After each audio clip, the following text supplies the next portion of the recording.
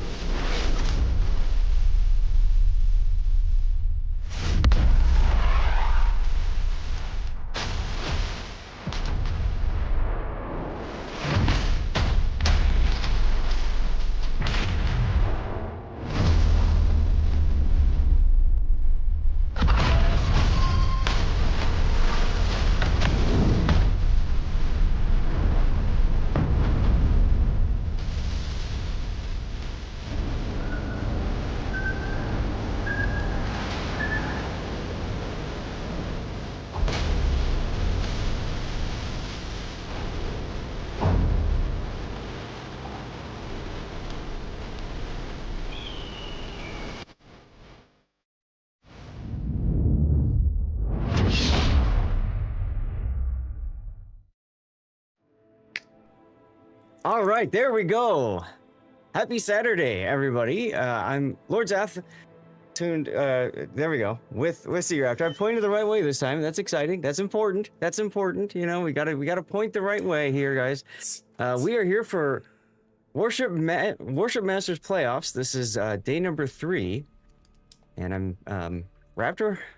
How awake are you right now? It's too early. It's too early to make me figure out which direction I have to point on the camera to be pointing at you. That's just, it's too early, man. It's too much work. My brain is not there yet. I just had a 50-50 choice, you know, so I just like, I'll go that way. Yes. Perfectly valid. We'll just roll the dice and see what happens, ladies and gentlemen. Well, good morning, That's right. everybody. I say good morning because I assume that the majority of our viewers here are on the NA server. We've been doing this a very, very long time here on NA. But if you're joining from another part of the world, welcome and thank you. Okay, and rip whatever time it is where you are, I guess. I don't know what to tell you.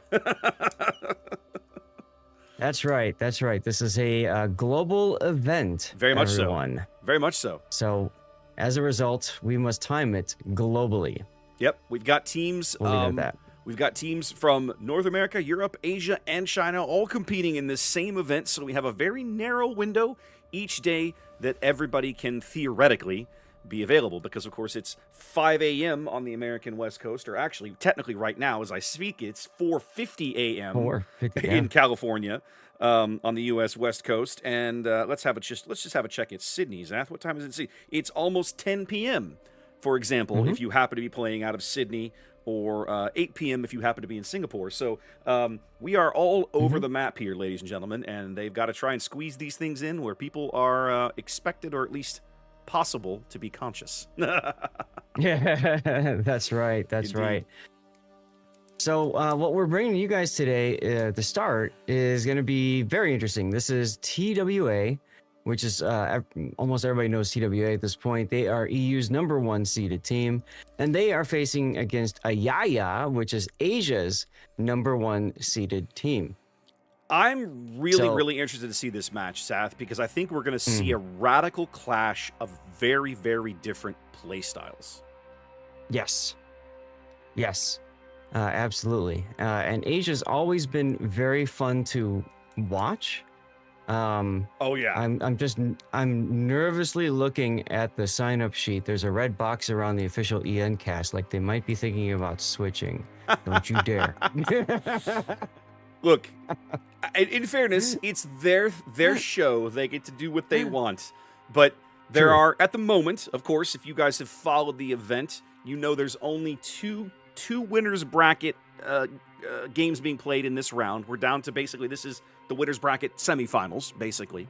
Yep. And the other match is Resin and CL, a North America team and a Chinese team. So both official casts, the EU/North America official cast and the Chinese official cast both chose that match. And it was like, well, I know where I don't want to be. That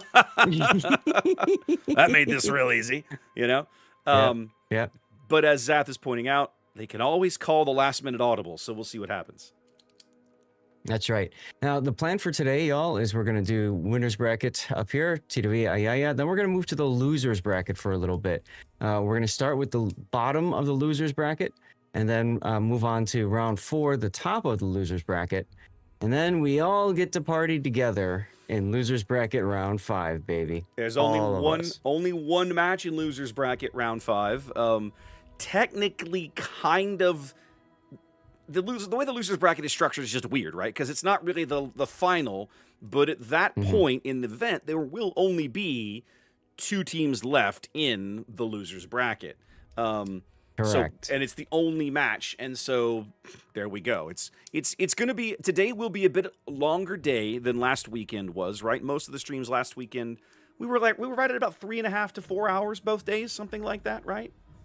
I want to say something like that. Yeah, that sounds about right. I think today's going to probably go closer to 4.5 because we have 4 best of 3s on the schedule. I'll put the daily schedule up again just so you can kind of see how the morning is going to go.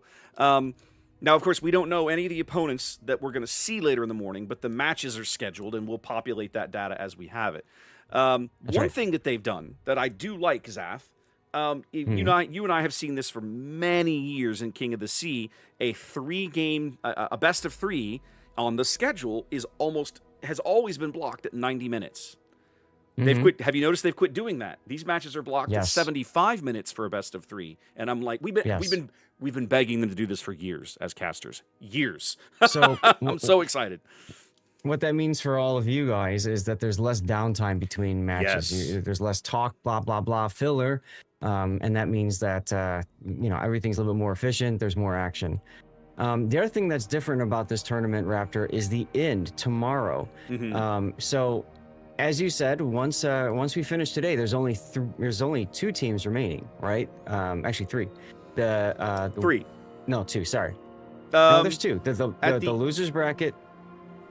No, hold on. No. 1. At the end of today. There should be... Yeah, there'll be 2. There'll be 2. Losers bracket goes down to 1 team, and then the winners bracket is... Then why is there a losers bracket? Well. There's a losers bracket round 6 on my schedule. Correct. So the losers bracket round 6 is whoever loses the winners bracket final, round 3. They get knocked down to face in the losers bracket.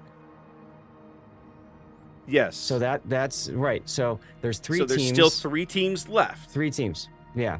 Yeah. And so basically, then after that, go ahead. It becomes grand finals. Right. At the end of today, there will only be 1 team to come out of the losers bracket. They will face off first thing in the morning against whoever loses next round's winners bracket finals, right? So we already know that team is going to be one of 4 teams, right? It's either going to be TWA, Ayaya, Resin, or CL. We don't know how that's going to play out, but we know it's absolutely going to be one of those teams. It's when they started going to these double elimination tournaments several years ago, and this was something that the NA guys really championed in King of the Sea. You remember, Bazath, probably how resistant the Europeans were to double elimination. But they finally have kind of won, right? The double elimination system has sort of finally won at these big events, even though it's created some very odd results over the years. It kind of lengthens the day, lengthens the event, but it does make for really entertaining matches. Now, one thing that's been done differently with the grand finals, historically, the winners bracket winner gets an automatic win in the best of 5 round. So they could potentially win 2 games and we're done.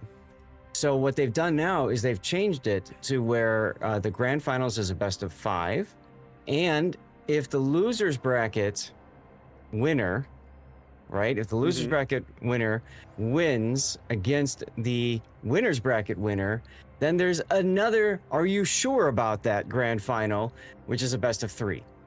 So tomorrow, tomorrow there's the potential, even though the schedule shows that there's this block here, there's a potential this won't be here. There's a Oh, potential that you mean tomorrow this is going grand to be very final, quick. the grand final round 2 is theoretical. Correct. That's Grand final what. round 2. Okay. Grand final round 2 is only if whoever wins Okay. losers bracket round 6 wins against whoever wins winners bracket round 3. Right. So Okay, essentially, the got it. losers bracket finalist Okay. comes back, punches the winners bracket finalist in the face, and the winners bracket finalist says, "Wait a minute, I'm not down yet." Because if you Okay. think about it, they Interesting. don't get a double elimination. They don't get a second chance in Correct. the winners bracket final. Okay. So this gives them that second chance. No, and I'll be honest, this is, in my opinion, sort of how it should be. And I think this is probably a result of some of the criticism they've gotten over the years, where that exact thing has happened, right? Where the losers bracket team has come back and won that grand final, and and in theory the winners bracket victor is eliminated, but they only ever lost one match. It was the grand final. It should be be double elimination. Everybody else got to lose twice except the guy who won the winners bracket. That doesn't make any sense. So if I like this adaptation of the rules. It's a neat idea, but what it means is that tomorrow is very uncertain, right? It could be, it could take us to 11 o'clock. So like you're saying, 4-hour stream, or it could be like a 2-hour stream. I mean, it could be anywhere in that window. Yeah. And that's really important for all of you guys who are tuning in right now, because you want to get your drops. As a reminder, drops for you guys today, you have a drop that will be a mystery drop. You've got a roll of the dice of different possibilities. You could, for example, get a special camo for Iowa at 0.5% chance, 0.5%, 0.5. Or you could possibly get 2 dockyard phases. I keep thinking shipyard. 2 dockyard phases. And what's important about that, of course, is if you have been working through all of your missions on the Laffy dockyard, this should be enough to top you off and get the Laffy for free. Or if you've already spent the doubloons, then hey, congratulations, you're going to start getting some steel, which isn't a bad thing either. But that's only 0.5% of you. Yeah. So for every 1,000 people, that's what, 5? Yeah, it's not a Good lot. odds. It's not a lot. You ain't getting it, folks. But, wow, he's so positive this first thing in the morning, isn't he? I try. I try. And that's 90 minutes. That's 90 minutes you have to watch. So tomorrow's only 2 hours, guys. Yeah, I think Weekend that's day 2. See that? Yeah, I think that's sorry. I was gonna say, I think that's the key. You pointing out that tomorrow is a very short day is a big deal. Now, one of the things that I'll point out for those of you that are working on your drops is that yes, the official event will only run. It's going to run today, the longest of all. This will probably be the longest day of the whole event. Tomorrow will likely be the shortest, but the drop windows last about 12 hours. So are they that way today too? Let's have a double check. But I mean, they were last weekend. Either way, right. Let me come over here. Give me a moment. I'll just click on your channel because why not? And then click this window. Yeah, I'm looking on my end too. Yes, they are. Okay. Today they run until 7 p.m. U.S. Central Time. So yes, yep.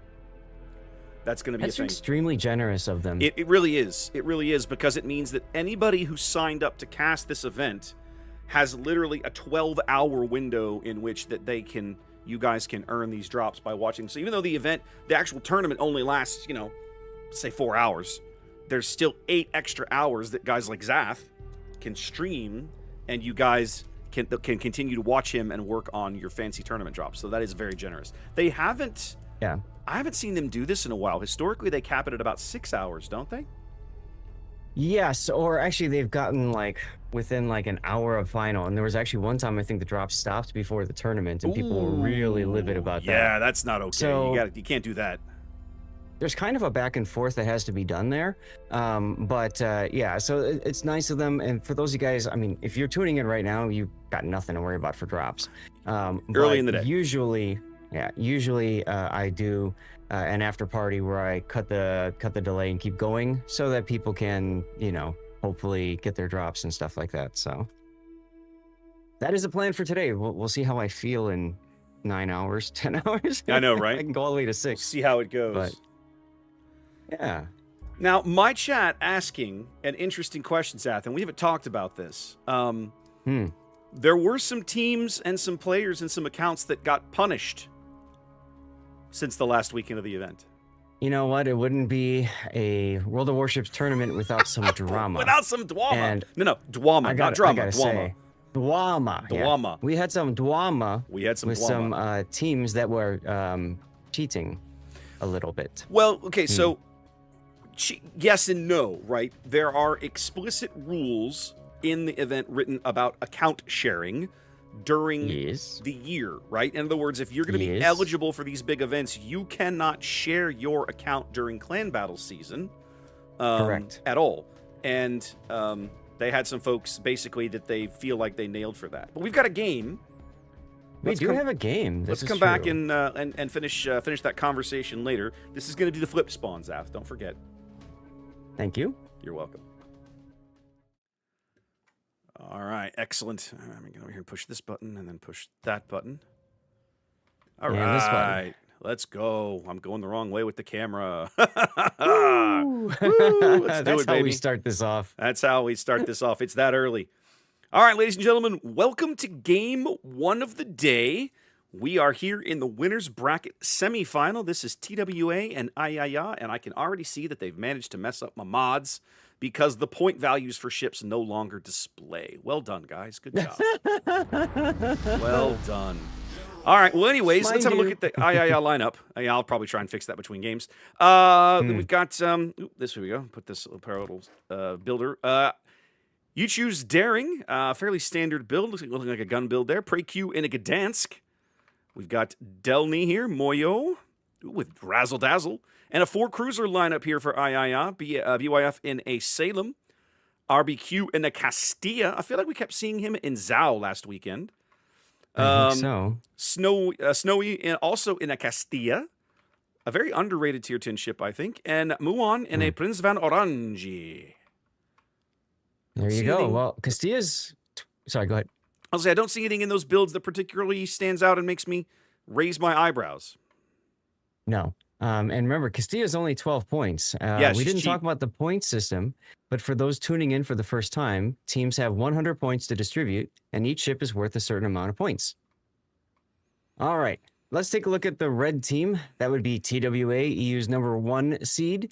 Heading over towards the A cap, all the way on the flank is Stock 1 Co in the Henri Patra, as you like to call it, Raptor. This is with a Honore with the boosted Adrenaline Rush.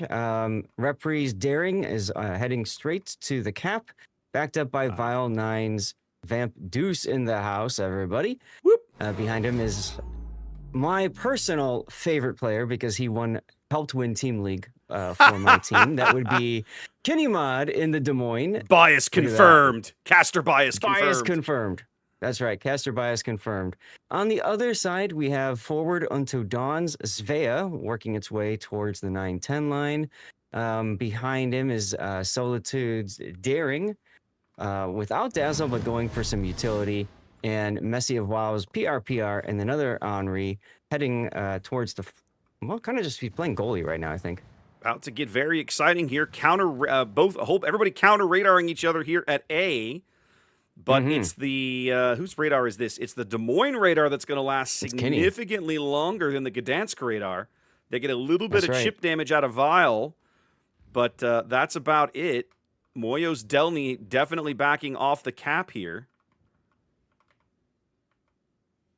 Ayaya kind of getting driven off this cap early. Yeah, I was surprised that Ayaya stayed so close, but they must have thought it was something else radaring them. Now, we haven't really talked about Delny very much, Sath, but Delny is a big favorite of the Chinese and Asia teams kind of in general. I like what Ayaya has done with this Prince Orangi position. Go ahead. Yeah, she's quite tanky, so that comes in handy. Yeah, and the Prince is there to try to kill off the Des Moines. If you play comp enough, you know Des Moines going to go there. Oh, yeah. Right? So, it's a very predictable spot where Kenny Mod has set up for a radar cruiser. The Prince Orangi kind of trying to counter that position as Sakiko's Henri pushing up the one line, trying to dive the island here. He's going to easily make it keeping Moyo's Delny lit, continuing to push damage there as well. Yep. Preq's Gdansk opens up on Repri's Daring with the radar. Whole lot of just blows being traded over here on the one line. Yeah, Moyo not looking so hot. TWA is going to have TWA's very, very strong play for the ACAP, looking like it's going to work out here. They do hold a numbers advantage here, right? Only three III ships here kind of pushed off the cap. And then, of course, to the south, you have the double deuce pair there that TWA has put into the field. Yep. So Delny's got some pretty good side plate armor. Teams found, I think it was the last cost or maybe before that, that the Delny was quite resistant to incoming fire. Not quite as good as Ragnar, but still good. Yeah, she doesn't have 50mm Habarovsk armor, but it's still pretty solid. Right. So when you couple that with the heal and the speed to relocate, she became a favorite when Kleber was banned specifically.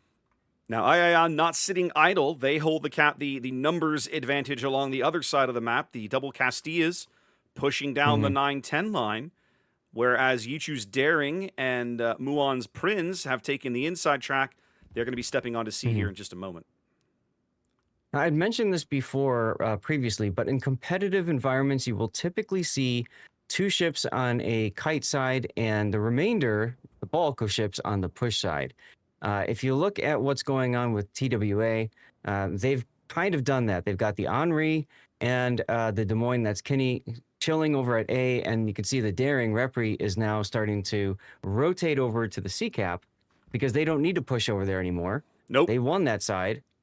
And that's partly because Ayaya didn't necessarily have all their ships in position. That Salem, by the time he got there, was pretty much too late to do anything on that side of the map. So yeah, the Henri lacks some of the utility that American cruiser will bring, but he does have one big advantage in these maps, and that is the speed boost. He is innately faster with the speed boost, and so he is able to get to that island, get to that position far, far in advance of any Salem ever made. Yes, or as one of our favorite clanmates used to say, Spood Beast. Spood Beast, indeed. All right, Ayaya does flip C. Soleil's Daring working this island edge here, as Yichu looks like he's trying to come. Are we going to be proxy spotting here? No, the Daring. Well, okay, he's on the down there. Yichu's hydro is down, so yeah, Yichu's hydro is down, but Soleil's is not.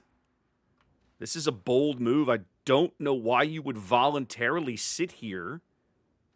Well, so I think Ayaya's plan is get the ships on the flank that could shoot him. And, they're just running Yichu into proxy spots. See, Solitude's being forced back now. He's going to have to give ground. Oh, Solitude. I just caught it. There it is. Yep, I see the name now. Yeah. Yep, you've now got one of the joys of casting tournaments is when players change their names. Yes. Well, and sometimes they do it specifically to troll us, which is always hilarious. Yes. BYF Salem now pushing Zath, moving up down the one line. I'm a little surprised at this, giving Kennymod his flank like this. He's both Des Moines class cruisers trading AP blows here. I don't think BYF was expecting to see Kennymod there. I mean, I thought they pretty well knew where Kennymod was. Maybe not. I guess they thought maybe they'd pulled him completely out, and he was unexpected. BYF stopping in front of these torpedoes. He's got a gap if he can get his engines ticking, but he's a long way from his heel. I don't think he's going to survive this play. Remember, Salem can only choose to take the T-Rex radar or the hydroacoustic search consumable. Can't take both like Kennymod's Des Moines. Yep. And yeah, that will be first blood for TWA. Yep, bit of an unforced error there. So you think you basically think that they had lost track of Kenny, weren't sure where he was, and he surprised them by being in that spot. They had to have lost track of at least one player over there and thought, okay, maybe we can make a play because, I wonder if Moyu's Delny was a little late in getting there too, and they just didn't time that push properly. But I get the feeling like they thought more of TWA had rotated over. Even I commented that before. I thought that they left 2 ships there. I didn't see Vile's Vamp Deuce over by Stockiko's Henri. Well, Ayayan now putting all of their eggs in this basket here. This C push has to produce results for them. They need the cap, and they really need a kill to get back in this game. RBQ, apparently the pick target now is these Darings are just brazenly open firing him. No smoke, no nothing. Part of that is because Forward Unto Dawn is decently chunked down in his Svea, although he does have the smoke available for now. PreyQ's Gdansk picking up Repri's Daring here briefly with his radar. They decide to trade some shots, but PreyQ has friends around. Yichu's Daring flipping the cap, getting some damage in there on Repri. I mean, might as well, like you said, they need to get a kill as well as the cap. So there's the cap part of it. Technically, Ayaya wins in time. So this is more, I think, of what I was expecting when I saw how cheaply Daring was priced, Zath. If memory serves, and we can look at this between games, Daring is only listed, I think, at 12 points. But I remember thinking, that is crazy. How many times in King of the Sea have we seen how capable, how good this ship is in the hands of experienced destroyer captains? You know, how hard it is to kill. And speaking of, Repri now caught out of heels, and he is absolutely going to go out of this game. And that's a big kill for Ayaya, and they needed those points. They did desperately. However, Yichu opening up is going to put him in trouble for a little bit till his smoke comes back. Oh, it's actually up right now. Why aren't you smoking? I think right now they're just trying to take advantage of the fact that they can see Solitude back there. It's going to get spicy. Castilla shells. TWA not been idle. They've now pushed through the A-cap. Viles, Vamp, Deuce, Sakiko's Henri now starting to possibly put pressure on this B-cap up here. They've rotated Muon back north to help receive that push when it finally shows up. And Kinney has finally pushed through the middle of the map. I think this is what the play they were expecting earlier, that Kinney kind of just took his time on, that then ended up costing them the Salem. Yeah, if that Salem hadn't pushed at that moment and essentially donated, this might have been a little bit different there. Would have at least helped keep forces over at A more. Kinney just absolutely savaging PreyQ's Gdansk here, but it's the Henri Messi from the south that gets the kill. Yeah, we got a little Dutch oven action from the Prince van Oranje coming in. Doesn't do too much. Very, very, very good heads-up play by TWA and KennyMod here. Realizing the map was open, realizing that how impactful that Des Moines could be. I can't see point value, Zath. I think that Des Moines is the most expensive ship on their team. Am I wrong? Des Moines is 19 points, tied with the Svea. The Svea. Okay. Well, it feels to me like they've 100% gotten, I mean, they've absolutely unquestionably gotten their value out of KennyMod. Yeah, well, yeah. Well, okay, you know what I mean, right? At some point, like, they're going to put point values on players. I was saying, yeah, I know, right? When you take a player that capable and give them a ship that capable, you can't help but have good things happen in a team for a team like TWA. Yuichu and Solitude now looks like one of these is going home, as KennyMod cleans up Muon as well. Yep. And now it's all over but the crying. 8 seconds to go. Yep. And I have to think about who I want for my death pick. Okay. Push down the 8-9 line never really bears fruit. They do own C in a couple of brief stints, but TWA holding firm and looking great here in game 1. Yeah. Really good showing by Ayaya. Just not enough for them. But we got at least one more game to bring you. Indeed. At a minimum. All right. Let's come back to here for a minute. And I am going to go reinstall mods. So, let's see. Alrighty.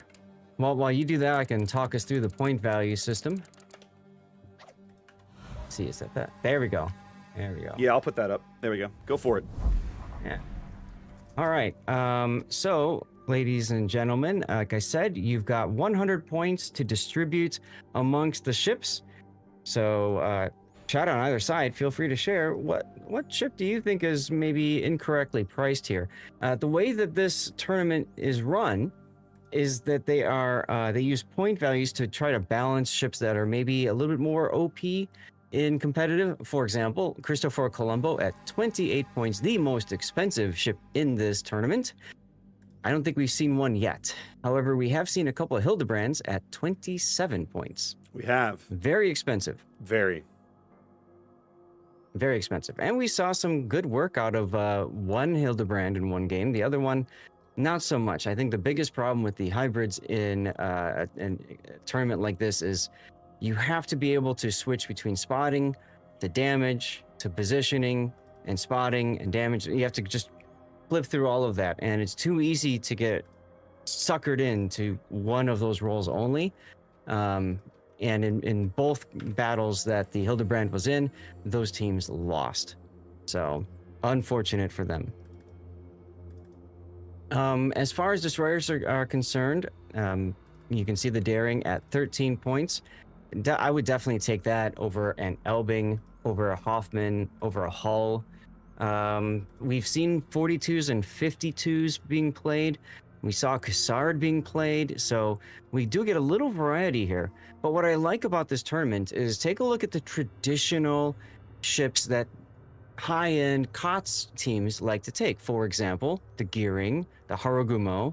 The Summers is even allowed in this tournament, but they're all so darned expensive. Even, like, you can see the Gdansk at 19 points. We just saw Gdansk last game. Yes, we did. So, you know, if you're going to want to take one of these better ships, you have to pay for that through something else. And so that's why you saw double Castilla, because it's only 12 points. It's relatively cheap for cruisers. Along with Battleship Hindenburg and Yodo, Yoshino, look at the Colbert, Austin, and even a Kitakami at 8 points, the cheapest ship in the game. Almost a meme, I would say. And yet we saw one last weekend. And yet we saw one. And yet well, we that saw was one that was last for weekend. that was the meme game, wasn't it? With the four. It was, but we still saw one, so I'm still claiming it. Okay, fine. We had a team. They knew they were out, so they just said, "What the hell? Let's just do it." They brought 4 Cecilias, Yeah, I'm a pretty sure it Kitakami, was- and Pretty sure it was the meme game. yeah, it ended as you would expect. So, It did end exactly as you would expect, but it was highly entertaining to watch. All right, I'm loading back in here. Yep. Let's see if we can get this working. Sounds good. You got time. Yeah, hasn't readied up yet. And as a reminder, everybody, there is up to 10 minutes in between games, although typically it's closer to 5. With teams this experienced, this deep into the event, it generally is a little closer to 5. But officially, yes, they have 10 minutes in between rounds. And, oh, there it is. Okay. Perfect. I'm back in time. Excellent. Okay. All right. I reinstalled the mods. I hope this works. I just hope. That's all I know. I mean, we won't know until we get into the game. I'm a little irritated, but we'll see how this goes. One of the things that we were pinged yesterday with updated mods, and so I'm a big fan of if it ain't broke, don't fix it. So yeah, and I was asked like, what was oh, in the mod pack, yeah. and they said, oh, we just updated this one thing, and I'm like, all right, I'm just gonna leave it. Yeah. They did add all the ships that were not in there. Yep. Oh. I'm bringing them in now. Okay. I'm going to have one more game where this is apparently broken, because I'm realizing now they have changed. Okay. I was downloading the mods from the wrong place, so that's on me. And I don't want to hold these guys up, but I'm not going to go through it. So what I'll do is I'll go ahead and do all the extract and install, and then I'll just restart the client in between games, and we'll get that working. Okay. So, Gotcha. Yep. I'll have one more games, guys, where we won't have the points available on the HUD in the game, and then I will get it fixed right after. So apologies for that, but we'll get it corrected here momentarily. Okay. Let me let's see. I'm gonna hit this button because I need to fix something over here. There we go. Bam. Okay. And we also forgot to mention too, in these best of 3s, there is 1 ship banned per team. So Napoli and Ragnar banned for this match. Oops, I need to get this thing set up again. Okay, hold on. TWA. Yeah. Stream helper. Yeah, because I cycled it, and now it's all dead. Chat's coming in now after 5 minutes. Vam Deuce is a good pick. Sure. She's a good pick. The crawling smoke is very handy. Yes. However, in tournament environments, one of the biggest problems is radar. Yes. And so the Vamp Deuce can crawl, can hydro, can shoot, but once it's spotted, it can die. And it doesn't have the heal to keep it going. Personal opinion, I would say the Druid is a better pick than the Vamp Deuce, and it's 1 point cheaper. I'd rather have a Druid because it's got the heal. I said Druid's got a heal, right? Now, Druid doesn't have torpedoes. So every ship has one, sir. You know what I mean, Zath. Okay, so the trick with Druid is you're putting all, like, the notion of the all-gun cruiser in this game, I think, has repeatedly demonstrated its value over the years, given how good Des Moines remains 10 years in, Zath. We're a decade into World of Warships. Des Moines remains one of the most prevalent, prominent, capable Tier 10 cruisers in World of Warships. But the all-gun destroyers have never really been as impactful, have they? Ships like Druid. Like there's a couple other ones out there. What's the Tier 9 one? The Dutch one. No, the Dutch one. Friesland. Friesland and Groningen, right? I mean, again, as good as those ships are, knowing when you are in something, a significantly larger ship, a battleship, let's just say, right? If you're in a battleship, what's the main reason you don't push a destroyer? Because he probably has his little mini nukes ready to end your day. But if you know you're up against a destroyer that doesn't have that capability, you're not afraid to push him at all. You have 70,000 hit points or more. You have bigger guns. Yeah, they reload slower, but what do you care? Like, you're going to crush him. So the all-gun destroyer concept is very hit and miss in this game. Yeah. But when they hit, man, it's fun. Oh, it is fun. I'm not going to don't get me wrong. And Druid, this is the kind of an environment that a well-played Druid can really thrive in because of the fact that Druid really can't spot for herself. She really needs friends to do that for her. And what better place to try it than with some of the most capable and deadly friends you could possibly find, your clanmates at the top of their game. That's right. Chat coming in too with Sevastopol at 12. We did see Sevastopol last weekend. That's a times. It's a pick that still baffles me. And teams did have some success with it, right?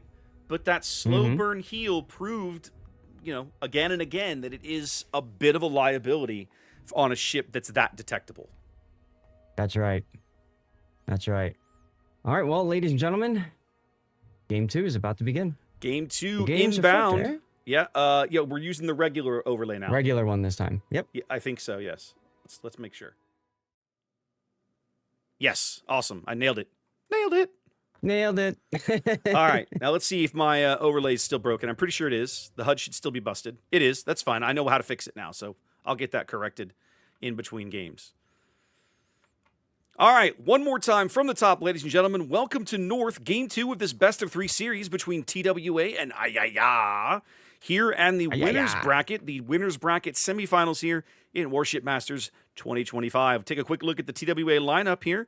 Looking very similar to last game. Solitude remains in a daring.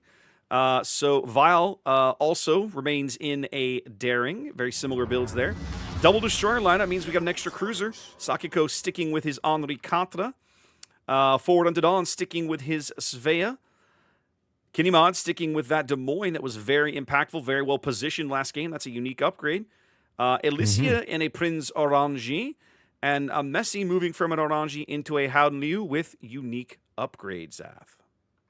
Right. One other change in the lineup, Vile was actually in a Vamp Deuce last game. Vile was in the Vamp Deuce. Okay, the British and Commonwealth destroyers, I get confused. My apologies. Oh, it's so easy. It happens to me all the time. Ayaya is bringing a ship we haven't seen in this tournament yet, Raptor. Let's take a look at their lineup. They have several ships going to the B cap. That's Precues, Delny leading the charge over there. Kar Akatsuki behind him in a test ship Zhao with reload build. And using the unique captain, one of the Suzuki brothers, for the buffed survivability expert. Love it. Actually, two ships we haven't seen this tournament. Summers is one of those two. Very expensive destroyer. We were talking about that in the break. 18 points. But behind him is an even more expensive ship. BYF saying, you know what, guys? I didn't feel good about that last game, so I'm going to take a more expensive ship this time. You guys are okay with that, right? He's bringing up Brisbane at 20 points with the utility bill. And one of the cheaper cruisers there. Austin behind him. That's right. With all damage build. I would say Lighthouse, but I think the caliber of the guns is small enough to where the concealment debuff doesn't hit. Muon is in a Stalingrad. Ooh, look at this info radar from Kenny. I like it. Telling them that C is wide open. Letting them know how heavy IIA has deployed to the other flank. They're about to catch a glimpse of Muon's Stalingrad. Yep. And finally, we've got RBQ's Yamato's Yoshino with reload, playing the kite away thing. Yoshino's a good pick for kite flank. It's got decent armor, good guns, and those 20-kilometer team killing torps. And look at the shots coming in on Vile. We haven't seen Yoshino yet, Zath, but I remember when I saw this ship in the lineup, I remember thinking, you know, it is cheap because it lacks utility, but it is not a bad ship. Yoshino, highly capable in the hands of somebody who understands how good she is, but she can be fairly fragile. Yes.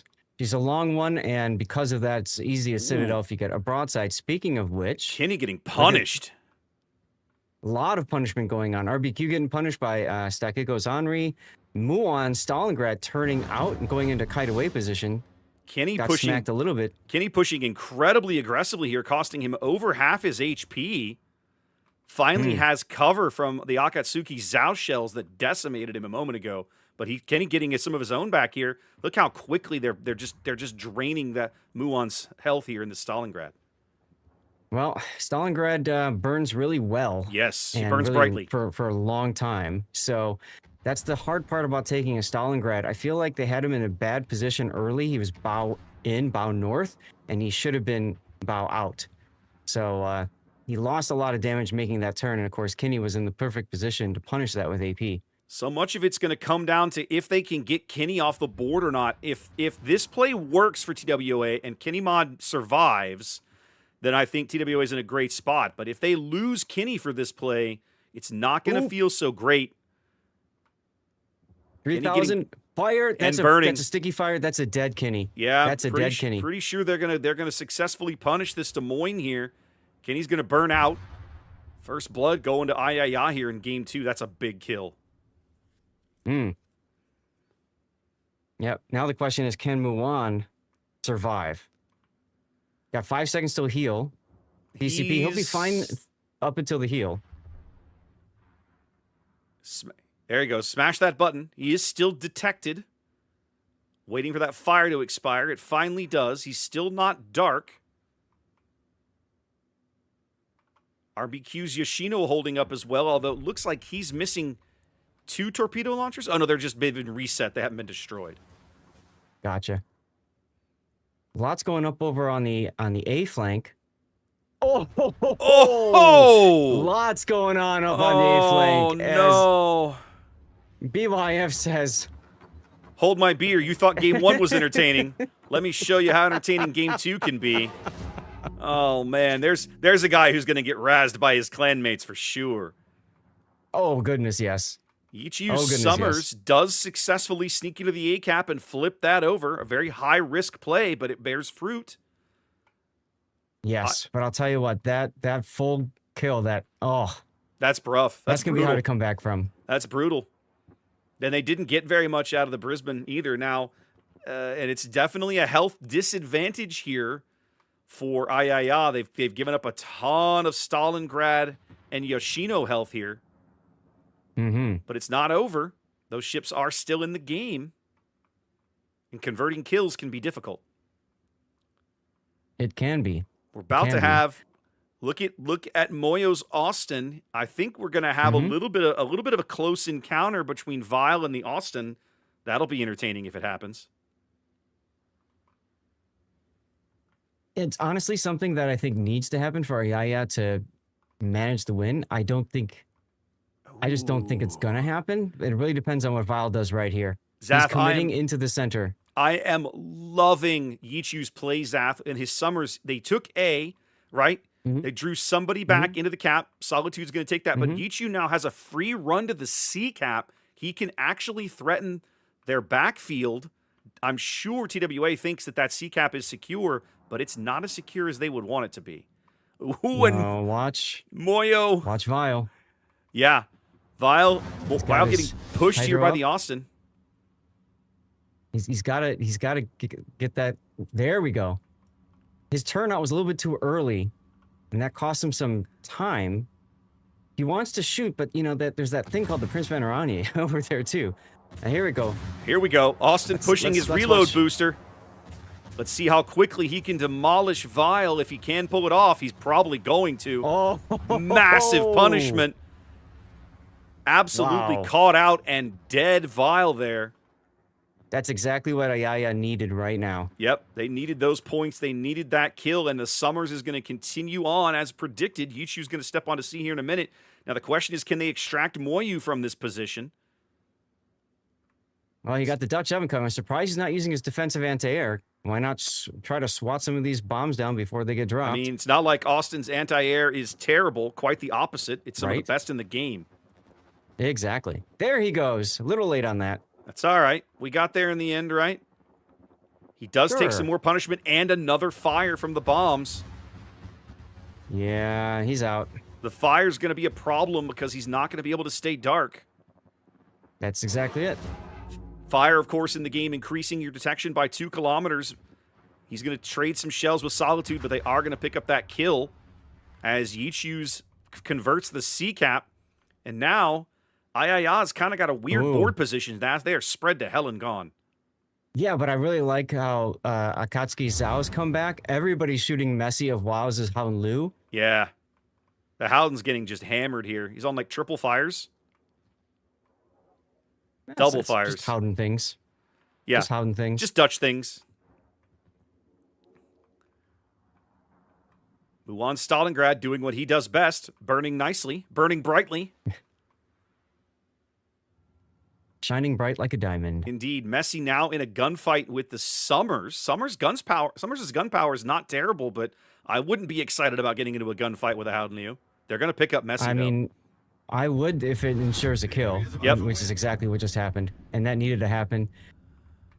I think Raptor? Solitude took a torpedo there, Zath. Maybe? I don't know. He's very low. And that's a possibility. We might be seeing a game 3. It's very possible. It's very, very possible. What I want to see. We're still 2.5 minutes from a solid IAL win here, but they do have at the moment a small health advantage and a ship lead and a cap lead. So, like, they're in a good position, presuming they can retain all of these ships on the board. It's a big assumption as the Zhao's pulling up and saying, hey, shoot me now. Yep. Zhao getting Dutch ovened here. Muon a bit caught between Orangi AP and Henri Quatre AP. Yeah, I don't like the decision he's making there. I think he's better off just hiding away from the Prince Venerani. Well, he pretty much can't turn at this stage. Like, if he turns, no matter what he does, he's kind of hosed, I think. He's out of heals and DCP down. Ooh, Yichu making a bold move here. Staying just outside of the daring Hydro range. But getting lit briefly. They're trying to push the Orangi out of position. Yep. Oh, the Yoshino torpedoes! Oh! There we go. That is a big kill. That lowers the timer now only 60 seconds. What? Akatsuki sacrificing himself to try to save his teammate, coming out in front of Elysia's Prince Venerani. But he doesn't get his torpedoes off. He doesn't get the starboard torps off. They do bag the Stalingrad. Big time extension. They are gonna get the Prince here. Wow. Absolute chaos here at the end of the game. But I think IIA is gonna hold on for this win, Zath. It was so weird. He just pulled out right in front of that Prince. Like, didn't you just see what he did a few minutes ago to your friendly Brisbane? No? Okay. Now we learn again. Yep. I have bags, a quick kill here in the middle of the board, and it's all over. We're going to game 3. That's it. Headed to Land of Fire here in just a few minutes. Well, that was Oh my goodness. that was entertaining. See, this is why we cast these kinds of events, guys, because you just never know what you're gonna see. Hell yeah, brother. All right. Let's do it. Game 3, ladies and gentlemen. Let's go. So I have this button, right, that Okay. kind of like goes to chat after 5 minutes, is like, hey, clip that moment, please. I kept pressing it. And like the problem is that you can't keep pressing it because I wanted to keep pressing it. I mean, you can't keep doing it because then it stops the previous timer and starts the next one, as you know. So I had to just sit there and I'm like, oh, I really want that clip too. I So mean, hope somebody Seth, you grabs can always that. just go back and clip your own stream. It's not that big a deal. Yes, I can, absolutely. And I might just have to do that. Uh-oh. What? Look at chat. We're waiting for people to join now. I guess that means the official cast is coming here. Dun, dun, dun, dun. Okay. I'm guessing. Let them. Let's have a look.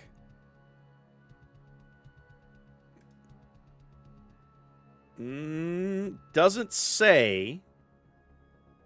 Okay. Resin did win game 1, Zaf, Okay. in the other winners bracket match. And then Rain in the losers bracket went 2-0 over Salem.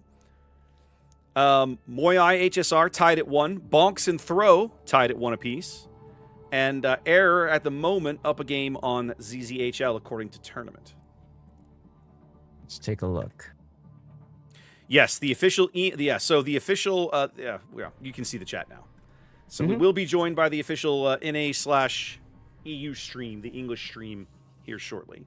Yeah, which means Resin was OCL. Resin must have gone 2-0 over CL. Resin in the winners bracket finals. Look at that, Zach. Yeah. That feels good. Hashtag hope for NA continues. Let's go. Pray for NA. Pray for NA. That's right. Hashtag pray for NA. That was good and unfortunate. I discovered I was hanging out on his stream. One of our good friends from the CC Summit, TN, is playing for CL. So we might see him later in the losers bracket. It was really fun to meet those guys in Belgrade. That was just last year, wasn't it? Why does it feel so much longer ago? I know. Now, the tournament drama you were talking about before, if I recall, we didn't finish that conversation.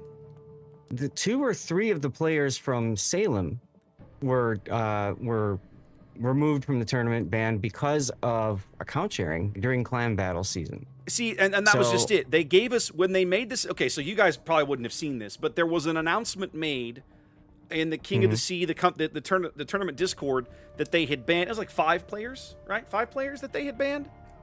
Something like that, 5 or 6. They had thrown out of the event. They basically said the players with these account numbers, but that's just it. They give you the player ID. But I don't know who that is. The player ID is only visible to Wargaming and the person who owns the account. So and the back end, the admins and stuff have all that information. But we don't. I don't know who these people are. And so one of the big questions been going around for the last few days is, well, who are these people? Like, okay, they got thrown out, but who are they? We don't know. Right. And it's interesting. When they go and they post that, unfortunately, all of the bans came from the same region, which is unfortunate because then you lead to stereotyping and all that crap.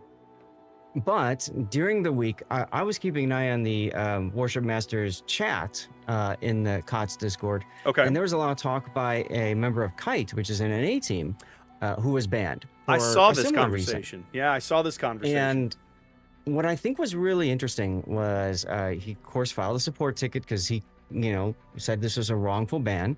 And what I really appreciated is, one, a Wargaming employee, Baz, saw that and said, "Okay, I'm gonna chase this down."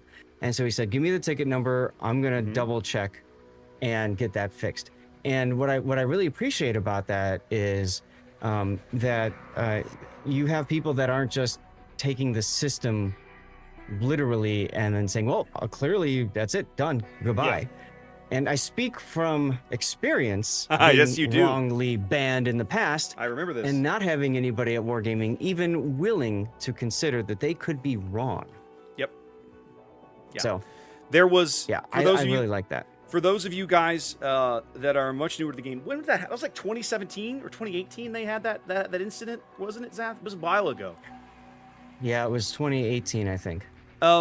They essentially there were mods that were approved by Wargaming, right? In other words, they had mods in there. This was after they had the mod station, so there were mods in the official mod pack that their own anti-cheat software began to flag as cheats, and they started banning people for using officially approved mods. And so the mod that I was using was called Reshade, which is became very popular for a while because it did all kinds of things with colors and really made things pop. Yeah, it was nice. So at the time, I was on the wiki editing team and I was taking screenshots for the wiki.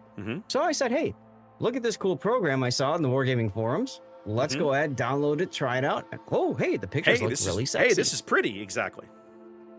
And yeah, then I got banned. Yeah. So yeah, that was the thing. You're doing too good of a job taking screenshots. Get out of here. That was the thing. And so very, very, very, very wild. Now, obviously, you're not banned now. So obviously something changed. How did you finally manage to get that all resolved? Well, it was a 1 week long ban. And of course, it happened during San Francisco Fleet Week, which was a 200% first win bonus week. So that really honked me off. You're the only person on the planet who would remember that. Yeah. Well, because I went to go log in and it says you've been banned. And I literally sat there on my couch looking at my projector with my mouth wide open like, what do I do now? Like I literally, Zaf.exe has stopped working. Like I just sat there and didn't know what to do with my time because I've never done that before. That's hilarious. So that was wild. That is hilariously funny. And the result was, I think after 3 days and enough people saying, Wargaming, what the hell? Yeah. They finally realized, okay, Reshade is a program that maybe looks like it's a bannable mod because of the way it behaves. Yes. And I didn't think about it, but what it does is it injects itself into the executable. Yes. So it very much looks like, Warpack or whatever, aim bots, cheat mods there are. Yeah. So, okay, I can see the false positive here. But all they did was undid the ban, and that was it. The other thing I liked about this incident with Warship Masters is that person actually got some compensation for Wargaming's mistake. Oh, I didn't know about this. I didn't hear about this. Yeah, he posted. He got like 12,000 steel or something. Wow. Okay. That was nice of him. I didn't know they'd done that. That's pretty cool. Yeah. Actually, I think I got like 1 day of premium time. Oh, boy. Oh, boy. Although, admittedly, back in that era, that's notable, Zaf, because you didn't pay for anything. You wouldn't spend doubloons on nothing. No, as Pigeon of War found out, much to his chagrin and his dog's disappointment. Yes, I remember. His disappointment was immeasurable, and his day was ruined.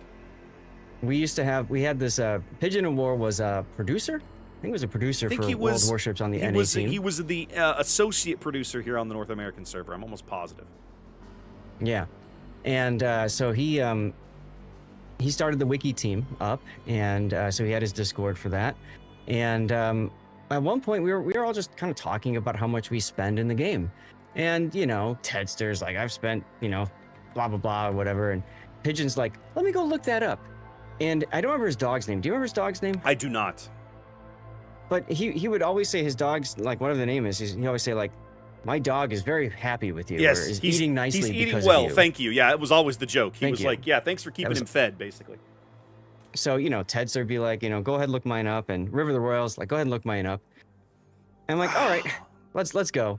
So I said, go ahead, look mine up. He looks at it, and he's like, Zath, is this right? I'm like, Yes, of course it's correct. He's like, my dog is really not happy with you. Yeah, I believe his exact words were, "You son of a bitch." Yeah. I said, you've got permission to share with the Discord. Yep. He's like, are you sure? And he like made me like pipe out this whole like lawyer-ish, like I give you full rights to share this blah blah blah. It's a big deal. And he goes, Zath has only spent $20 in this game. And I'm like, that's right, bitch. That's right. You love telling this story, even today. Even today. And that $20, by the way, went straight to the USS Texas. That's right. It went through Wargaming's hands and to Straight the to USS Texas. It's funny, Zath, you're sitting there reading off names from the old wiki program, and I had a little Obi-Wan Kenobi moment. Oh, there's a name I've not heard in a long time. Yep. So many great people in that program back in the day. Mm-hmm. Absolutely. I keep hoping that they'll manage to find a way to fix it. The wiki? Yeah. It hasn't, I mean, it quit functioning several patches ago. Well, sort of. Like, they're having all kinds of problems with it because, I mean, the corporate divorce also made a big mess of that thing, in my mind, right? Because they, you had all these Russians that did all the back-end coding. They've been gone for years now. They never did. They never did get AA to work, right? In 2019, they changed how AA worked, and the wiki's never been updated. There were whenever we had issues with the wiki, there would be like this one Russian dev who would just like randomly appear, be like, "What's wrong? What did you break? What did you touch this time?" I got my hand slapped a couple of times for doing stuff like trying to improve things. And, I would occasionally not do well. And he would show up and, "What did you do?" "I'm sorry, mister. Could you please fix for me? Yeah, I won't do it again." Yeah, exactly. It was like, "Please don't ban my account." Yeah. And finally, Pigeon had to be like, "Dude, you got to stop." And I was like, "Okay." He's like, "No," he's like, "Seriously, they're getting mad." I was like, "Okay." Raptor liked to mess with the code and try to figure out, can we insert something up here? And then he would do that, save it, and then like the whole page just disappears. So that was early on. I didn't understand the concept of a test page, right? It was very, very simple to just create just a dummy wiki page for nothing and test things out, right? And I learned that eventually. But when I was first messing around with the wiki and trying to improve it, like we were trying to embed tables and like, if you go over there now, we have beautiful tables for recommended captain skills, recommended mods. All of that stuff, some of that stuff didn't exist when you and I started in the program. We added all of that, and I had to sit down and kind of draft the initial pass of code to put all that in. And I finally got to, and over the years we did other things with it. We added other things. We added recommended signal flags after the big signal flag revamp and so on. And eventually we got to where I would have a little test page for stuff where I would just create a page and I could dick around with it, and it wouldn't impact anything else until I was ready to deploy it. That way it wasn't like I was messing up a live ship page or that kind of thing. So, yeah. Good memories. You needed but man, a little memories. bit of a test bed. I did. I learned not only the value of it, but the need for it, right? In that environment, because it was very easy to break things in that in that wiki. I think my favorite ship to work on in the wiki was the Lion. Remember all the Lannister references I put in there? You had a million Lannister jokes on that page. A million Lannister jokes. Yeah. And Pigeon's like, "No." Yeah. Stop it. Yeah, it was like this endless stream of Lannister jokes. I think for me, my two babies, right, and they've all been rewritten now because it's been years since I messed with the wiki stuff. But I had originally written all the performance sections and the how to play stuff for the German cruiser line and the American destroyers, like my two first loves in that era, right? Anytime, part of my daily routine was I would go there's a page on the wiki you can go to just to see the updates. And when I was the program lead, I would constantly go over there to see what was being changed.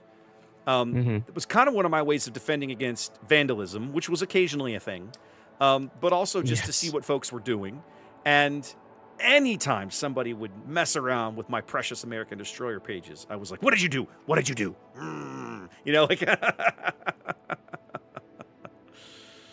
It's just I want to say a quick hi to somebody in my chat. I don't know if he's in yours. Sneaky Snake? Saying Snake is hello. here. Is Snake here? Yeah, Outstanding. he's in mine. I'm sure he's in yours too. Sweet.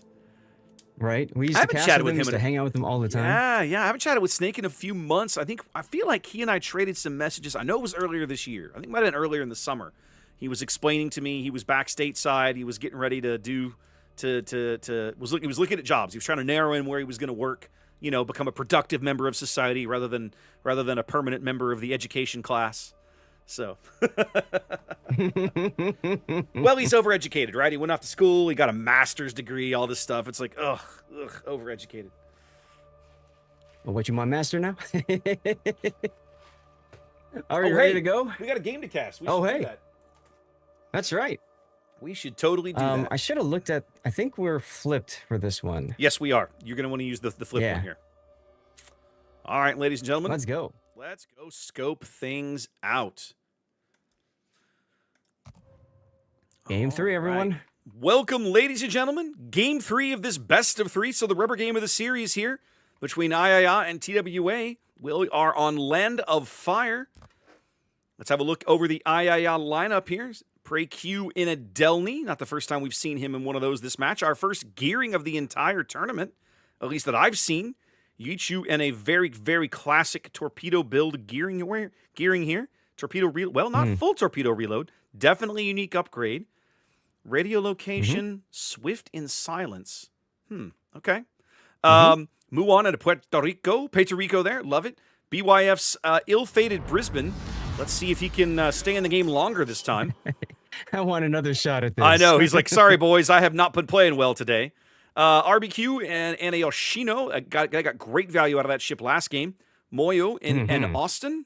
And Akatsuki back in a Prince Van Orange. What's TWA feeling at the bottom of the map, Zath? Akatsuki is actually in a Zhao last game. He's the one that came right out in front and torped him. I know. The Prince in the face. So let's see. To the south, TWA, Stakiko, Henri, 4 going to the B cap. Solitude's Grozavoy playing more mid, along with Ford and Tadon's Marsu and Vile 9's Daring. I get the feeling they're trying to get an early pick in the middle here. We've got Elysia, PRPR's Prince Van Oranje coming up to probably the island, I would imagine, over on the G line. We'll see. Kenny Mod in the Des Moines with this, the build you've come to expect him play. I think he's going to go to that safe spot south of C along the 7 line. That's kind of dangerous for him. And then Messi Waus continuing to play Henri, working his way to the 10 line, to the Fidget Spinner Island, I think. I think, Zath, and I'm speculating, but I think that they're RPF, because I think the Marceau and the Daring have RPF, do they not? Let's see. Forward under Don does not. Vile does. I think they were sussing out this Delny push and trying to maybe catch a glimpse of him. We're 100% going to see a glimpse of it here, and it's going to be interesting to see here. The Delny lit, now the Marceau lit, and we're going to see all the shells coming in. Everybody going to be shooting at everybody else very, very quickly here. Absolutely. Surprised that Messi's not using his reload booster, saving it for a better moment. All we're going to do here is turn away each other's ships. Prey actually doesn't take a single point of damage in that exchange. Forward under Dawn, on the other hand, does take a little bit. Oh, they finally did tag Prey there. Yeah, you jinxed it. Yeah. But yeah, I'm with you. If I was Messi, I would have been using reload booster, but I think he's waiting to try to farm out the Puerto Rico. It's probably not a bad call. They've kind of got the Rico pinned at the moment. I would say pinned. I mean, they can spot him, right? You've got the Henri taking shells at him, and Elysia's Prince Orange taking shells at him as well. The IIA push, though, looking like it's coming down the 1-2 line, right? We got 4 ships over here pushing south fairly regularly, whereas everybody over at C set up to kite. Yeah, Puerto Rico limping away. He's kind of chilling in the channel right now.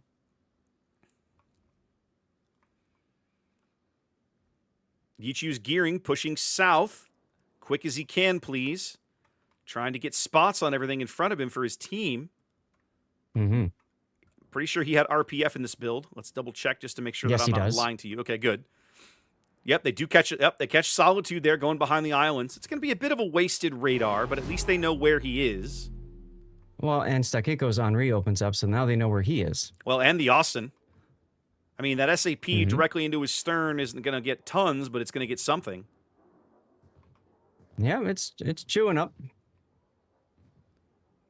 Grozavoy, remember, fairly resilient.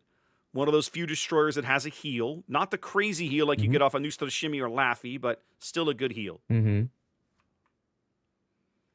Now, earlier you mentioned Yichu's gearing running Swift and Silence. Remember, Swift and Silence is a boost to your speed if you are not detected, and you have a debuff to your gun reload. So you're basically not as good in a gunfight, but you're much quicker. And that's important in a competitive environment. It allows gearing to get places, sooner than the enemy thinks, essentially. But TWA kind of knows timings quite well. Yes. Well, so we'll have to see how that plays out there. Look what's happening here already. Vile's daring, Dawn's Marceau rotating back across mids, setting up to receive what's very clearly an IAA push down the 3-4 line.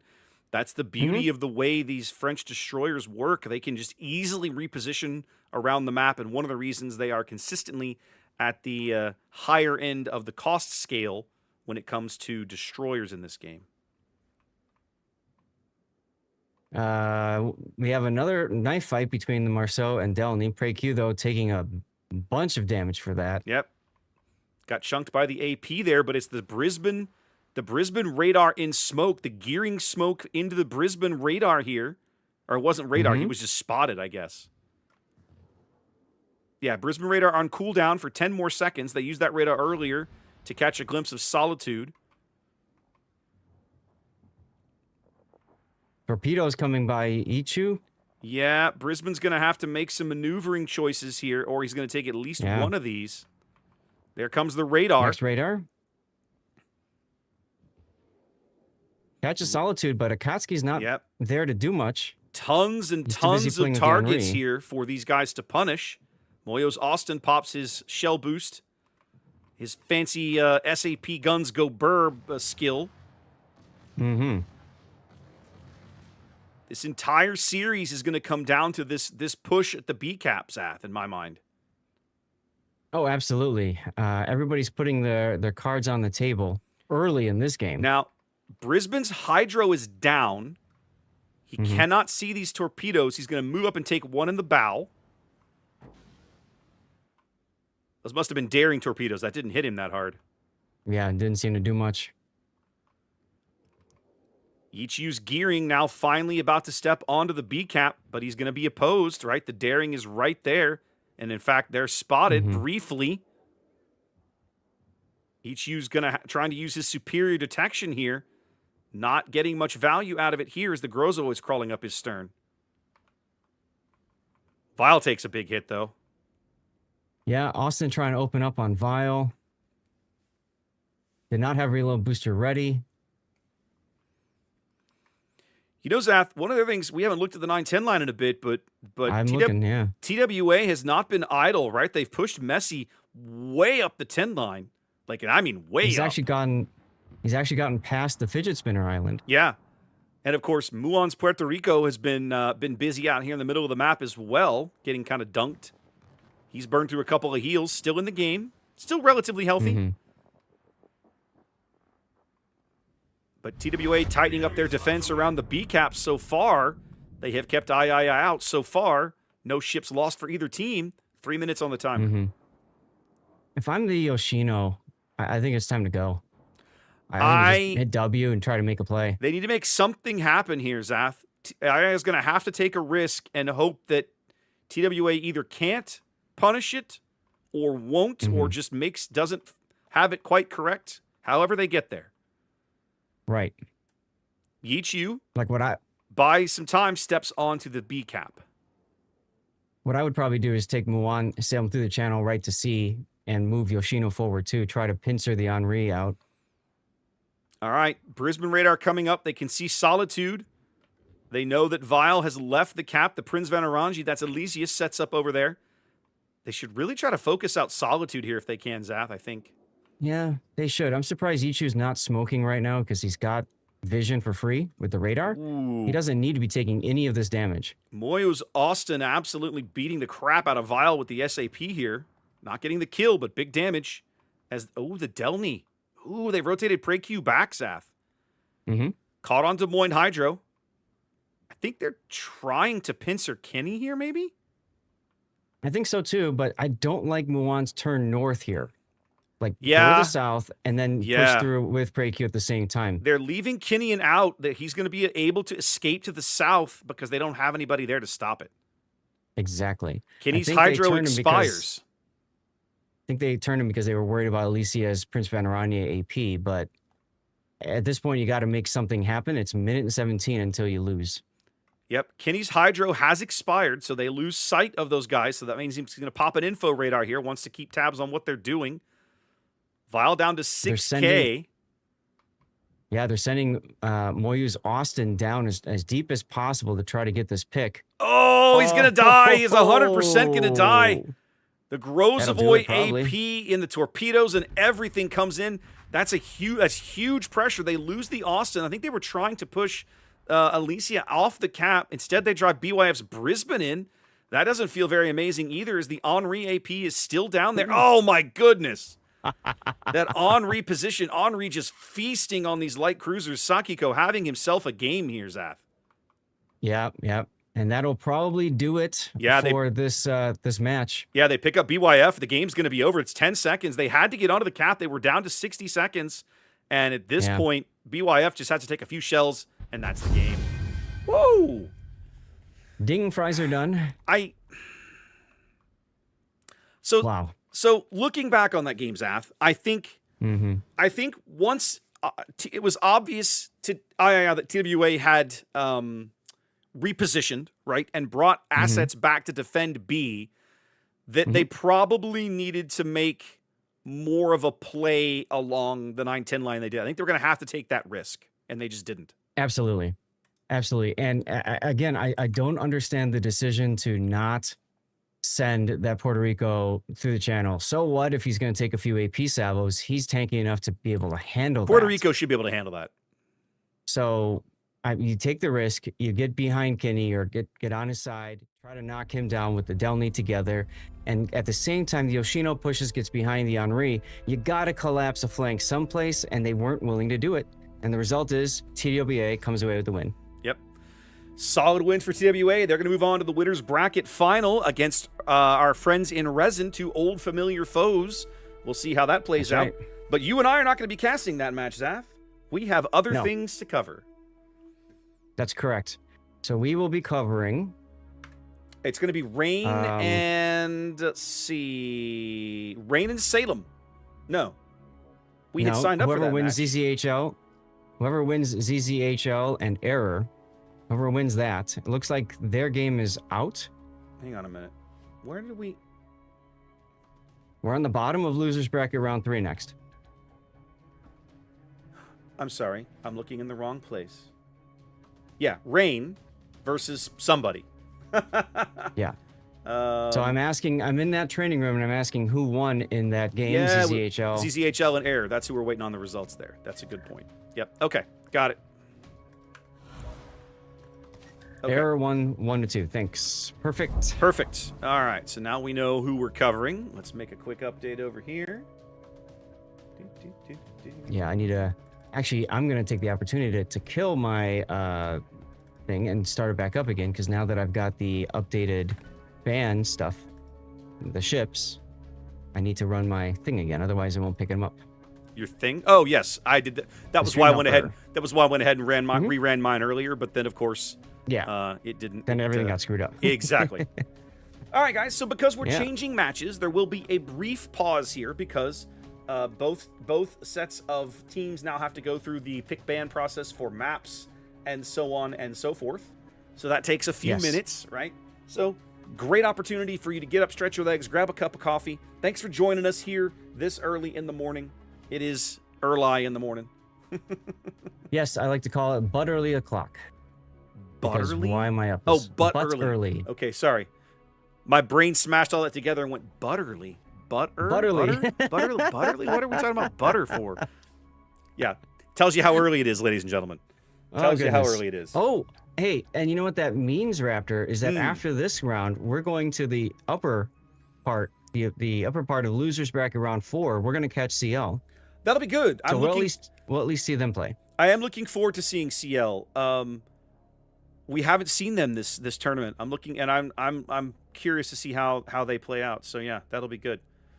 Okay, so rain versus air, and we don't have maps or anything yet because they've still got to get all that plugged into the event. So it's going to take a few minutes here. Let's see, losers bracket. Yeah, they haven't even officially recorded the results of ZZHL and air. I think the system all does that when they upload the replays. So I'm gonna. Yes.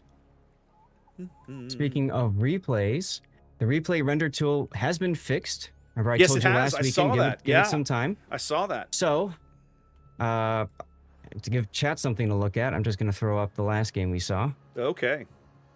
Might as well. Sure.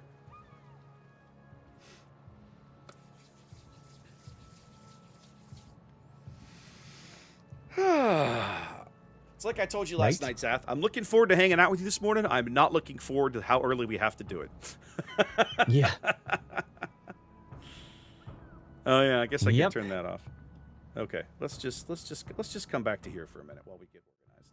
It is going to be a few minutes while we get our stuff together, ladies and gentlemen. Right. And it looks like we could, if you want, take a look at the ZZL versus Error Game 3 and kind of get an idea of how Error managed to defeat ZZHL. Let's see.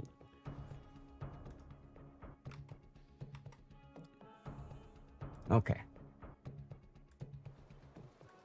Yeah, voting hasn't started yet. Yeah, let me go check up on Discord and figure out if anything's going sideways over here. Doesn't look like it. I have a bad habit on tournament days of not really paying attention to Discord, so. It's difficult with everything going on to just be able to juggle it all. One thing I will say this morning, ladies and gentlemen, if you were on my stream last weekend, I had mods doing codes during the course of the event. I don't have that today. My mods are not available because it's early. So yeah. I will have this available tomorrow, but this morning, unfortunately, no codes available. So sorry about that, guys. Come on and hang out with me, work on your drops, and then tomorrow come back and we will have lots and lots of codes to give out. We'll make sure they do not go to waste. On my side, I do have codes that I'm giving away during the course of the stream. It's on Twitch only. Raptor and I both multi-stream. I'm over on YouTube, Rumble, and Kick. So if you are tuning in on one of those streams and you want to get in on some of the code action, you got to get to my Twitch channel. And that's twitch.tv/LordZath. I mean, it should be pretty obvious. And make sure you're following and just active in chat. General rule, about every 10 to 15 minutes, just type something in. Just be like, oh, or be like the Who Jam and type oof. he's got that on a timer. I swear to God, he's got a program. He's got to have a program that just automatically types it in for him every 10, 15 minutes. Because like clockwork, oof. Like I bet you can set up, those little programs you get to like make your mouse move so that when you're working from home, right, it looks like you're a lot. I bet you can set it up that it'll randomly type stuff on occasion. I bet that's what that is. It's a possibility. Training room is available if you are ready to join, sir. Yep. We have a map rotation. First again. Yep, we have a map rotation. They're working on ship bans right now, so we'll see how that comes together here in just a moment. Now this is losers bracket 3, as I recall. Yeah, I'm looking at the final the final frame of this replay render, the game we just saw. They decided to shove the Delny through the channel to get to see in front of Kitty Mod. Yeah, I watched that happen, and he would have died like 3 seconds later. The game ended, and he would have died in like the next salvo. Well, and the Puerto Rico just sailing away, almost dead too. Wow. I look at that play, and I remember thinking, the Delny should have gone north, and the Rico should have gone south. Yeah. Make them choose which one they want to shoot at. Give them 2 bad targets. If they're smart, and they're not stupid because they're TWA, they're probably going to try and pick off the Delny. But he can probably, at a minimum, trade with the Des Moines That at least keeps the score static, right? More or less static, and opens up the C cap. Now I can get in there and prolong the game. Instead, it felt... I also think that timing might have been better had they timed everything to go with their kind of ill-fated push at B as well, right? Like you were trying to send the Austin, you're trying to send 2 light cruisers into this cap.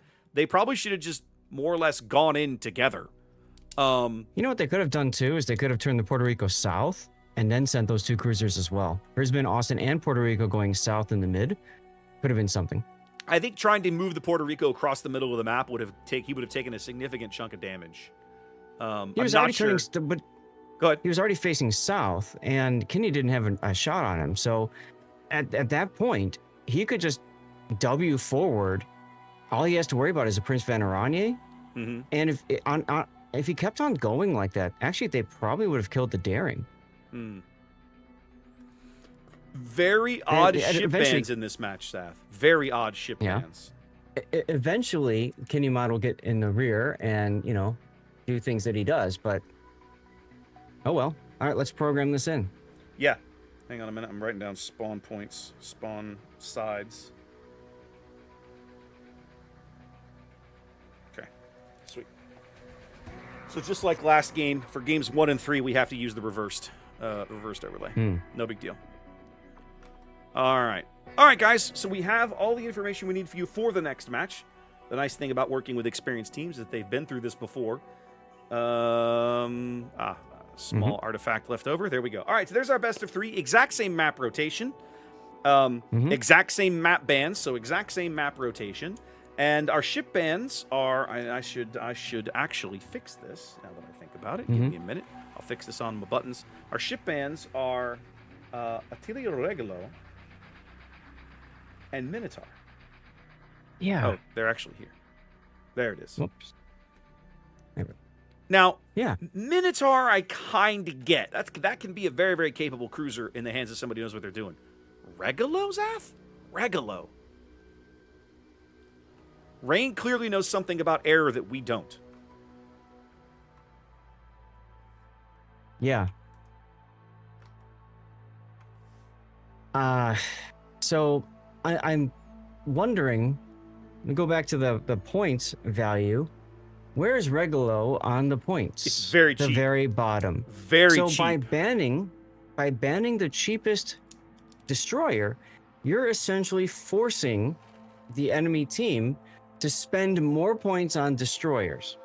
I kind of like that concept, because now they're forced to pay at least 11 points, and that maybe locks out a Hildebrand, I don't know what, but you know what I'm saying, like Okay. You want to take destroyers? Okay, you can't take the cheap one. I kind of see where you're going, but I mean, okay. If that's, I'd be fascinated if that's the thought process, right?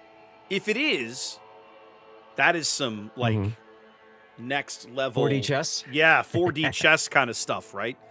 But I like it. If so, I like it because this is the kind of event where you can get away with those kinds of shenanigans. You can't do stuff like this in King of the Sea. When you're banning a ship in King of the Sea, you're banning a ship specifically for its capabilities.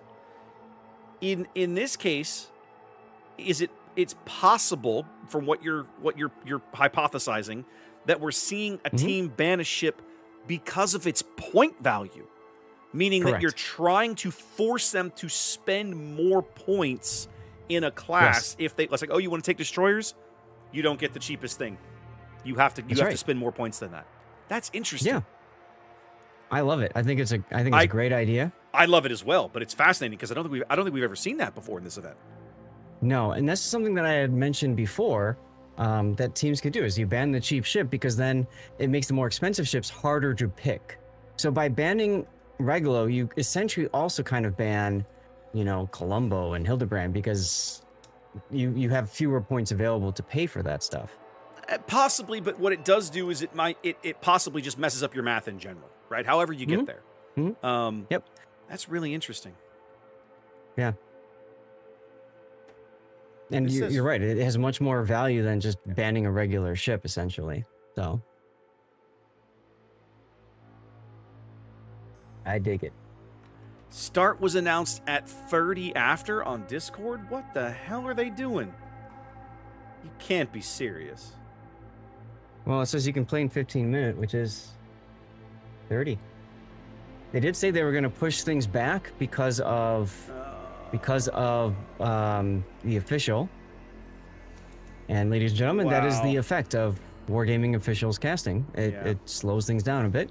I understand why, because they need to talk about what you all just saw in detail. Yeah. Which I guess does sort of make sense.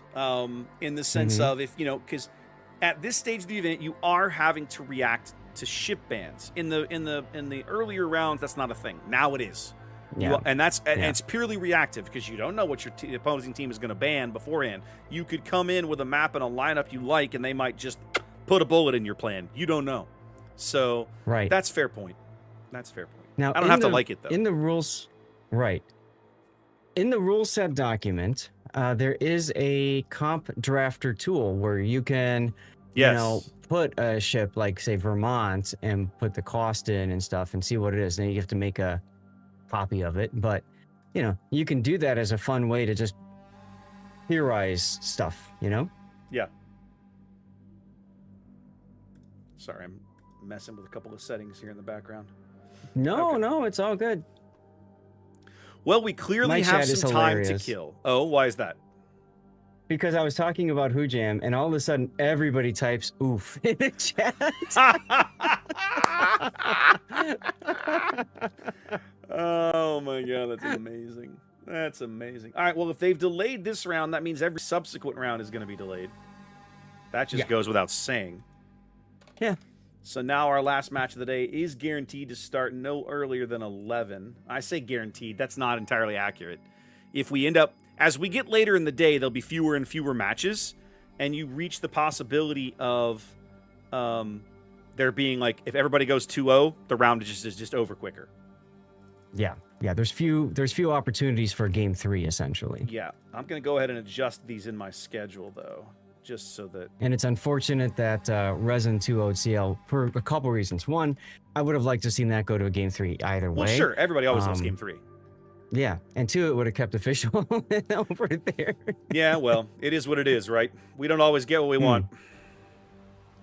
Can't always get what you want. Ladies and gentlemen, we're here all day. Maybe not all day, but we're here for a few more hours. Tip your waiters.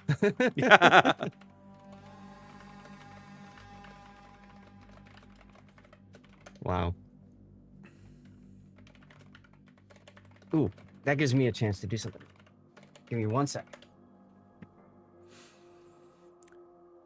All right, let's see. We have the possibility...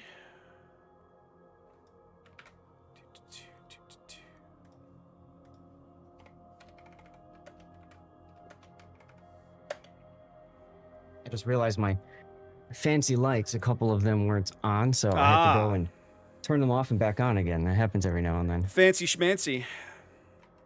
Yeah. Well, we'll see what happens. Okay. 2 of them are working, 2 of them are not. Always fun.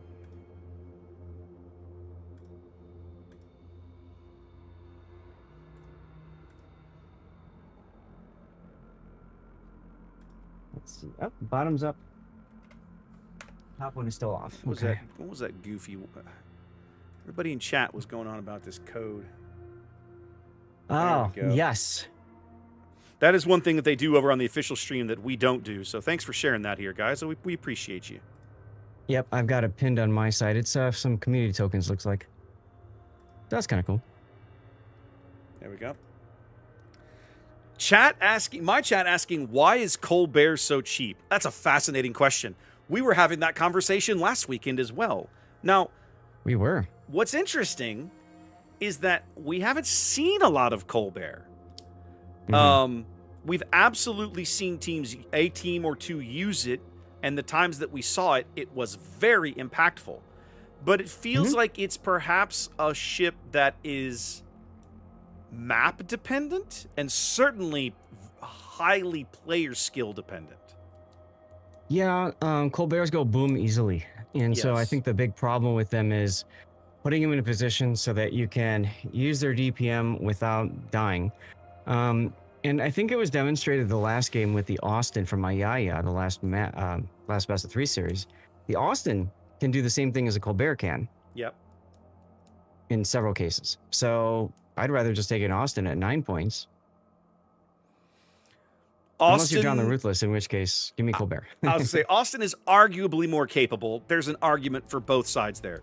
I think Yeah. when I say player skill, also just experience with the ship.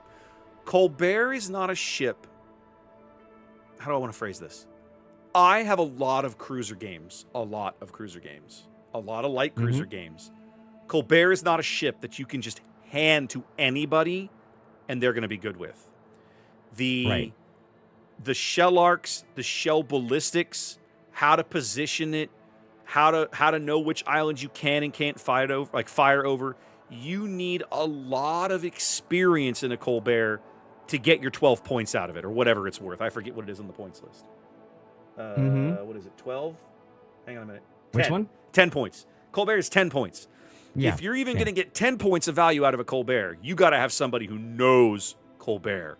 And if they don't, they're going to end like, I'm going to pick on BYF.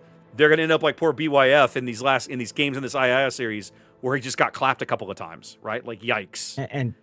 And he took Brisbane at 20 points. So Ayaya paid a lot for him to be able to just die like that a couple of times. But, now, I mean, we saw them get good value out of Zhao and Yoshino, though, at 11 points. In Game 3, they got a lot of value out of BYF because they paired him with a gearing. He was able to make that work for a while, right? In the end, he got clapped because they were a little desperate, okay? I can't really pin Game 3 on him. In the first 2 games, it was like, what happened here? But yeah, if you're going to spend I think that's the thing is that, one of the things about the point scale, all throughout these points, there are ships that are potentially overcosted, potentially undercosted. But you still have to know how to feel it, how to position it, what you're going to pair it with, or you're never going to get your points out of it, right? So, like one of the ships that caught my eye on this list is a ship that we haven't seen. Battleships in general tend to be fairly unpopular in this event, which is one of the reasons I love this event, by the way. I've always loved Warship Masters. I am a huge Rhode Island fan. Okay. I was looking at that too. Rhode Island is almost like a Des Moines on crack in this format because it has, I think it's 10-kilometer radar, right? It has it's 14 or 12, it's 14-inch guns, I think. She's got a speed boost. She's got a decent amount of HP. Like that is a really entertaining ship. I have played that ship in ranked modes and it's a riot. A whole lot of people don't know how good that ship is. I actually did 2 replay analyses yesterday of Rhode Island, and in one game, it farmed so much fire damage. It was wild. Yes. And in the other one, it was more of a kind of a traditional game. Mistakes were made, but I think together it did a nice job of showcasing the use of the radar. On top of that 2-point anti-air skill that helps the consumables cool down when anti-air is firing. That was interesting to see because you get the radar off at the very end of the battle because of that, because the other player kept using the ASW to try to see where the anti-air is firing. So I thought that was pretty hilarious. But that is funny. Also hilarious, guys, is there's another code out there, and this is WM252 tech issues. What are they doing? Well, they're having tech issues? Clearly. So that tells you a little bit about what's going on over on the official channel, I suppose. Good Lord. Yeah. But, as you know, Rhode Island and Des Moines are both worth 19 points. And I would argue that for 19 points, there are maps where I would rather have a Rhode Island. Sure. Right? I would be fascinated to see some of these pushes. Like you look at game, you see teams push with double Henri, double Brennus. We saw Ayaya try it back on game 1 last series with double Castilla. Right? We're just going to put 2 things. Imagine a world where you take a couple of Henris and a Rhode Island and you try to push something. Like, that would be really Right. entertaining. And Rhode Island gets a speed boost. She is not slow. Yes, So, like, that's right. really interesting possibilities. And for 19 points, that could be a really impactful ship. But haven't seen anybody try it yet. Makes me sad. Mm-hmm. Yeah, well, there's still plenty of day left. Maybe even tomorrow we'll see it. Indeed. Who knows? Indeed. Quick update from my chat, guys. Xanda, it's, let's see, what time is it on the West Coast? 6:30 in the morning for him. He's got a little bit of time before he heads off to an event for today. So he's going to try and step in and do a few giveaways. So earlier I was saying I didn't have nice of giveaways. him. We are going to have a little bit going on. So just remember... Plot twist. Just remember, guys, that I don't do my giveaways in chat. I do my giveaways on Discord. I do that so that folks, whether you're watching on Rumble, YouTube, or Twitch, you can all have the same opportunity to win something. So you'll have to join my Discord, but there's a giveaways channel specifically for that. So if /win Xanda sets something up, he will let you guys know. He'll post something in chat to say, hey, Discord's available over, giveaways available over in Discord. You can join the Discord, or you can go over there in the giveaways channel. All you have to do is find the correct giveaway post, and there's a little icon you can click to react to it, and bam, you're entered. Super easy. I'm watching the ZZHL Error game, and just a reminder for those watching my chat, just stay active in chat on Twitch. If you're on YouTube, Rumble, Kick, you can get over to Twitch. The big brain is to have 2 tabs open, one of each. That way, commercials don't get in the way or something like that. So I'm watching the ZHL Error game. The last one, Game 3, would have been fun to watch. 2 Regulos being used by Error, so they can afford to use a Hildebrand Raptor, and they actually won with a Hildebrand. Okay, so that's what we're seeing here then. We're seeing, just like you were saying, we're seeing Rain then ban Regalo so they can't use it as a points dump to afford a Hildebrand. Interesting. That is, like we were saying, that's some super 4D chess kind of craziness. I love it. Well, you essentially banned 2 ships instead of 1. You kind of do, or you force them to make more difficult decisions in their cruiser lineup. In other words, if you're going to do a point sink, you're going to have to find another place to get those points back. It's not going to be on your destroyers. Figure it out. Really interesting.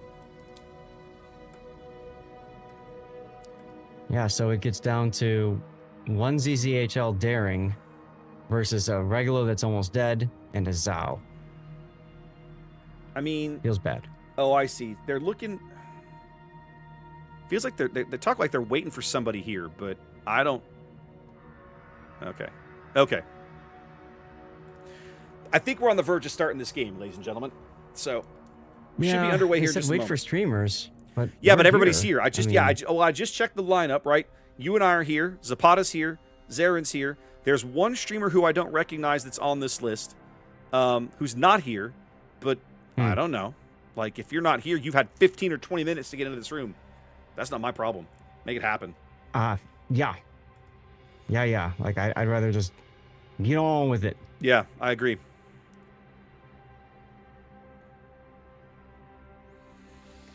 Well, this is going to be entertaining. Well, I'm curious to see what Error cooks up then. I want to see if they've decided they got to have that Hildebrand. Yeah. I mean, they can still do it. They just have to pay more for it now. They got to find a way. All right, Zath, let's have a quick look at lineups here. Don't forget to use your inverted button. Reversed. You got it.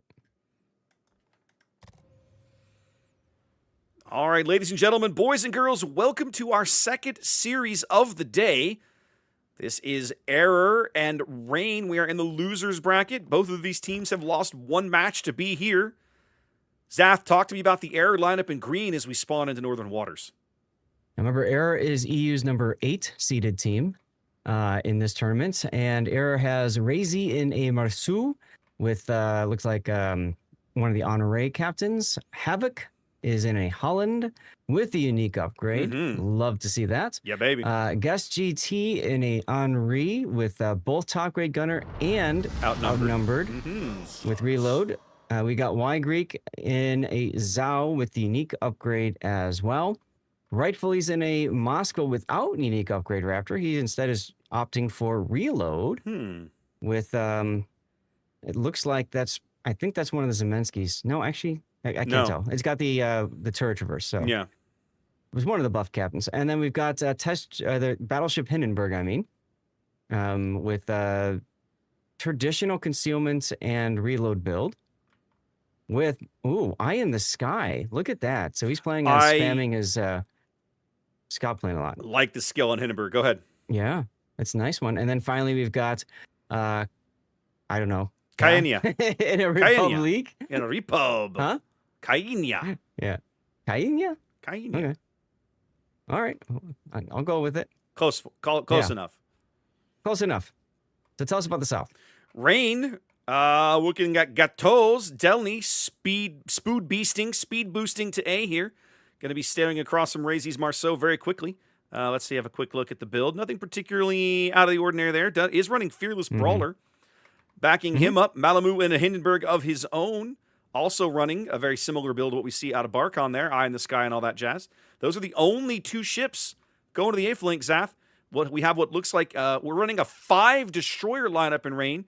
So look at this 4 destroyer Wolfpack double hull, John the Ruthless and Deepest Dungeon, Sheep's Z52, and then Gangbarang in a Ragnar. So we've got 6-kilometer hydro and 7.5-kilometer radar with this little pack of hoodlums over here. Yeah.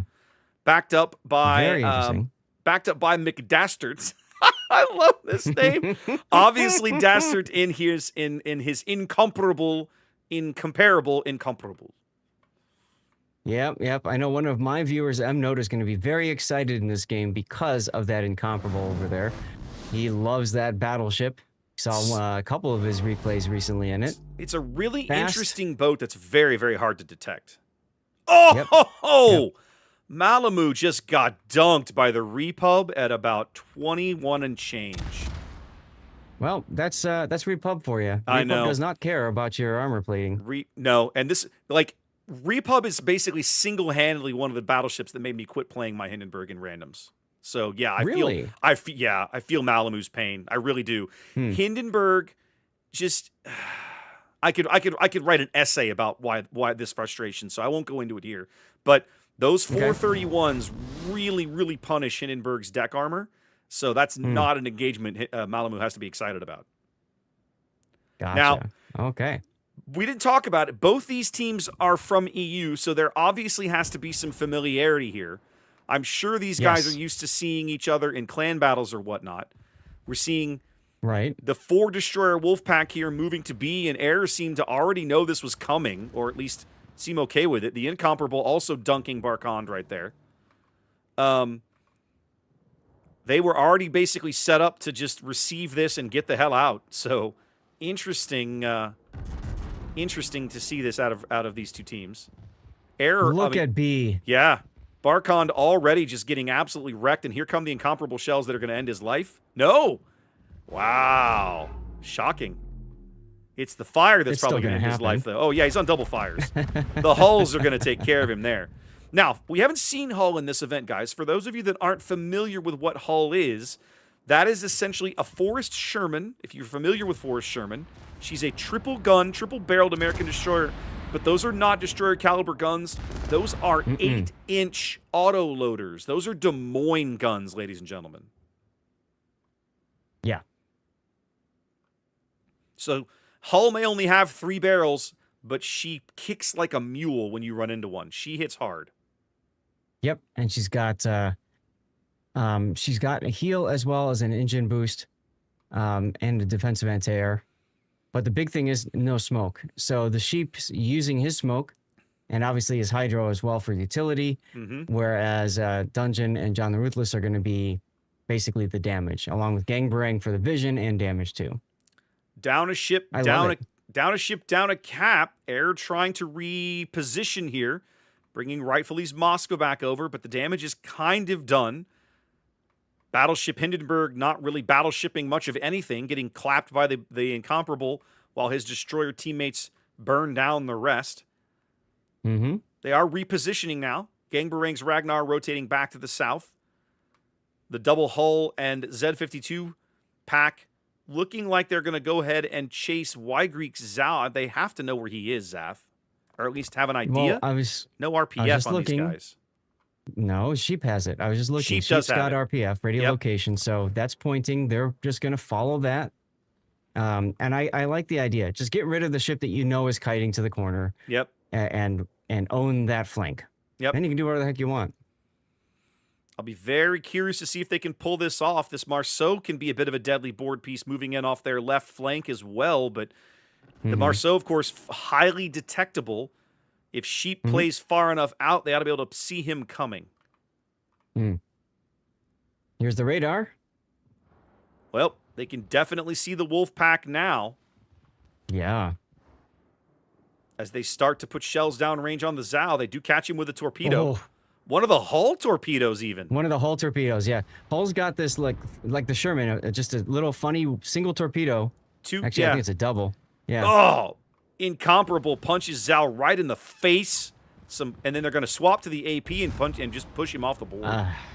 You know, when you show broadside in a cruiser to a hull, you just melt. You just melt because that 8-inch American piercing just does horrible things.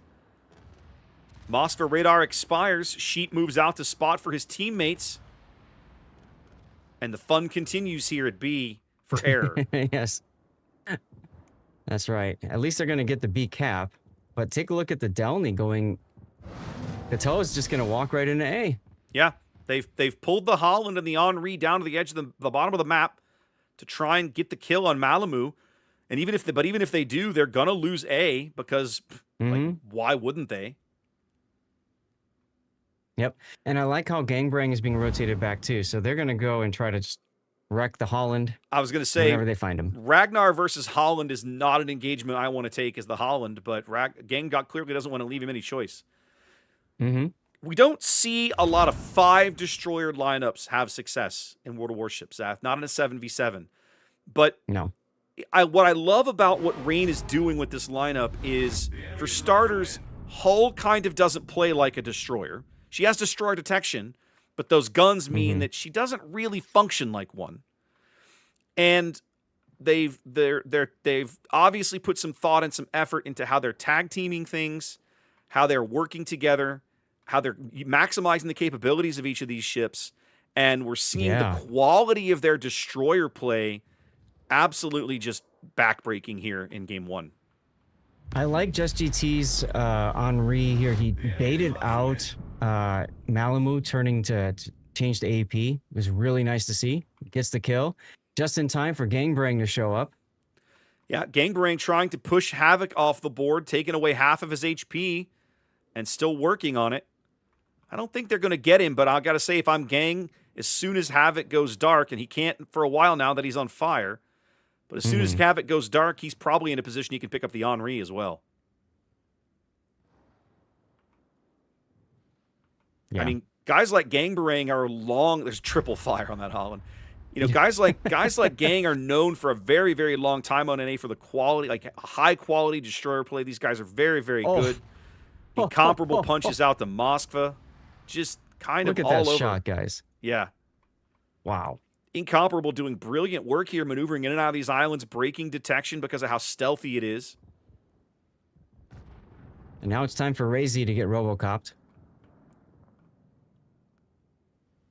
Well, the incomparable AP not really doing the job, but I'm sure Dastard is slamming the HE in now, but it won't matter. The hulls are going to clean him up as Gang is absolutely in a duel now with the Henri. The wipe's been called. Razy's stopping. Yeah. I mean, this is over. Wow. And just there goes the Henri. Dominating win here in game 1 for Rainzath. You know, interesting, and we didn't talk about it at the time. In fact, it didn't occur to me until this moment. One of the reasons that you take Republique is exactly for the reason that we saw in that very first salvo on Malamu's Hindenburg. She punishes cruisers, and I mean punishes cruisers.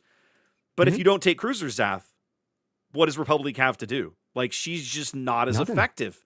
And so it either Rain just being prescient enough or with their prior experience with these guys to know a 5 destroyer lineup will carry the day here.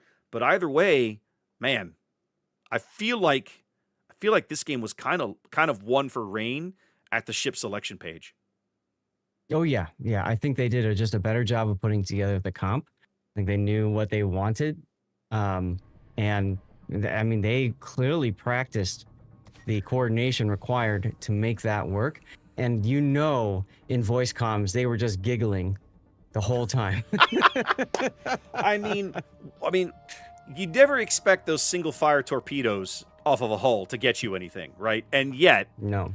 they hit one the Zhao, and then the beauty. I mean, the assassination of the Zhao is like textbook, right? Because he's nose to nose with an incomparable. 20-inch AP shells don't care about Zhao's armor, right? And Zhao doesn't have great armor to begin with, but those shells literally don't care. So they're just going to, between the AP shells, the single torpedo, and then, oh, look, I'm going to show broadside to auto-loading American piercing 8-inch. We all know the end of that story, right? Yeah, I mean, that's why we call Test Ship Zhao. Zhao was a dead man, right? But I mean, just, Yep. it was a thing of beauty to watch and a thing of horror for Air to suffer through. I legit feel bad for them. I really do. Yeah. I mean, and, they had a good idea what they were trying to make happen. I got to feel like that Rain banning the Alvaro de Bazan just completely wrecked, like, their whole plan for this, and they had to go to, their backup, so to speak, right? You mean Attilio Regolo? Oh, sorry, the Regulo, yeah. Yep. When I saw that Bazan was more expensive than Regolo, I remember doing a double take. Like, what? Now, and we yet haven't seen Regulos make it work that much. Last weekend, Regulo didn't seem that effective. No, we've seen people field them because they're cheap, but we have not seen people get tons of work out of them because Regolo has issues, right? Like that is of... I have, if you guys follow me on YouTube, right? If you watch my YouTube content for Warships, one of the things that I do is I have quite a number of videos, learn to play, how to learn to play a various line of ships. And they're all tech tree ships. I don't generally do this for premiums. And I start in the middle tiers, usually the 5 or the 6, and I take you through the ship and I talk about what it does well, what it does badly, how to play it, how to build it, how to position it, and then I show you some sample gameplay just to kind of, here's how all this comes together to the kind of results you can achieve. I've been working on those for the Italian destroyer line, and doing those for the middle tier Italian destroyers for me was fairly simple. And then I got to Adriatico at tier 9. What a disaster. That ship is just a disaster. And I did a replay with M-Note last week on that ship too. Okay.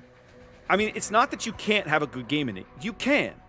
But man, it is more work than I think any other destroyer I've ever played in Warships. It has so many things working against it.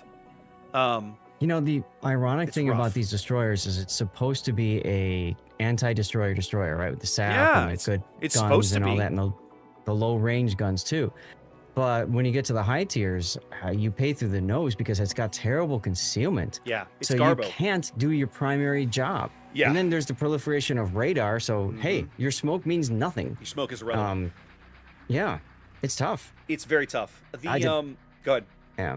I did not like that grind. As a matter of fact, I think one of my other viewers, Ensign Cthulhu, was asking about, Zaf, do you think it's okay if I play the Atlantico, or not the Atlantico, the Adriatico? Is it okay if I play that? Do you think it's okay if I play that in the World War II ops? And I'm like, go for it. Who cares? If you're not the reason why you're going to lose a star or two. Maybe, but who cares? Probably not. Just play it and grind it out. Yeah. It's really I think it really boils down to the detection. The reason the middle tier Italian destroyers can get away with it is that they are slightly less stealthy, but it's not a massive gap compared to their competition, right? They're usually anywhere from 200 to 500 meters less stealthy than most of the other destroyers in their tier. But there are still destroyers in those tiers that they do outspot. Not many, but a few, right? The German destroyers in the middle tiers, for example, tend to be very spottable. But what's starting at tier 9, that's no longer a thing. Like your detection, it all changes, and you are basically no longer a destroyer. You're a light cruiser in a destroyer slot that doesn't have the detection of a destroyer, doesn't have the range of a light cruiser, and you're expected to behave like a destroyer, but you kind of can't. It's this perfect storm of what the hell is happening with this ship. And so, yeah, it's very difficult to play them at best. I'm being generous when I say difficult. Yeah.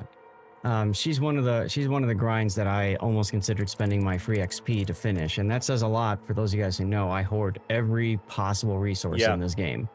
So, yeah, it was a rough one. I wouldn't mind revisiting it again after talking about it with M-Note a lot. He really likes the Italian destroyers. He doesn't like the 9 and 10 so much. He really likes the 7, the Luca Tarigo. Yes, Tarigo is amazing. I love the Italian destroyer line from 5 to 8. They are so much fun. They're great ships. Yeah. And then you get to 9 and you're just like, what the hell happened? What happened? And when you play World of Warships, there's the long story meme about, oh, the tier 9 is garbage to make you free X, spend the money to free XP to get to the tier 10. Yeah. Great. Yeah. But then I get to the tier 10 and it's not a big improvement. It's just it's like, what are we doing? Oh my God, they're doing it again. They're doing it again, Zach. Game time. Woo! It's game time, ladies and gentlemen. Let's go to game 2. Oh my God, and they're doing it again. They're doing it again. Rain sticking with their 5 destroyer lineup. I mean, hey, if it works, why change it? Let's see if Air has the answer. Zath, talk to me about the Rain lineup here in green. So one thing that's changed in the Rain lineup, Malamute and Test Ship Zhao with unique upgrade instead of Hindenburg. Deciding he wants to be a little more stealthy this game. Yes. Error to the south, needing to win this game to tie up the match and go to game 3, has Razy in a daring now, and Havoc is once again in that unique upgrade Holland, backed by Barkhan's Castilla with reload, Rightfully's Hanlu with unique upgrade. Y Greek is now in a Moskva with reload. Just GT is now in the Zhao with a unique upgrade as well. And then finally we have Kayenya in a Kremlin with your typical tanky tank build. Gotta say, Zath, I'm a little surprised to see Air still fielding a battleship after what they just went through. Well, yes and no. I mean, if you think they're going to be doing that again, you would probably want to take more anti-destroyer cruisers, right? So, so what are those? Austin? Maybe Colbert? Des Moines? Any number of light cruisers might fill the bill. Wushta would be a decent pick, possibly. Yeah, I mean, Minotaur's on the ban list. We could be talking about Brisbane, though. Brisbane would be a valid choice. Definitely options. Yep. Definitely options. I would argue that Zhao might function in that role. Zhao, Zhao's shell groupings and how hard that Japanese HE punishes destroyers is notable. But Guess's position is not going to be able to receive this crazy destroyer wolf pack. These guys are going all the way to the 9-10 line. I've got a crisp $5 bill, Zath, that says Razy's going to be our first casualty of the game. Only 5, huh? Okay. I don't know. You want me to? I mean, I'll make it 10 if you want, but I feel pretty confident in making this prediction. Yeah, it's probably going to happen. Moskva is a good choice too with its radar and everything and the rail guns, but Moskva's reload kind of works against you. It's almost like you're better off fighting fire with fire, right? If they're going to take hulls, and take a bunch of Marceaus or something, just things that anti-destroyer destroyers. Well, and the French destroyers would be a decent pick as well because they have that crazy saturation, right? The crazy French saturation rules mean that they can hang in fights longer against things that are firing, larger caliber guns. That's kind of nice. Yeah, so I'm with you. I think seeing that last game, Battleship is not going to be effective. Traditional gameplay is not effective. This is very much move around, get a pick as quickly as possible, burst things down. Daring about to be spotted on the surface and locked up on Sheep's Hydro. It'll happen here in about 2 or 3 seconds. They know he's here because the torpedoes are clearly spotted behind Sheep on Hydro. There we go. Mm-hmm. And so now the pain can begin because the hulls weren't detected until they opened fire. Nice AP salvo from the Yep, I Castilla. saw that. One of the hulls I think was on AP. Actually, I Oh, think that you're was talking the about the Kremlin AP that off the shot. Castilla. Oh, they're beating sheep up mercilessly. Yeah, Goodness. yeah. Well So the done. Castilla switched to HE, Barkon switched to HE, and I think that was Cayena's Kremlin salvo that came in first. Either Yeah. way, nice job beating up the Z-52. Absolutely the linchpin of that pairing. Look at this, Zath.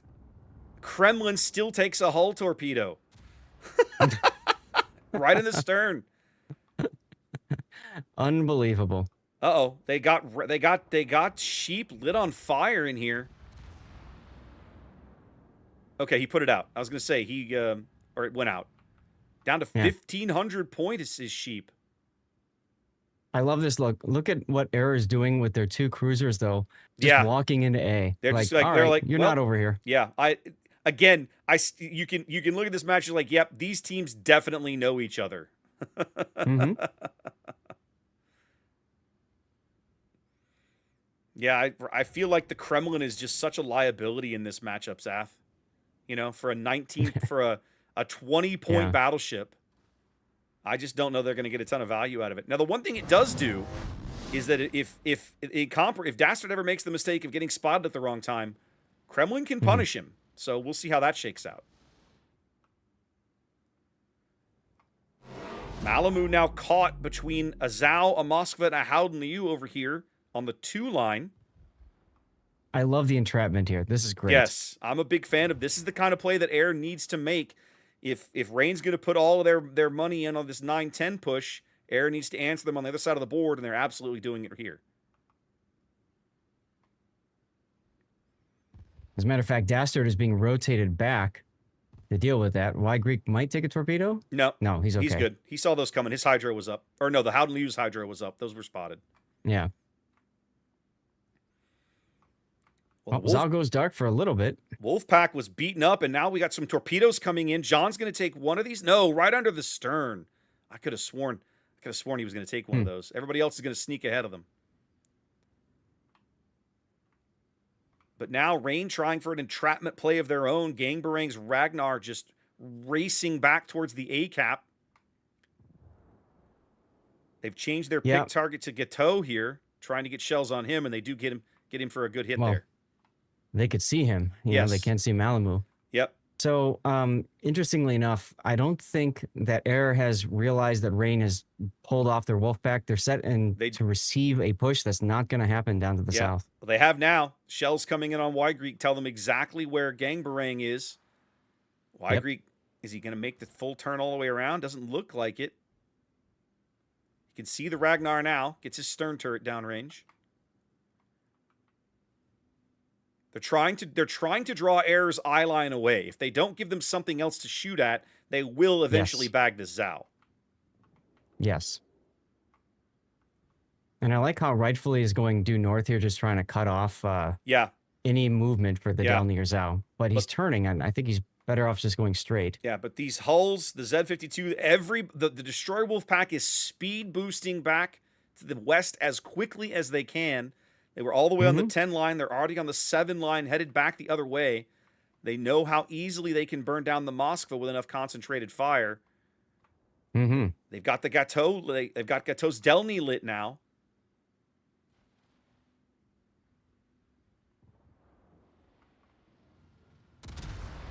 I think it's going to take too long for them to get this kill, though. That's basically what Rain is counting on.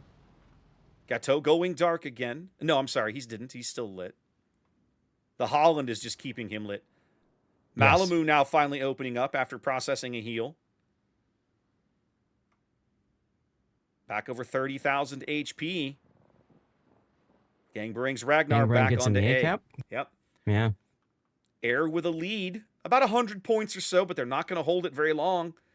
Their team is really, really hounding these guys. They're just trying to drive them into the core of the map. It's kind of similar to what we saw last weekend in that Hildebrand game with ZZHL and the Repub and everybody getting suckered into this corner. Yep. Dutch AP going downrange on Malamu, but it looks like it's a little astern of him. He connected earlier. This time did not. Yep. If they can bag both these ships, they'll be in a decent position to turn around and exert pressure back on the A cap, but they have to get these kills. Like, their whole game hinges on getting these kills. They're going to get Malamu. There's one. Yep, got Dutch ovened. Now they have to bag this kill on Gateau. Yep. Who's doing a great That's job of Greek. juggling his speed and his health and his heals to just make a constant nuisance of himself up here. I don't like that Just GT has already been pulled back. I think he'd be better served helping to get this kill on Gateau's Delny first. They're trying to take attention off of Y Greek's Moskva, but yeah, they're trying to get Y Greek some breathing room here. As the hulls look like they're going to start in on Rightfully's Howden, which makes sense. He also burns brightly. In fact, they've all changed over to that Howden Liu at this point.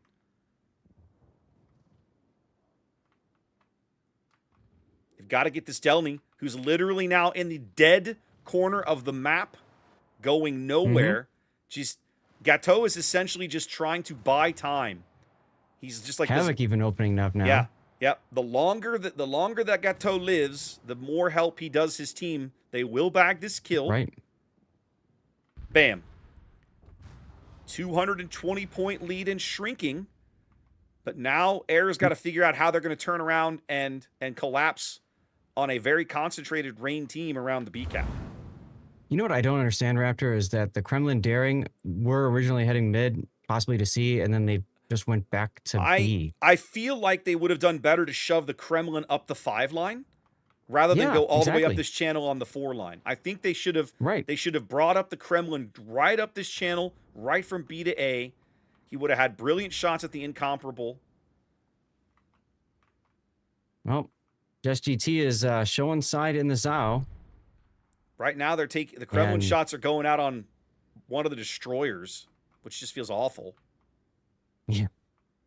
They are going to be able to pick up C. So we're 2 minutes from an error win here in game 2. The extra cap pressure might help. Let's see if these guys can keep their ships alive for a while. Everybody over here is beat up. Y Greek, Rightfully, guesses Zhao, all in bad shape. They do back the Zhao. Big kill. Big kill. And they've got now they've got the Holland on radar. He tripped Gangbarang's 7.5 kilometer radar. This could be a quick kill for them as well. It will be. Yep, a couple more salvos. Shots. Just like that, the lead flips back for a moment. 6 points and growing here is the lead for Air, but they are tied on ships now. Gangbarang reversing as the Kremlin salvo falls in, but they apparently didn't realize he was reversing or something. Ooh, big hit there, though. Probably Moskva HE? Hard to say. Rightfully along the border, here comes Dastard's AP from the Incomparable. And it connects. Oh, ho, ho. Well, and they're going to bag Y Greek as well. Air sold everything on bagging these 2 kills in the corner of the map. They did it, but then got these ships trapped, unfortunately. Razy's going to step onto A. Oh, Zach. It doesn't make sense to me. What? Check out what's happening at A. This game is going to be very, very close. Razy's now caught by the Zed Hydro. The Zed having to smoke. If they can bag sheep, that could be a massive kill. I don't think they're going to. No, because Razy's already turning away. Razy should have been firing, just blind firing in the smoke. Why would you not? Why wouldn't the Castilla just do it? You know how low he is. You know who's in that smoke. Maybe they don't know quite how low he is. That's fair. What the problem with this game, though, was Rain did a far better job of kiting away and not dying. For whatever reason, Air didn't get the kill secured. They focused on something else. What are we going to do next? And they had to keep their eye on the ball. It's not over yet. We're still 40 seconds from a win for Rain. There is still plenty of time for them to shove somebody onto this A cap. Razy's trying to get turned around to make it happen. 28 seconds now as they're trying to focus out the Kremlin. Yeah, they'll change to Razy, though, as soon as he gets visible. Well, he won't be visible. They're protecting Sheep by pulling him off the cap. And once, but here's the trick: if they focus out the Kremlin, if the Kremlin dies, the game's over. Mm-hmm. Yep. So Rain at 991. They need a single kill to end this game. They know that if they can keep sheep on the board, they'll be fine. Big hit on dungeon. Big hit on dungeon. He's going to have to stop firing, I think. Well, no. He's healing. Let's see what happens. Stern turret's going out. 29,000 HP and falling. Air's entire game is in this bank of health that the Kremlin has right now. If the Kremlin, as long as the Kremlin lives, they're in the game. If they can bag a kill, they might end the game right now. They got to hold up for 17 seconds. 17 seconds. And now, Razy trying to get in on the action here. Nope, not enough. It doesn't happen. Rain able to focus it out. That's a hell of a game, Zath. Yep, and that puts Rain up 2-0. We have a sweep. So, let's go back for a minute, and you and I were talking about them shoving the Kremlin up the 5 line rather than going all the way to the 4 line. Here's why I think that was, I won't call it a game-losing play, but we'll call it a very, very impactful play, a very impactful decision. Where the Kremlin ended his life was on the far western edge of that cap, the A cap. If he's farther east, if he goes up the 5 line to make that move, now he's got a little bit of island cover. You have depending on how you manage him in that gap, you have the possibility of pulling him back if you need to. He's got cover. He's got places he can go to duck out of detection. He had none of that where he was. Yeah, I keep going back to that, the kiting away attempt, and like, Air just, once they win that side, they're like, nope, we're too proud to ride the border, and that cost the Howden. Why did he turn broadside like that while his heel's going in front of an incomparable, no less? Like, it just felt so bad to watch. And I feel like if they could have just held on, if they could have just instead, done the thing that everybody hates in, regular randoms and just ride that border like Rain did, they would have probably come away with the W there. They would have taken too much of Rain's time. They were in a really good position to win that game. I still think they could have done it. I think if they had made a couple of slightly different decisions at different points, they could have pulled it off. Oh, absolutely, yes. Yeah. Oh, well. No, it is what it is. And here's the other thing. And we talk about this before, but it's worth repeating here, right? As casters sitting back where we can see every ship on the board, we have frequently perfect knowledge of everybody's position. And it's very common I won't say it's common. We occasionally sometimes forget, right, that the teams on the field don't have the same information we do. With that said, we did talk about how they didn't necessarily know the Destroyer Wolfpack was coming back until Gang Barang opened fire. And at that point, it's like, okay, well, they obviously know now. Okay. Those kinds of things.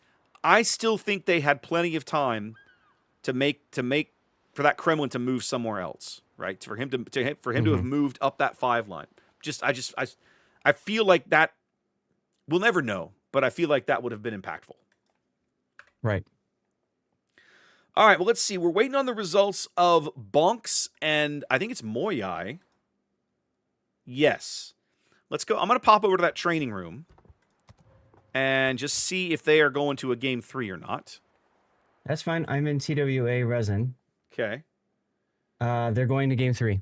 Okay. TWA Resin. Okay. Hold on a minute. Let's have a quick peek.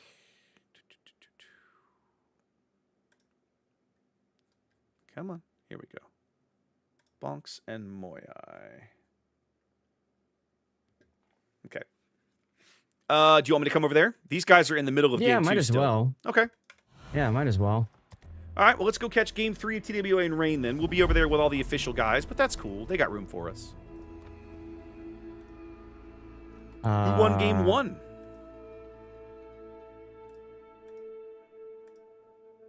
Actually, I don't know why I'm asking you. I can go pull it all up on the website. TWA won game 1. Okay. However, they're saying that they're having a problem.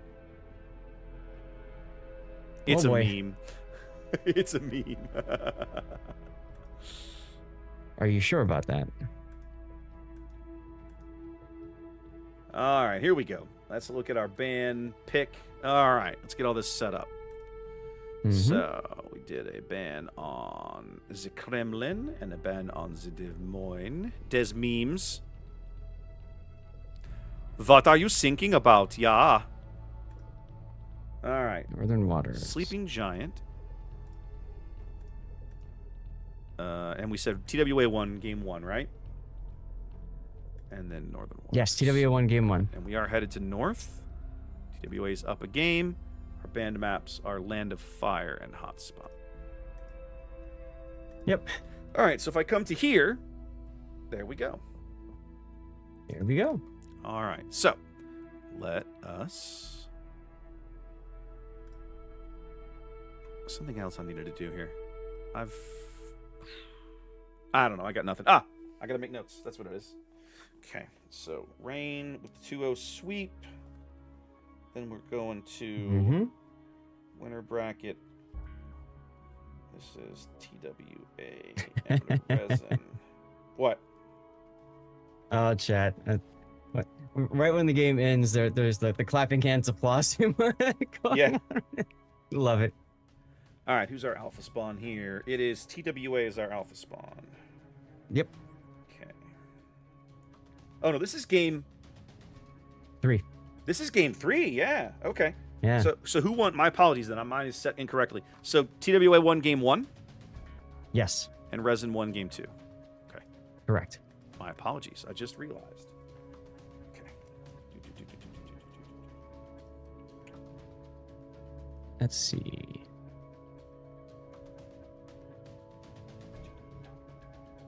Okay. Perfect. I want to see this render. Which one? The last game. I want to see how Rain beat TWA. Ah, okay. I'm very curious about it. You mean Resin? Or Resin did, yeah. Okay. Do we know when this is starting? No, but if they're trying to get everybody in, I would imagine it's. No, they're gonna still be a working on minute. it. I'm gonna step out. Yeah. I'm gonna go get me some water. So give me like 60 seconds, and I'll be right back. All right.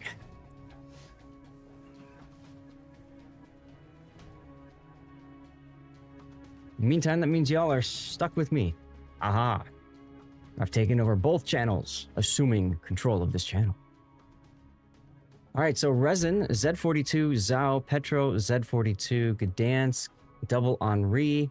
Oof. Z42 almost dead. Is he going to get out alive? Looks like he is. Double Henri's pushing a Daring and a Haolu. That looks yummy. With Gdansk. TWA being a little bit too cautious on the other flank. Daring still alive. Haolu about to die. There he goes.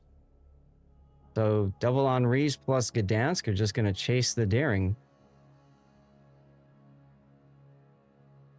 We don't see names on the render, but at least we get an idea of what ships are doing what. Z42 is doing a great job of staying alive. Salem goes down at sea. And that will probably do it. Hard for TWA to come back after that. All right. Awesome. All right, Raptor, you hurried up for 7 more minutes of waiting time. Fantastic. Let's go. Hurry up and wait. So I'm going to be right back. Okay. Myself, I think I'm going to go hit the head. Fabulous. And see, this is why not? This is the crappy part, right? Of us being on a delay, because ordinarily, Yeah. I would interact with chat. I'd be like, chat, what are you enjoying? Like, let's talk about this. But because we can't, it feels sad. This makes me sad. Well, guys, we're glad you're here with us. It is still fairly early on a Saturday morning here for those of us on NA. But hope you guys are enjoying the show and hanging out with us. Reminder, drops today should be 90 minutes, but you have quite a block of time to earn them. The approved channels that will be streaming for Warship Masters will be streaming, can be streaming up until 8 p.m. tonight U.S. Central Time. So literally another like 11 or 12 hours that you can be earning those drops today. We'll talk real briefly. Some good stuff on this list. The most notable stuff, of course, the very small percentage ones, those dockyard stages, and of course the Iowa camo. So if you have a chance, if you get the opportunity to win one of those, let us know. I'm actually really curious to see if anybody wins one of those. You're back and you're very quiet. I'm just typing. Looks like Xanda is doing predictions on my channel while running draws on yours before he goes to his little thing. It's like, dude, take a break. It's fine. His little thing. Dude, let me tell you something. PAX Prime is not little. That's what I'm getting at. Like, go. It's okay. Yeah, you know? I know. Well, remember he's on West Coast time. So the con doesn't even open for 2 more hours. So well, he tagged me and he was like, "Hey, do you want me to do giveaways for a little while?" I was like, "I would appreciate that." So he's here. He's going to be able to do some giveaways, and then when he's not able to, when he's got to go, I told him, I was like, "Don't miss your event on my account, right?" That's right, exactly. Yeah, and so when it comes time for him to leave, he'll leave, and the giveaways will be over, and folks will be sad. But you know, they got something. We got to do it for a little while. That's more than we had cooking otherwise. Well, yeah, but I mean, I'd rather he gets sleep for the con, right? Like, I don't want him missing something because he's just he doesn't really sleep that I've seen. That's another issue. It's not really a thing. I can't do much about that. Yeah, I know, right? Oh, yeah, well. not much I can say there. Not much I can do there. All right, so we're starting at 17 after. It's only 3 or 4 more minutes. Right. Well, I got my drop. Yay. I haven't even looked. Let's see. Let's look at the Twitches. Hey, I did mine. Look at the Twitches. Yep, I got mine too. Yay, go me. Woo. Yay, and stuff. All right, go me. Lord knows I really need those 2 dockyard stages. With our luck, I'll be one of the guys that got it. Hey, did everybody get their paid actor flag last weekend? I actually really want people in chat to tell me they've been enjoying their paid actor flag. Yeah, because seriously, that is a really cool one. That was by far the best thing that they had last weekend. So that was Sunday's drop. Yep. It was the paid actor flag and the 3-point British captain. Yep. So I know a lot of people got it during the after party. A lot of people tuned in. They're like, "Zath, will I have enough time?" I'm like, yeah. Yeah, you got tons of time. Which feels weird. Yeah. And then does. Go ahead. No, I was gonna say it does feel weird. Go ahead. And then tomorrow, of course, is St. Vincent's permanent camo, which is a very sexy camo. Guys, I don't remember what the compensation is. It might be community tokens, might be credits. If it's something, be happy. Probably is. Let's see if we can figure out who's our next match going to be. Let's go a quick peek at that. Well, we could take a look at that, we do now know who our next match is going to be, Zath. CL and Bonks. CL and Bonks. At 30 and 15 minutes? Should we just head over there rather than risk this? Well, I don't know. It's always difficult to read this because this is in UTC time. So now I have to go and figure out the current time in UTC. And I don't know that they've updated the document anyway with any delays. With the times, that's actually a fair point. Yeah.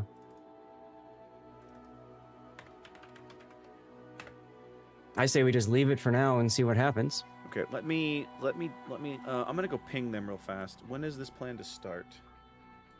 They're just now doing vote bans.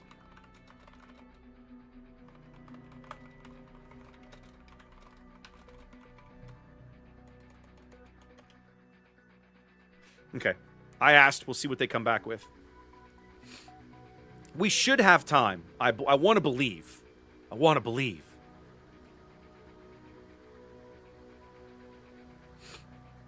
Okay. Let's see.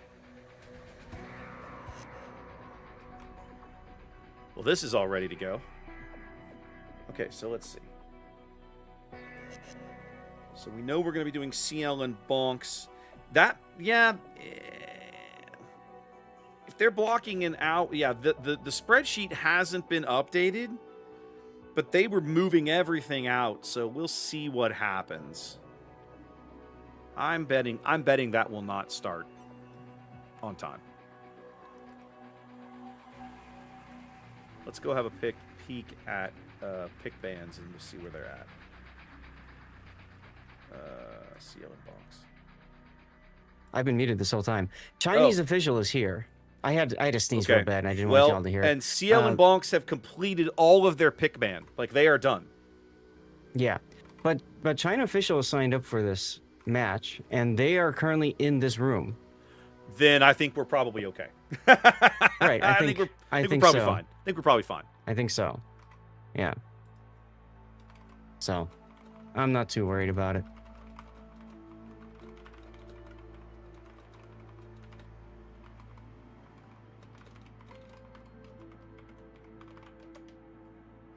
Okay. Well, so far I haven't gotten an answer, which is a little irritating, but, you know, whatever. Life goes on. Yeah, whatever. Life goes on.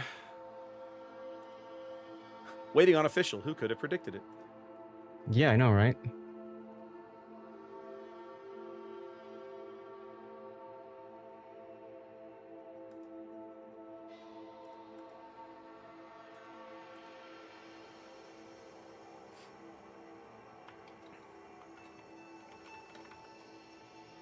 All right, everybody. Hurry up and wait. Everybody start tapping your feet. Like Sonic, you know? I know, right? Ah, yep. The Painter called it. Official forfeit.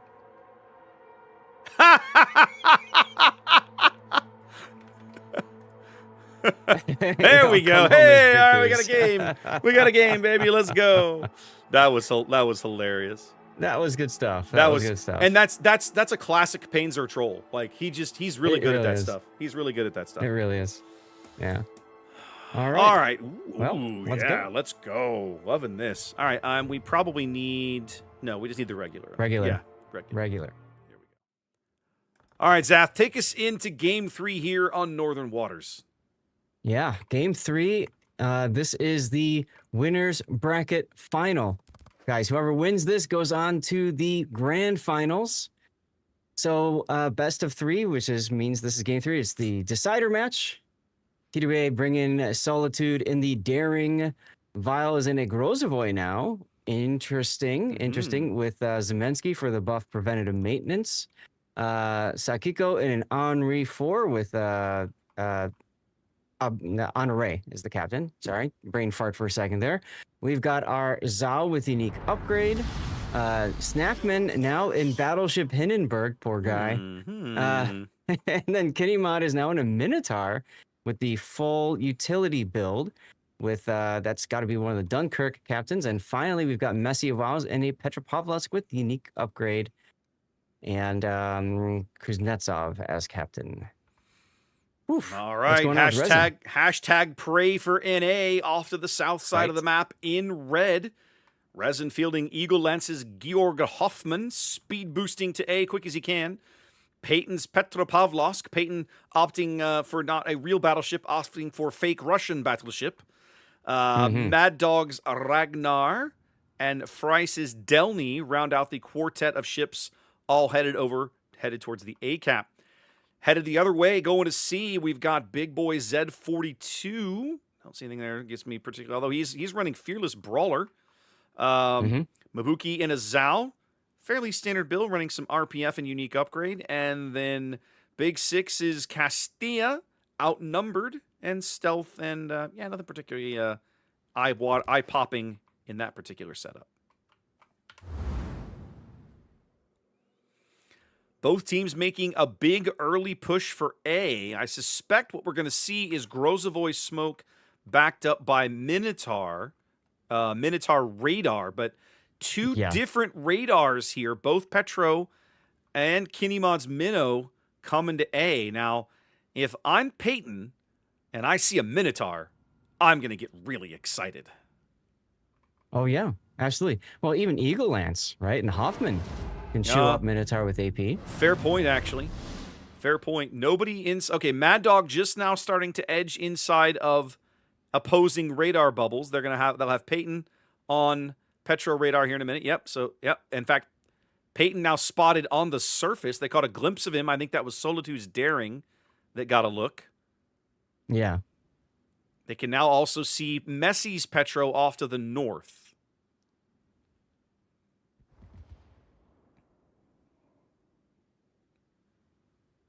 Mad Dog gonna try to back into the A cap.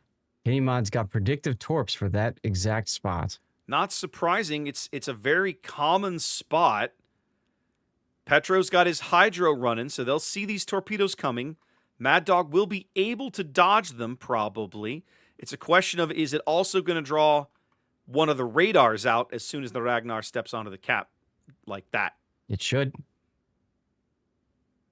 Well, Ragnar can see these torpedoes coming. There's the radar. It's the Petro radar. I'm not sure why Mad Dog is continuing to sit here when these torpedoes are clearly going to make a problem. Okay, there we go. He made an adjustment. Yeah. Now the Minotaur. But they do also lock him in place for a bit. Yep. Now the Minotaur opens up. Having pushed the Petro back, Peyton takes a little bit of chip damage from Snackman's Hindenburg, but nothing catastrophically bad. Hindenburg AP shells at that range are not generally a big problem with the Russian deck armor. No. I just love, though, how we've got two battleship mains stuck playing cruisers. That's one of the interesting things about this event, in my opinion, Zath, is it really challenges teams. Ooh, now they're getting some more impactful hits out of the AP.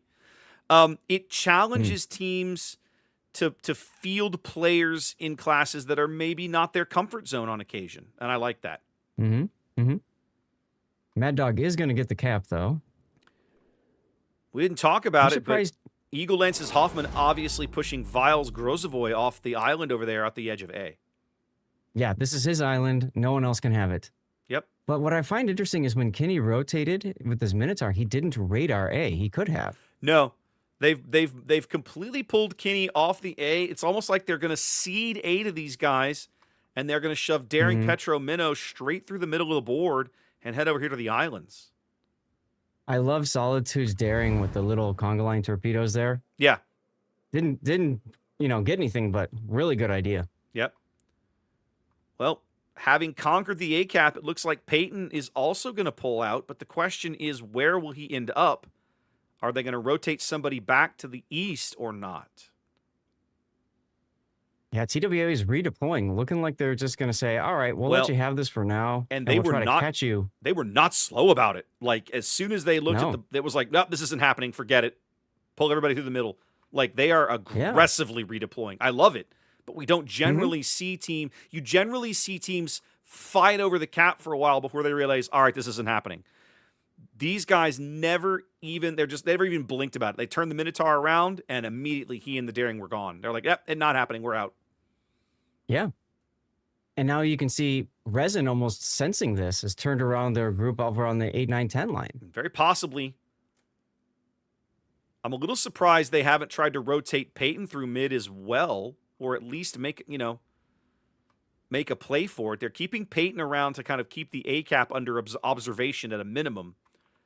But I feel like Resin would be well served to maybe bring some assets back over here, back this way, too.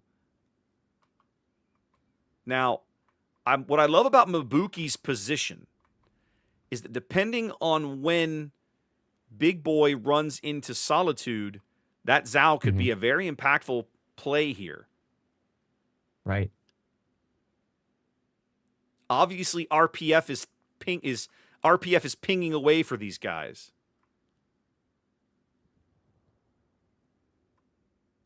Snackman opening up with the Hindenburg. We're very, very close now to having detection on Solitude's Daring. Big Boy's lit on the surface, and there we go. They can now see the Daring. I'm kind of waiting. I'm waiting on the Zao salvo to come in. There it is. Solitude just getting absolutely gut punched here for getting spotted, but Big Boy taking some punishment of his own. Solitude going to smoke up. Big Boy caught on Hydro. Oh, no, he's caught on Minotaur radar. My apologies. Yeah, that's Kenny's radar. Alicia with a great hit with the Zao. Big hits from the Hindenburg. Big hits from the Zao. Oh. Big boy going out. Big value out of the Minotaur radar here. You know, I think this is like the first major tournament where the destruction effects are a thing. I know, I love it. And even now, Zath, even now, Resin still has 4 ships camped around this A-cap. I'm just shocked by this. Yeah. Yeah, they were a little sluggish in turning around. Yeah, it's Peyton is leaving now, but it feels like it's coming too late.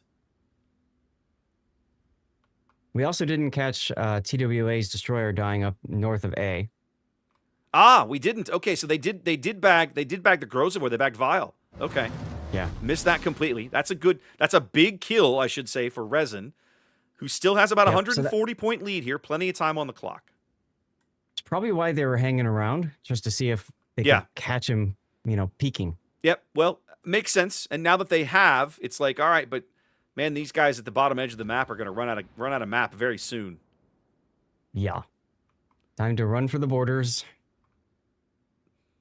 They're going to leave the triple destroyer team to try and hold the A-cap. They're going to try and bring Peyton back. I'm sure he's salivating at the chance to catch a glimpse of this Minotaur. I think he caught just the briefest of glimpses right there. Let's see. He hit him, but not very hard. Yeah.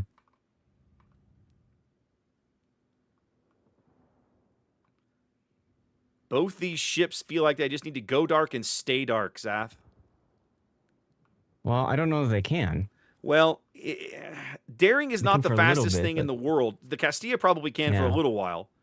Mabuki, I think, is running out of room. He'll be dead soon. And heal. Yeah. Yeah. Castilla does open up there. Petro Salvo coming in on Snackman, but getting nothing out of it, really. Look at Frice. Frice with a Delny rush on Messi's Petro. Ooh, bold. Messi discovered it, was ready for it. This is not going to end well for Frice. No, it isn't.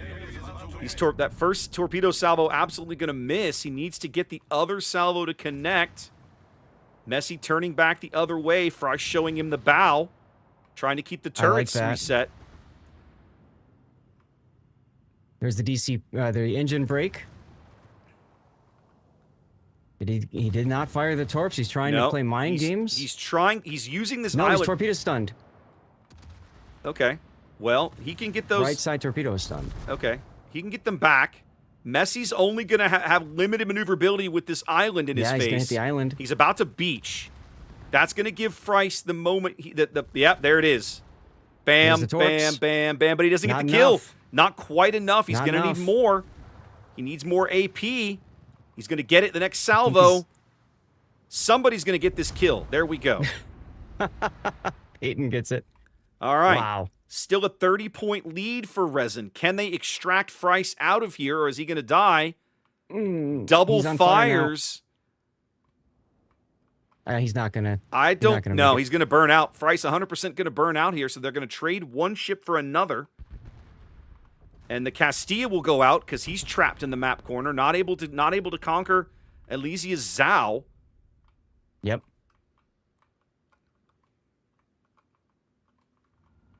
Very close to doing it, though. Yeah.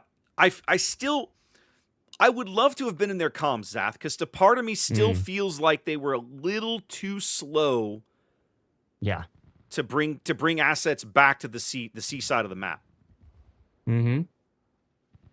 Game's not over yet. TWA does win in a minute, though. Game's not over, but these guys have got to make a big play. I mean, Mad Dog's dashing for the B cap. Peyton just basically has to just run for the C cap. The advantage of being in the lead is you're putting pressure on these guys. Peyton can see the torpedoes coming in, trying to pick his spot to dodge the salvo. Looks like he's got it picked out here. 30 seconds. Trying to fight in Henri with a Hoffman. Well, the Elysia's Zao picking a fight. He may not be able to win too. Peyton swapping his AP to that direction. Yep.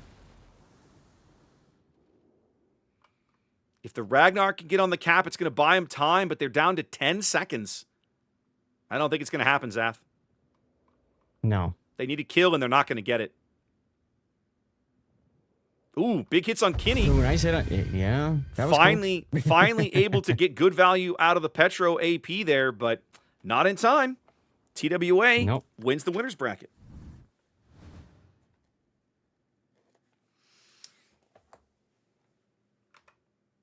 All right. Well, winner screen. Indeed. Let me finish doing some updates here. We got to do that, and then that, and then that, and then bam! There's the winner screen. Yay! Good job. Why didn't that update? Oh, I had to hit that button. There it was. Ha ha.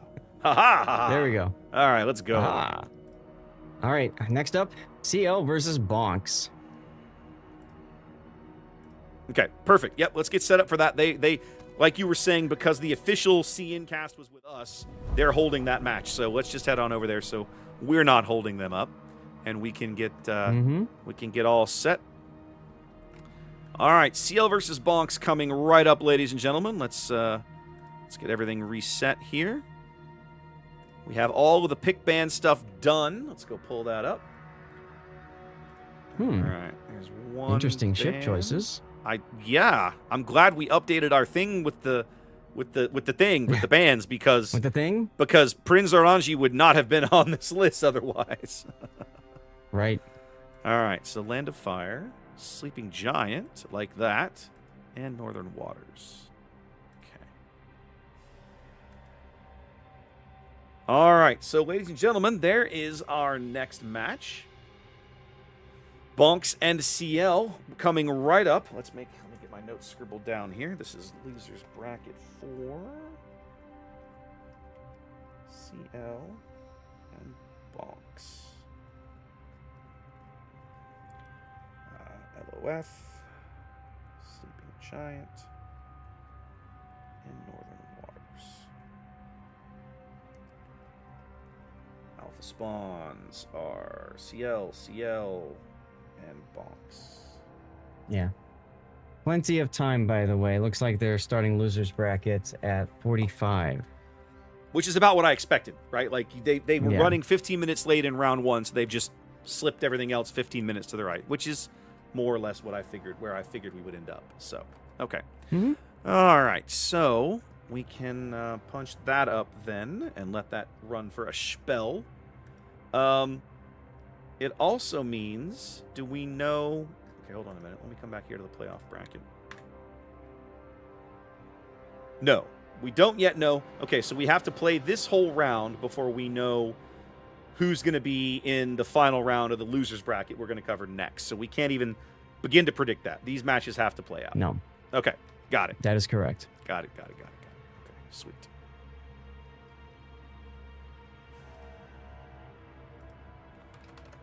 Okay, brilliant. So after this match for people, we've got Ayaya versus Rain as well on the other side. After this match finishes, we will bring you one more today. That's going to be losers bracket round 5. And then tomorrow, we start with Resin versus whoever wins the next match. And then TWA versus whoever wins the final losers bracket game. And if the losers bracket winner defeats TWA in a best of 5, then we go to a second grand final round, which is a best of 3. So there you go. Yep, so the winner's bracket is officially done now. We're just waiting to finish playing out these losers bracket games. So essentially, TWA, at this point of the tournament, the only undefeated team in the bracket. Everybody else has at least one loss. So now we have to finish playing out to see who comes out of the losers bracket with only one loss. They'll go back to fight TWA one more time. And if TWA can win that, we're done. And if they lose that, we have one more follow-on match. Right. Excellent. All right, let me come over back to here. So TWA gets to go to the bars and start picking up the women now. Yeah, it's time to go drinking for those boys. That's right. As Putin would say, they've maximized their COTS PR. Absolutely. They're done, baby. They're done.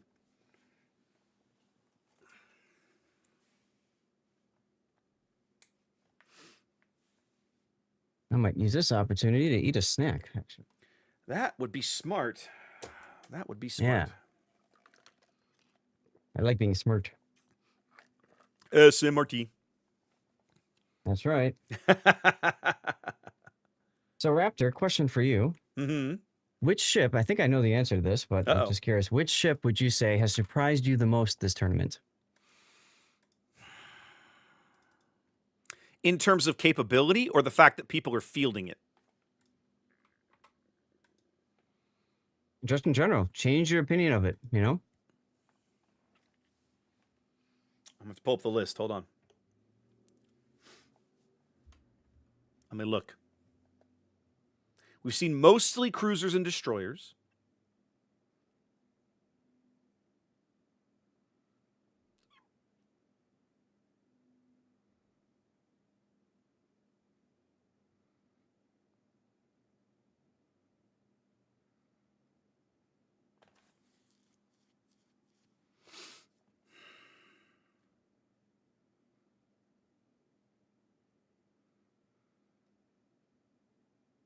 I don't know.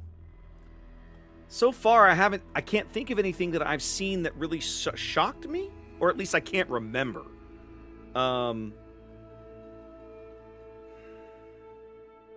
We've seen a lot more players fielding Prince van Orange than I have ever expected we would. That's been surprising. I don't know enough about that ship to know what the appeal is. In fact, I'm on the press account, right? Yeah. I'm going to go look at this thing. I want to figure out what the deal is. There's obviously something about this ship that I have never played it. So I don't understand the significance. Give me a minute here. Give me a minute. Okay, so Howden Liu is 283 main battery with the goofy airstrikes. Two strikes, 12 planes each. 13-kilometer range, yada, yada, yada. Okay. Orange is... Okay. Okay, so Orange is a 234 main battery, so she goes back to getting the main battery... No, I was going to say the main battery that Johan de Witt gets, but that's not even Johan de Witt's main battery. Johan is 240s. Goliath. They're Goliath guns. Okay, so these are Goliath guns. All right, on a 14-second reload. She still gets... Okay, she gets 2 bomb strikes, 15-kilometer range, and more bombs with more pen that hit harder. So her airstrikes are better. However, it's harder to hit those airstrikes because it takes longer for those airstrikes to deploy. They seem slower. Like, watching them deploy in-game, they seem slower. So for me, it's not so much that the ship has surprised me. It's what surprised me the number of people fielding it. And the box that they drop it is smaller too. So what the ship really is it focuses more on the cruiser heritage. It focuses more on the guns. Okay. And less so on the airstrikes. So she's a very popular pick because, as you noted, fast reload on the AP, and it still slaps on broadsides. And the HE is no slouch either. So it kind of makes up for Howden Liu, where you miss out, like, Howden Liu is kind of like the guns are okay, but like you really need a broadside target with your AP to really do something. You're saying fast reload, but she reloads slower than Howden Liu.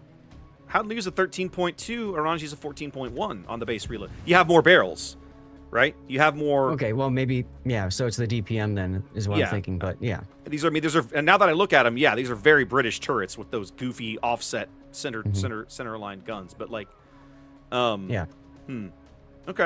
Sohn loves the PVO. He plays it all the time. I actually covered one of his replays. He loved it so much he sent me the replays. Like, Zath, go watch this. All right, I'll have to try this. I'll have to try this boat sometime. I'm not sure I own. Is it Steel or Research Bureau or something?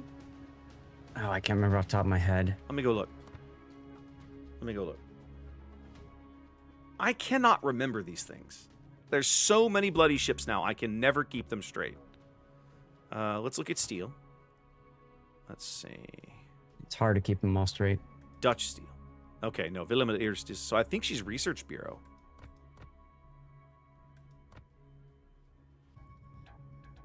Could be. No, that's Van Speek. So she must have just been regular old, like, purchase, I guess. Huh. All right, maybe I have one after all. I'll have to go look sometime. She was in the golden containers. Remember the Santa containers? Like a container only Right? drop. And then you had the chance to Huh. get from the Santa container the golden container or whatever they called it. And then that's how you got the Hoffman, the PVO, or can't remember the third. And then they have the golden versions too. Okay. That's how they were released. Okay. I don't remember these things, but that's not shocking because there's so many bladed ships I couldn't possibly keep them all straight in my brain anymore. Well, Okay. and Interesting. Wargaming's events, there's so many more of them now than there were in the past. So it's hard to keep track of all that too. For sure. All right, guys. Well, listen, this game is supposed to start in about 2 or 3 minutes, so we should be underway shortly. Make sure you get settled, get you a cup of coffee. Thanks for being with us. It's still fairly early. I mean, if you're a West Coaster, you're probably just now starting to kind of rouse yourself on a Saturday, and we've been here for 2.5 hours already. Yeah. What's the deal, guys? Yeah, where you been? We started 3 hours ago. Welcome to the party. Yeah, you're missing it. Yeah. Bonks here, ready to go. CL almost done. Bouncing around. We are sharing this game with the official CN cast, so we may have to take some weird breaks or pauses. We'll just see how that shapes up. Right. No big deal. No, it's not that big a deal. Just as we explained last week, we tend to avoid, where possible, the official streams because they work on their own schedule and they have the authority to hold a game drop if they're not ready. Whereas as a caster, a normal Joe Blow caster, our main role is to be there to showcase the game, but we always tell the teams, man, don't wait on us. You guys have got a tournament to play. You know, we're just the cameramen. We're here to spectate. You know, you guys are the main event. Don't run the tournament first. The ride. Run the tournament first, and we're just along for the ride. Exactly correct. But when the official streams show up, that is not the case. No.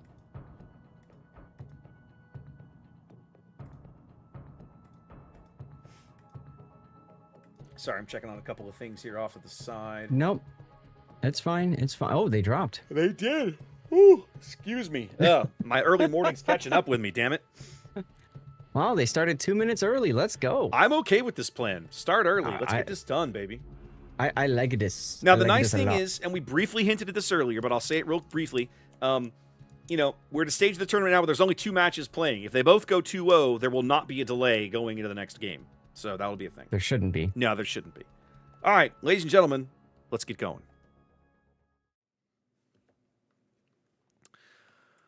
All right, ladies and gentlemen, boys and girls, gamers of all ages, welcome to Land of Fire. It's game 1 of this best of 3 series. This is CL and Bonks. We are in the losers bracket here of Warship Masters 2025. Both these teams have a single match loss that have led to this moment. Let's take a look over their lineups. Luna here in CL's Daring in green, top of the map, running some Dazzle and very much a gun build. Fat CY, we'll just call him Fat. Fat here in a Gdansk.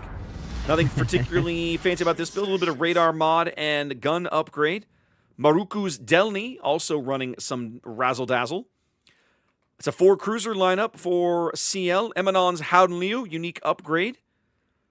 Xbox's Napoli outmaneuver and you're outnumbered in all of the secondary skills as you would expect from a Napoli. Lemon in a Plymouth, one of my favorite ships, but the first one of those we've seen in the event. Also outnumbered. And backed up all the way here in Laumo's Hindenburg, outmaneuvered and top grade gunner, just to cover all the bases. Talk to me about Bonks, Seth. All right, to the south, Bonks has a very different lineup, focusing mostly on cruisers. We got Bowser in a Battleship Hindenburg with unique upgrade. That's going to be fun to watch. Eddie in an Henri with Honore as captain. 1-for-1 Gaming in a Des Moines unique upgrade with one of the Doe captains. In front of him is Battleship Nagato's Ragnar with Jersey Mike as captain, the buff to Adrenaline Rush. Dyer in unique upgrade Grozovoy, making it the more of a gun boat than a torpedo boat. D. Squarius deciding he wants to be like John the Ruthless and running a Colbert. I love with it. Honore. I love it. I do too. And then finally, there's Kermit Seppuku with a Napoli in your typical Napoli secondary build. Already, we can see kind of how teams are deploying. We've got a 5-2 split for both teams. each team making it clear that their focus is the C cap, and that the A-B side is going to be a bit of an afterthought. Right. Reminders, CL is China's number 5 seeded team, and Bonks is NA's number 4 seeded team. On the face of it, Zath, I think I like Bonks' lineup here at C better, but it's going to remain to be seen how well they flex it to achieve the results they want. Yes. They have... Oh, I started to say they have no destroyer smoke. That's a lie. They do. Dyer's Grozavoy obviously has smoke. Lots of utility in that Grozavoy hull. Well, Napoli's got smoke too. It's true. I was thinking about, could they smoke up the Colbert, that kind of thing, right? Right, exactly. I guess the other question is, which of these ships have RPF? Dyer has it. Nagato has it. Colbert does not. Napoli does not. 1-for-1 does not. So only the 2 destroyers, only the 2 Bonks destroyers having RPF. Maruku's Delny does not. Gdansk does. Okay, so I think it's just the Gdansk. We are seeing an early Gdansk radar here, trying to pick up Battleship Nagato. They're going to catch a brief glimpse of him right as the radar expires. In time to get any shells? No. No shells going out. Some shells coming in on D-Square's Green's Colbert. Yep. He takes a little bit of chip damage there. So now, they caught it. Plymouth is one of those ships I just don't enjoy. Why do you like it? Plymouth to me is essentially a tier 10 Edinburgh, right? With some other fun things. She can carry smoke and radar at the same time, which you generally cannot do in most British light cruisers. Plymouth gets both. It comes at the expense of she doesn't have the crazy reload speed that Minotaur does. And a couple other little drawbacks. Her hull, of course, being a British light cruiser, she is not very sturdy, to put it lightly. Right. Speaking of radar, there's the Plymouth radar coming in for Nagato's Ragnar, taking some big early damage here. She's so the other thing about Plymouth is she struggles with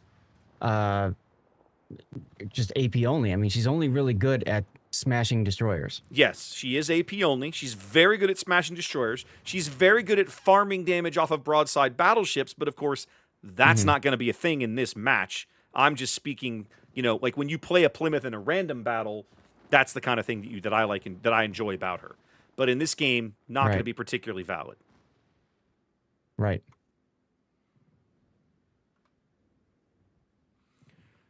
Nagato's Ragnar taking some early punishment, but they're trying to dish it out to Lemon now under the gaze of 1-for-1's long-duration Des Moines radar in there.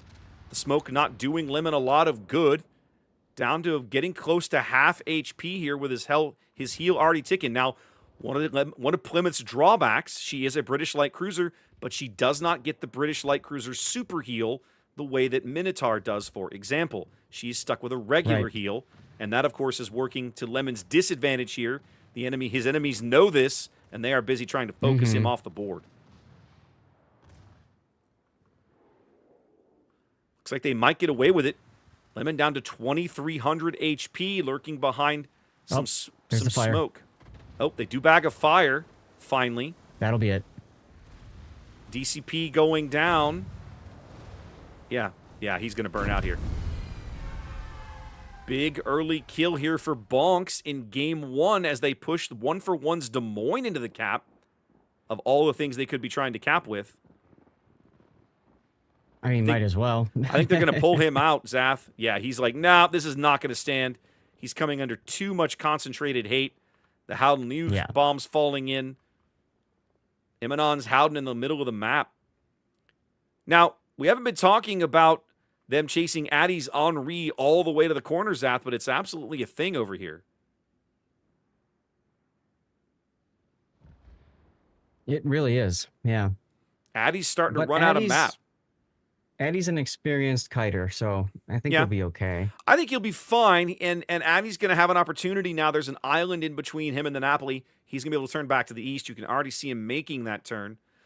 Hindenburg's Hydro, Bowser's just able to camp this B cap and prevent the Daring from basically being a threat. I love these torpedoes, though. I love it too. This little single. Oh, by the way, did you know I was over here? I'm going to remind you. That's right. Well, having taken decisive control of the ship count around the sea cap, let's see if Bonks is able to finally get the sea cap itself. Fatsy's Gdansk lurking nearby with his radar at the ready. Going to try and keep them off of it as long as possible. His torpedoes already going out to try to discourage Battleship Nagato's Ragnar. There's the DM radar. They want to know where this Gdansk is before they make this attempt. Dyer reversing into the cap now. Let's see if this is going to draw out the Gdansk radar. It could, but who's ready to shoot? That's the trick. I guess the Delny and Hindenburg. It does draw out the radar. There's the Gdansk counter radar. Let's see who decides to chip in. Right now, Gdansk has no shells of his own. The Delny shells, yep, they're going to try and get a reset here off a Dyer, but the Hindenburg's shooting at the DM. Yeah, that seems kind of odd. I would think that you'd want to all focus on one target. Yep, Howden U-bomb's actually trying to fall on Dyer, but he's going to dodge those easily. I think Lamo thought the shells might hit the island because it's right between him and Dyer. All right, so finally, 8 minutes into this game, the sea cap is finally controlled by one team or the other. Bonks now grabbing that will start to build a lead. They do have a small lead, about 80 or 90 points here on the back of that early kill, and a very slight health advantage. I still feel like it's only a matter of time before Addy bites it, Zath. Maybe. Well, you're 40 seconds from a heal, you're burning at the stern, you're 25 seconds from your next DCP. Napoli HE falling in, 2,800. I mean, the next Napoli salvo should end this. Yeah, it'd be nice if we could see the timings for, like, fires and stuff. Yeah, but I mean, the next this Napoli salvo should end Addy's game, and it does. So, Bonk's now down on ships. Bonk's now down a cap, but now Bowser's Hindenburg obviously backed up and put some punishment into Imanon's Howden Mew before he was able to escape back around the island. Imanon down very low as well. Well, actually, that was Squarius. He was farming him with the Colbert. Well, I saw Squarius was chunking him for HE, but Bowser backed all the way up. I have to believe there was some AP salvos in there as well. Yeah, I'm sure. Bonk's in the lead with the caps and the points. And rotating ships. Dyer's Grozovoy coming through mid. Ragnar. That's good. The Ragnar going to play defense here. All the radar going up here. Going to try and get some resets. CL determined not to give up on C.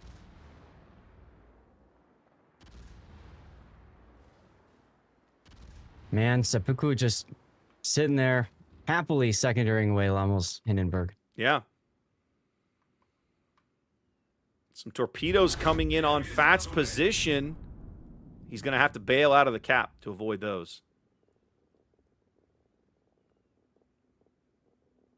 I like this play, though, with 1-for-1 Gaming and the Grozovoy. They're just going to go right to A. Well, I think they also realize they can also pick up the kill on the Howden U if they have to. So they've been ticking up points on C, and I think now they're basically just going to let them have C. Let's see what happens. Bowser not currently in the cap. Luna's found himself a nice little gap here that he could start converting B, and so just like that, Bonks' points gains all cease. Yep. CL standing on all of the caps at the moment. Bonks can't let that play out for very long. Now that does encourage Bowser to obviously move forward, get on the cap, try to find Luna's daring. Got his Hydro on. Yep, turned his Hydro on, moving back into the cap. He's going to get there just in time to prevent the full cap from ticking over. And he's going to pick up Luna here in just a moment. Right there. Just in time to push Luna off the cap.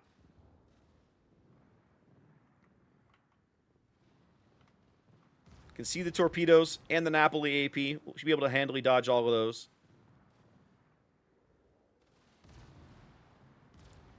Looking like Bowser's just going to push up to the other island, I think.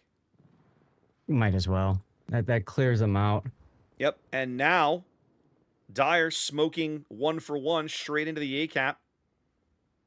I really like this. I love this play. Tie game, by the way. Both teams literally within seconds of each other in terms of score. 8 minutes to play. Bowser coughing up a bunch of HP to make this move, but I think it's a really good play. I like Luna putting that smoke up right there, so that keeps Xbox undetected while his secondaries just go to town on Bowser. Well, and Luna now sliding back into that Hydro range. He can't quite see the Hindenburg anymore.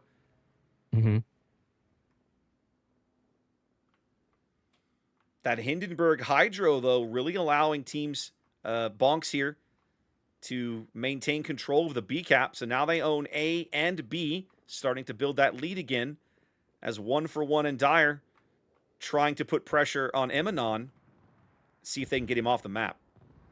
Yeah, Dire opening up. Well, that Grozovoy, Big hit from Xbox. He's a gun build Grozovoy. That's actually, actually smart. That Grozovoy AP's no joke on Cruiser Broadside.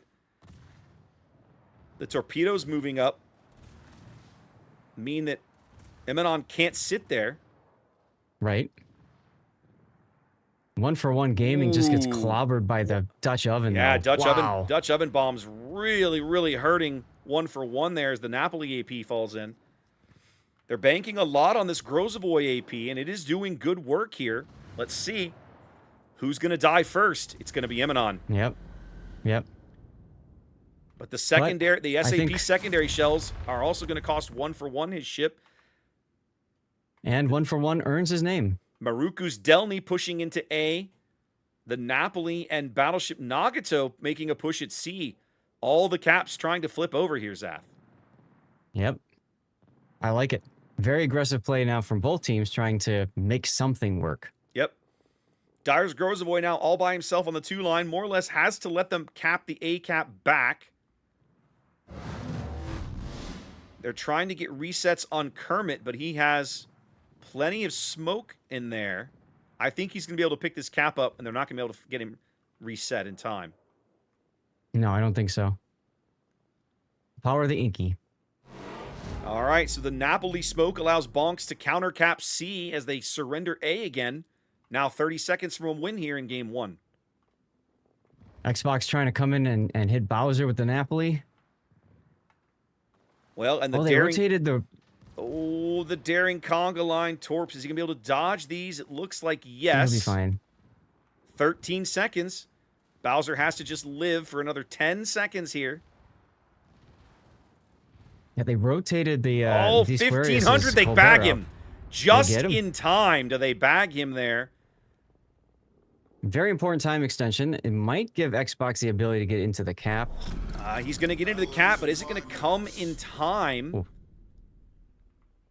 25 seconds. He's going to get there with probably about 20 seconds left on the timer. Okay. 47 seconds. Both teams ticking up points. 30. Yeah, D-Squares is in trouble, though.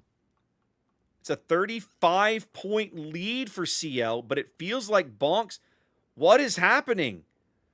Zach. Yeah, they sent D-Squares up to kill the Destroyer, and he's getting himself killed. Oh, no, right Zach. there. The game's over now. Bonks took a certain win, I feel like, and just threw it away. Yep. They need a kill, and they're not going to get it. Nope. They tried too hard to assert their dominance at sea by pulling D-Squarius up, and that's what I was commenting on with them moving him. I didn't catch it until that Hindenburg goes down to Bowser, but I think that was crucial. I don't like how they rotated the Colbert up like that. I think they should have left the Colbert back at B, personally. Yeah, right. Help kill the Napoli, or the daring. Or at least keep the daring honest, right? Yeah. Yeah. That feels like an unforced error to me, but either way, well played by CL for taking advantage and hanging on and winning the game. Absolutely. A game that I was convinced that they had lost, right? With 60 seconds to play. I was like, nah. In my brain, I'm going, no, Bonks has got this. It didn't look good for him, but I'll tell you, this happens so much in clan battles too. You're like, okay, all we gotta do is survive, and then one person dies. Yep. And then when that one person dies, the next one is able, it dies right after. And then before you know it, you've lost the game. That's what happened here. Rain defeats Ayaya in game 1. Okay. Raptor. Okay. Interesting. All right. Well, we'll see how this plays out. I'll be really curious to see how that Rain series goes. Because Ayaya is not a joke. Like, that is a really good team. I hope they go all 3 games. I do too.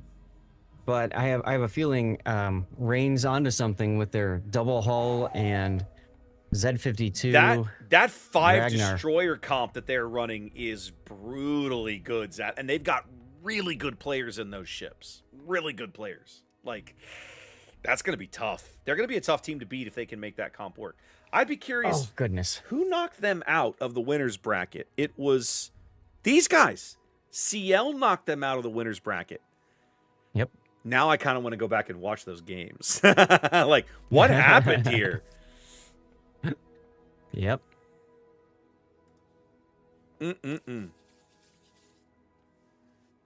All right, so CL wins a hard-fought game 1 as we head to Sleeping Giant for game 2. Ooh, Sleeping Giant. Like this one. Mm-hmm.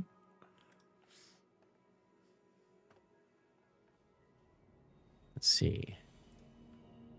I want to see what happened in that game. Which one? So I'm gonna pull up the one we just Rain versus Ayaya. I want to see what happened in that one. Okay. I'm gonna pull up that render and check it out. There we go. I want to see if they went with the comp. No, they didn't. Rain went with Kleber's. I wonder if their idea was banned. You know, the hull. Let's see. I don't know. We'd have to look. We can look. Banning hull would definitely be spicy. No, they banned Ragnar. No. They banned Ragnar and Regulo. And Rain. Well, I'd say Rain sticking with the Regulo ban. I think that's a really, really smart play on their part. Mm-hmm. Interesting. Yeah. I still feel like that's like one of the first times that we've seen a team ban a ship not because of its capabilities, but because of its point value.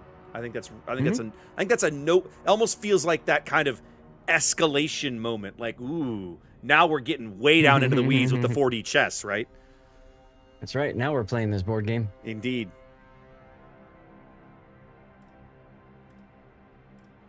Yeah, Rain sweeping up the 1-2-3 line hard. They brought a Republique as well. Mm-hmm. Interesting. You know, we've talked about this in King of the Seas, Zath, but it bears mentioning again here.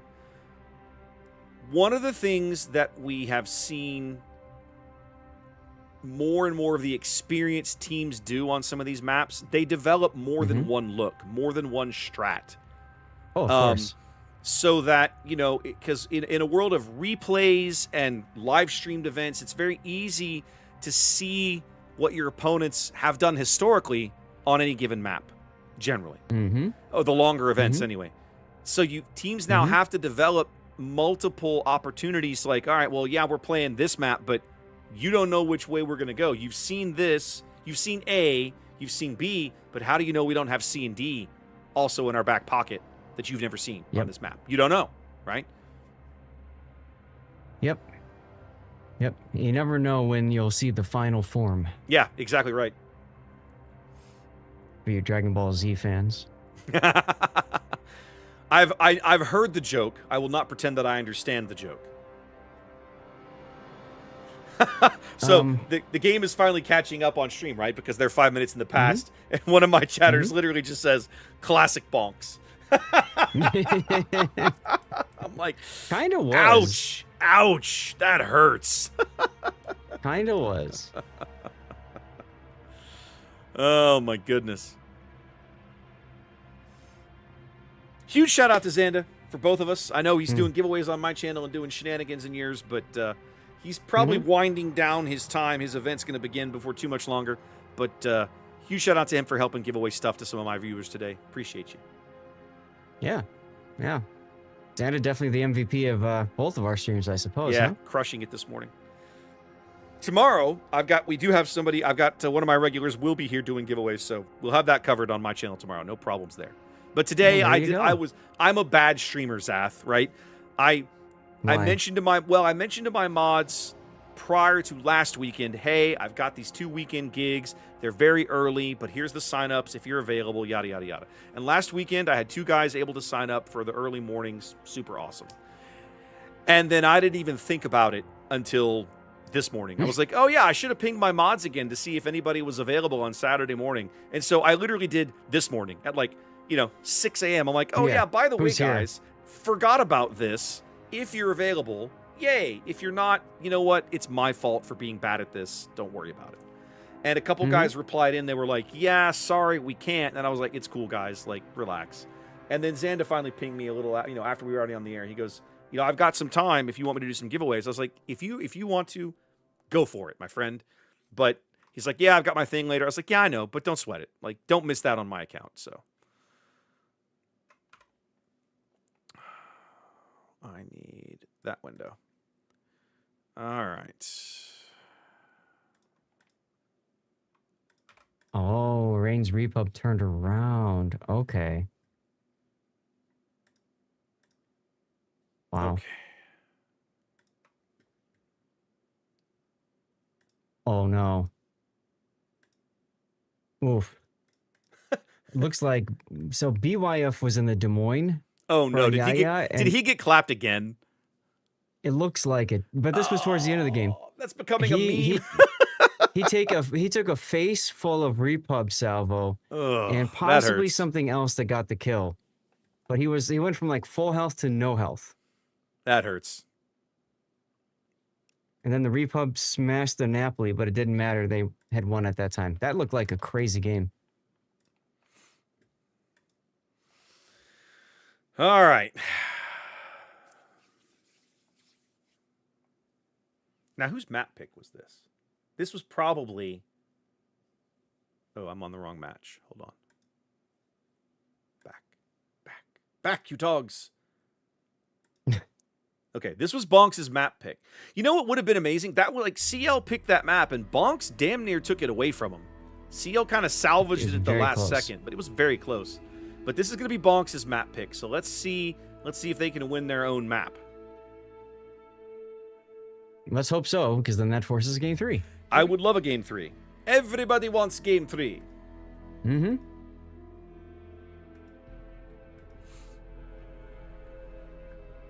I wonder what's going on with the other game. I'm sure they're in between games right now. Let's scroll down and see. So when we got out, Rain had already won over Ayaya.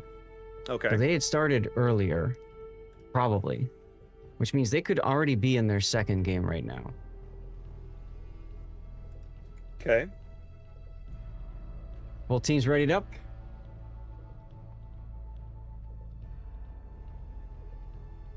My watch is yelling at me for sitting still.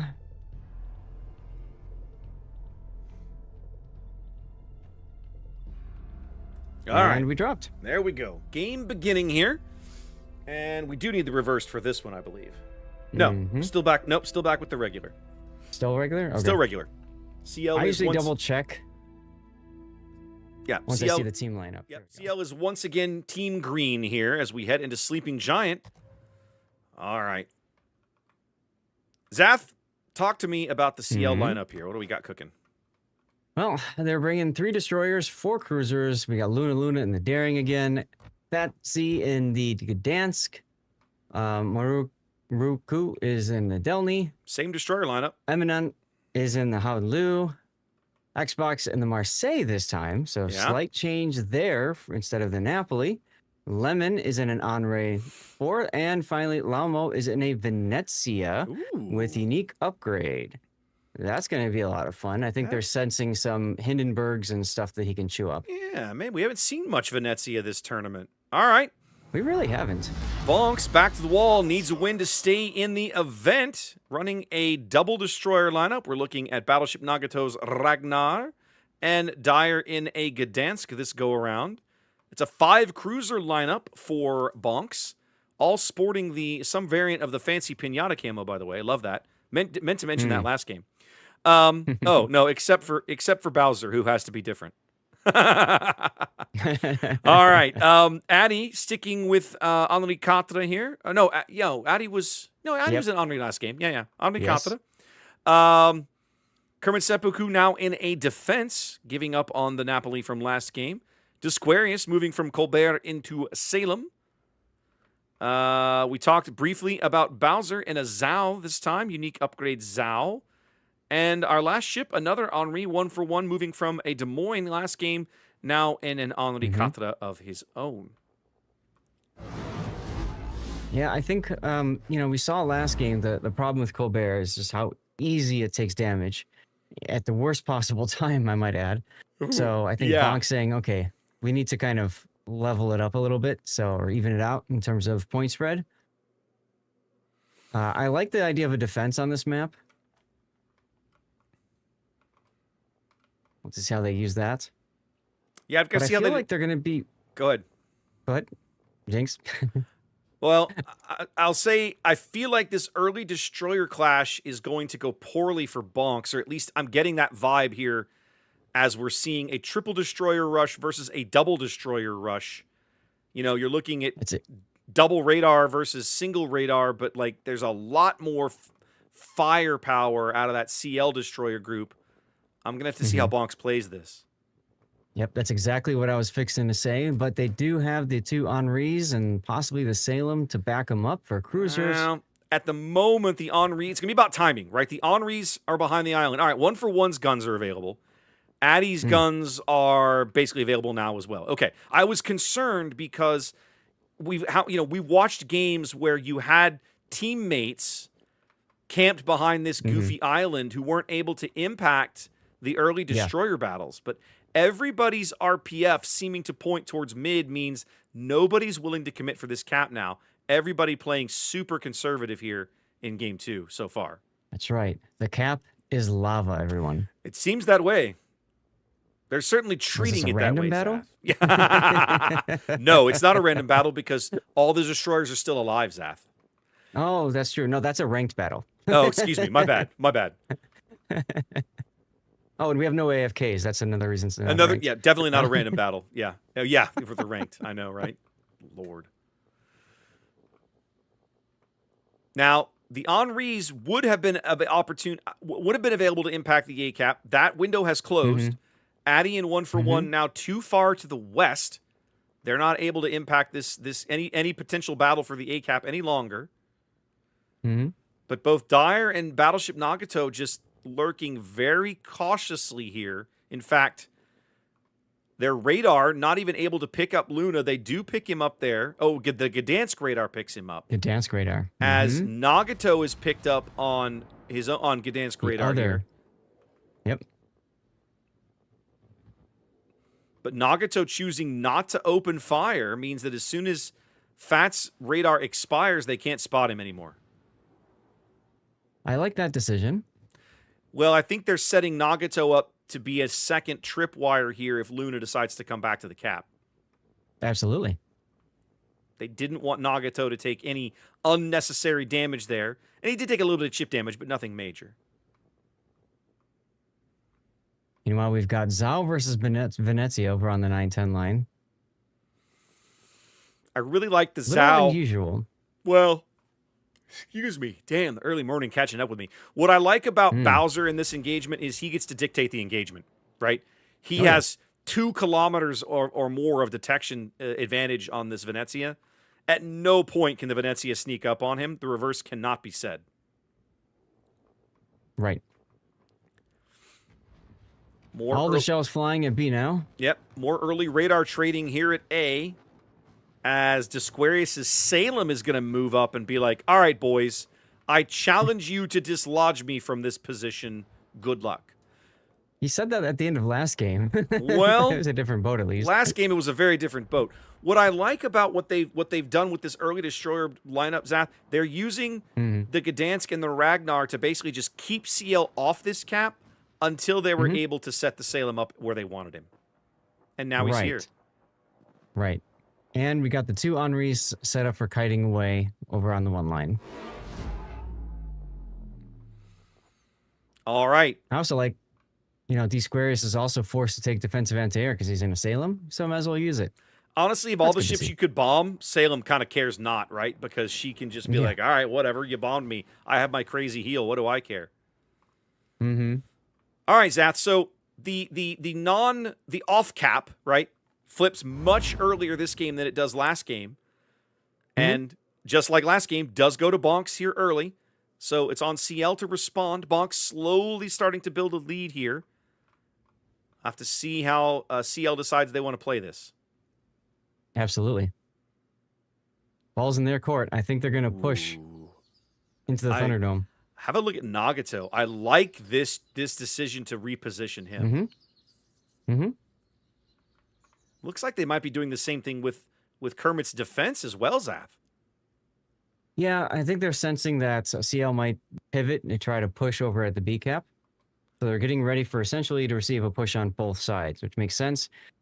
In competitive, you would much rather receive a push than have to push. Yep. Because then you dictate the damage and you dictate when you can kite away and just go dark. Well, and the bombs dropping on Addie's Henri here tell them that the Howden Liu is definitely over there, even though they can't see Emanon. They have to know he's close. Oh. Some big Dutch bombs there falling onto Henri's deck. Addie under some early threat here. Now the Howden Liu opening up. They can clearly see him moving into Thunderdome, so they know that's going to be a thing. Yep. With the Henri's pushed so far back, the AP isn't as much of a concern anymore. Addie is taking a full fire, though. Yep. 80-point lead and continuing to slowly grow here for Bonks. Have to see what CL decides to do for pressure. They did take big chunks out of Maruku's Delny over there, and they have pulled Luna's Daring back to play defense closer to the B cap. Ragnar. I almost feel like they're just going to push up there. I mean, like maybe. They're just going to push up the 7 line. Ragnar and defense. That's Kermit and Nagato aggressively moving up the 7 line here. Spotted torpedoes coming in on Luna. Those are Gdansk torpedoes. We did have an info radar there from Dyer. So they saw where Luna was sitting, and they caught a glimpse of Fats Gdansk as well. Now the A-cap contested. Emeron standing in there on his Hydro. Going to try and drop some bombs on Disquarius, who probably doesn't really care. No, they will add up over time, though, of course. All right, so there's the counter radar from the Gdansk. Going to clearly pick up this push from Nagato and Seppuku. Put some damage downrange on Dyer's Gdansk as well. Tried for a big SAP salvo on Nagato's Ragnar, but got nothing. Luna just gets chunked right there. Oh, Fatsy, though. Yeah.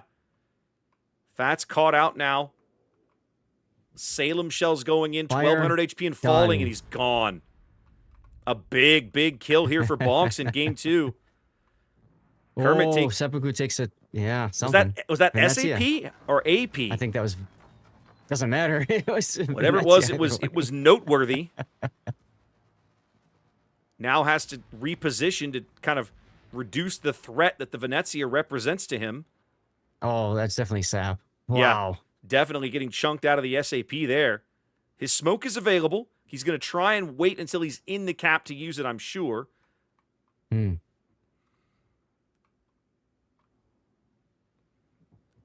minutes and ticking here, as now Bonk successfully pushing into the B cap. Defense's Hydro is up as he lays his smoke down. Ragnar spotted briefly there. SAP salvo coming in. Solid hit. Yeah, decent hit there. Not catastrophic, but certainly noteworthy. They're trying to give the Venezia something else to think about. Bowser off his starboard flank, chunking the AP down. The HE downrange. Meanwhile, the Henris for Bonks aren't really trading too well. Both are at 20k and falling. Well, they're trying to just keep kiting away. Kermit getting chunked there as well, forced out of his smoke, not able to pick up this cap, stopping the points, but more SAP falling in, taking another 10K. He does make it to a heal. Defense does get that crazy British fancy heal, so Kermit's going to be able to recover quite a bit of this HP, but they're going to have to pull him out of there. Which is fine. They got the Gdansk coming up. They got Nagata getting the B cap. Well, Bowser's working his way along with the Zhao, so Seppuku doesn't have to sit there. I think that Dyer's goal is to catch out and murder the Daring, and I think he's going to... Yep, there's the radar. He's going to be in a good spot to do that here. Let's see if he can seal the deal. Watch the Venezia salvo. He was ready for this. Not as big as they needed. They got some damage, but not as much as they needed. They do finally flip B. Here comes the bombs, though. Oh, they grabbed the Daring, and just like that, they get the Daring. We're under 20 seconds here from a bonks win in game 2. Yep, Seppuku slapped Lamo's Venezia as well for his insolence earlier. The CL push down the 1-2 line has just taken too long to materialize, and they've never been able to grab, never been able to seal the deal on one of the Henris. They're going to bag Lomo's Venezia. Oh, bonks. Very close salvo. Very close salvo on that Ragnar. Dyer down. Yep, no, Dyer down to 670 health, but he manages to hold on. Bonks doesn't lose a single ship here in game 2. Official wargaming blowout. And Zath, we get our wish. We're going to game 3. We're going to game 3. Let's come back out and see if there's any more spectators in here. Nope. So I guess they went to game 3 as well. Let's have a peek. We should be able to see that over on... They did. Wins game 2, so they are absolutely going to game 3 as well. That's good. That's good. It is good. Chat, just a warning, that also means that we might be held for the official casts. Just be ready. No, not for this. So? No, they're not going to hold game 3 here when game 3 is going on the other channel. There's no way. That would be stupidity. If I was a team captain, I would raise hell if they did that, and I'd be right. Because now you're delaying the entire event. That's stupid. True. They've already got a game 3 to cast. Go cast your own game 3. Let us play ours. There's no need to try and hold the whole thing. That's crazy. Well, what I'm getting at is, in 10 minutes, if their game 3 ends, they might try to catch this game 3. No, their game 3 won't be over in 10 minutes. Their game 3 is going to be on roughly the same... They're probably playing game 3 right now. Like, if I go to that room... Right. Let's go look. Go ahead. Go take a look. I'll be right back. But my money says they're either playing that game 3 right now, or they're going to have dropped it shortly. Let's see. No, they're in between games right now. Okay, they haven't dropped yet. No, they haven't dropped yet. So okay. there's just so then no way. We don't have to worry about it then. Yeah, there's no way. I thought if they were already in game, they would try to find this one. There comes a point at which you can be too greedy trying to get stuff on stream like that, and that's where they're at, right? Like that would be. If I was a friggin' org, I would raise hell about that. There's no way. That's crazy. It's like these matches started at roughly the same time. They're both going to game 3. You don't hold one game 3, so that the other one can finish. That's insane. That's insane. You're holding up the entire event for that. That's nuts. Stranger things have happened. I mean, I've seen crazy things happen. That's just rude. That's disrespectful. Well, it is. It's disrespectful to the point of you're literally disrespecting the time of everybody that's participating in this event. These Asia teams, it's the middle of the fucking night for these guys, right? Right. Like it's midnight in Perth and Singapore, the next best thing to. So like, come on. You can't do that to these guys. I mean, yeah. I'm just saying, you shouldn't. At some point, you have to be respectful of the people who are playing in your event. Or streaming your event. They don't care about us, Seth. Or they watching. Could not possibly care less about us. We are the algae on the ass crack of the afterthought of WoW streaming. Trust me. That is not a thing. I really appreciate the mental image of that You're at welcome. 10:30 a.m. You're welcome. I haven't slept much. I designed that one just for you. You're welcome. I appreciate the thought.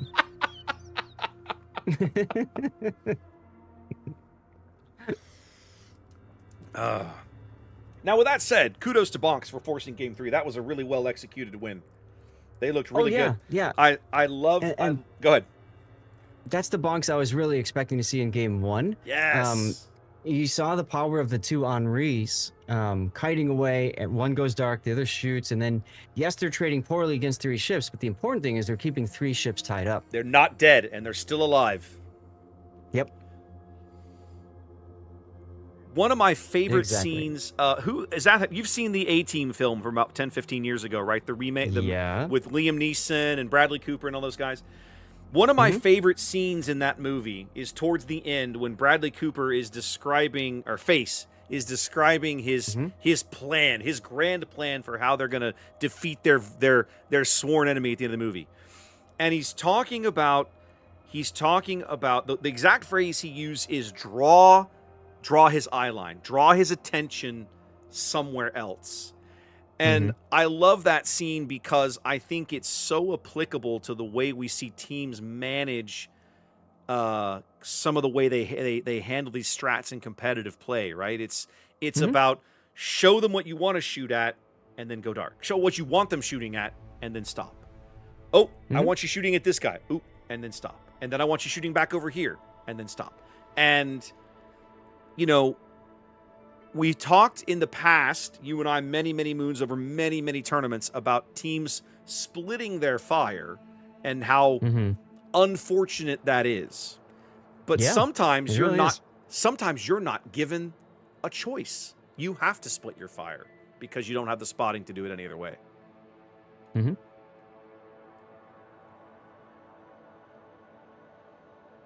By not pairing a destroyer in front of that push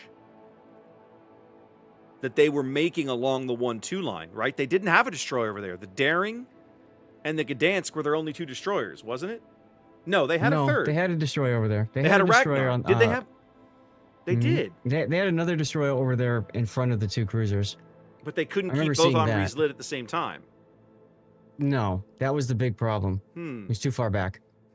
Okay. Interesting. Well, and that's the beauty of Henri. She's fast. You know, unless you put a fast destroyer over there, sometimes they can outrun whatever destroyer you're trying to chase them with. Interesting. Right. Okay. Yeah. Either way, I mean, you know, Bonks did a more traditional game last game, and it worked for them. And you could tell that's more their game. That's what they're used to playing. It. Well, and I also liked the very quick, like once they worked Disquarius' Salem in a position to hold, at a minimum, keep the A cap frozen so that nobody got points out of it. They were like, okay, it's time to pull these guys off, and we're gonna go threaten this other cap in their backfield because let's go. Yeah, I really like that play, and I love seeing more mobility in tournaments. Yes. Whenever COTS happens, we don't know when it's coming, guys, but whenever it happens, we're going to find like death snails everywhere. And we're going to see like this really static play of a Gearing or a Harugumo smokes up a Des Moines or a Minotaur or Brisbane, and they just go and chuck torpedoes at each other until somebody catches a torpedo and the death snail is broken, and then the side collapses. Yawn, yawn, yawn. That started off as a fake yawn and ended as a real yawn, by the way. Yeah. Thanks. It's early. It's still, my body's like, what are you doing? Raptor's like, I'm gonna fake it, and your body's like, no, you're not. No, yeah, exactly right. I was like, I'm gonna fake yawn here, and my brain was like, dude, you're actually tired. Let's turn this into a real thing.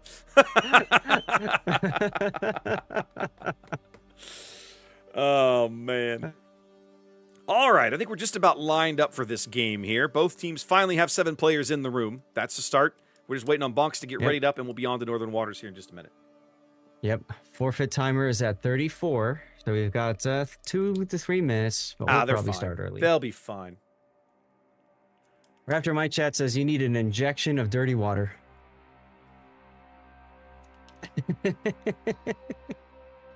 Chat is just now getting to my wonderful analogy about the algae and the ass crack. So there you go. They're loving that. Yeah. Mine is too. Thank you again for that. I'm going to run a quick ad over there, and then by the time it finishes, we'll be ready over here. All right, we do need the flipped overlay for this one. Mm-hmm.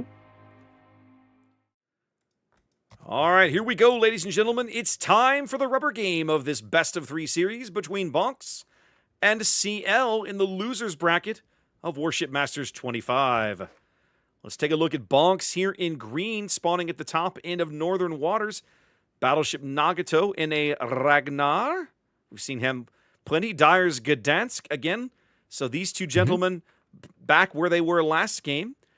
Addy in an Henri Quatre. Desquarius now showing his flexibility.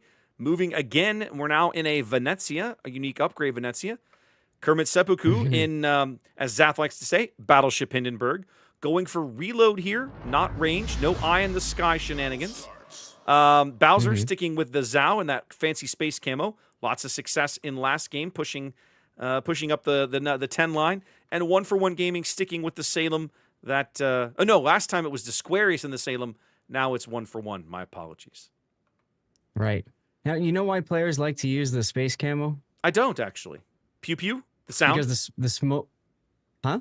Oh, because it's hard to tell if they're on fire or not. Yes, and the smoke handles a little bit differently, too. It's a little bit harder to tell how fast the ship is moving. I didn't know that. Okay, interesting. Yeah. All right. Talk to me about CL, Zath. All right, CL is opting for a little bit more flexibility this time, I think, than the last game. They've got their Delny. That's Luna working its way to A with Fatsy and behind him in the Ragnar. Maruku and a Hoffman again. We haven't really seen a lot of good out of Hoffman yet this tournament, Raptor. We got another Battleship Hindenburg. This is Xbox in that with, I believe that's Lutjens as the commander. Lamo has either disconnected or chosen to play goalie. I'm going to guess that he's playing goalie here. Yeah, he's just going to sit and he's going to move to wherever he's needed. They're figuring that out. Is in a, Manon is in a Monmouth. Raptor. We haven't seen a Monmouth yet this tournament. No. This is a first. Yep, and that Dunkirk is their captain. And then we finally have Lemon in a Brennus.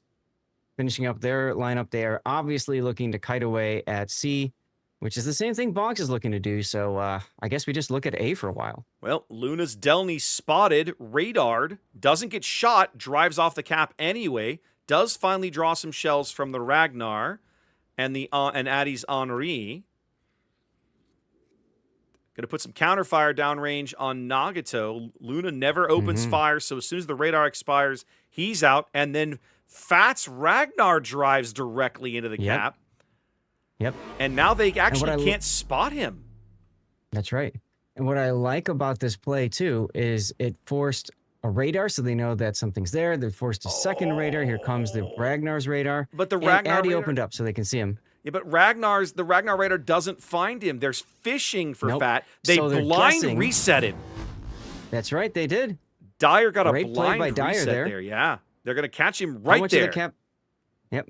How much of the cap do you control? Okay, I'm going to shoot here then. Yep. And they found him. Brilliant. Nice play by Bonks there. They're going to get a little bit more chip damage on Fat and force him off. Big Venezia's Falvo falling in, but no dice. They've certainly brought the Venezia to the correct side of the map. All three CL... Dyer.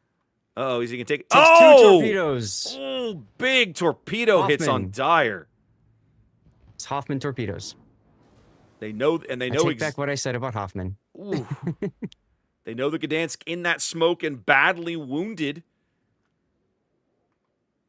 They're going to fish for him for a little while. Dyer has to bail out of there. Addy taking some big damage here early as well. Well, the problem with Henri is it's great at hiding and swapping, but when it's the only one, that's kind of tough. Well, all the action happening at A, B, and C are going to be very, very quiet for a while. Desquarius and 1-for-1 now trying to make the dash down to the island. that'll allow them what they hope to cap and hold this thing, trading shells with Fats Ragnar. They can't see these torpedoes coming in. They don't have hydro. Nope, they're about to see him. Oh, my goodness. Oh. 1 for 1 takes another torpedo there as his heel is expiring. 1 for 1 slowed down so they could share the Venezia smoke going in together. Oh, how nice of them. Now find themselves falling under Hoffman hydro. So now they know exactly where the Hoffman is. So their cunning plan thwarted at the outset here as the Petro AP falling in. Bonks they seem to just it's like, well, we're here. We're trying for it. Let's just roll with it. Big Petro AP salvo on the Venezia. They've definitely committed, but it's the Petro getting hammered as well. Like, he's not getting off scot-free here. No, he's not. They've pushed him back. It's going to allow them to move up and grab this position. There's the Petro radar coming in now. Salem radar is available. They can clearly see this Hoffman. Yeah. He's not going for it. I thought he would have gone for it. He's reversing like he's trying to get torpedoes in, but 1 for 1's going to be able to reverse. I'm not sure why he's making this play precisely. Feels like he's giving up HP for free right there. Maruku is deciding that discretion is the better part of valor. Not going to sit there for long. Nagato looks like he's finally going to bag this A-cap. Hell of a mess, Saf. Yes. Very much so. Himenon's Monmouth clearly spotted moving out in mid. We'll have to see if Bonks decides that's a problem or not. Right now they're fishing for Launo's Petro. Kermit getting good HE downrange on him. Does get the fire.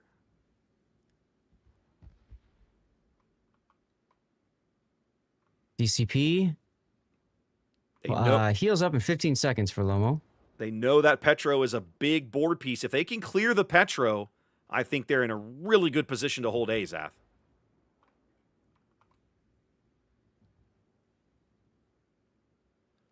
Disquarius in 1 for 1 trying to find a place over here that's comfortable for both of them. Not having a lot of success right now. A whole lot of touching hulls. Sticky fire on Lamo's Petro, but he is healing. Yep, they did finally get another fire on the Petro. But because he's unique upgrade, he gets 1 less of each consumable, and that's going to be a problem soon.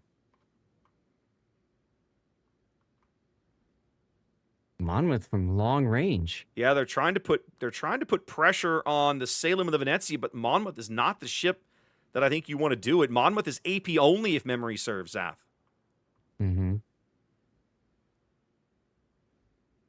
Disquarius is torping the darkness.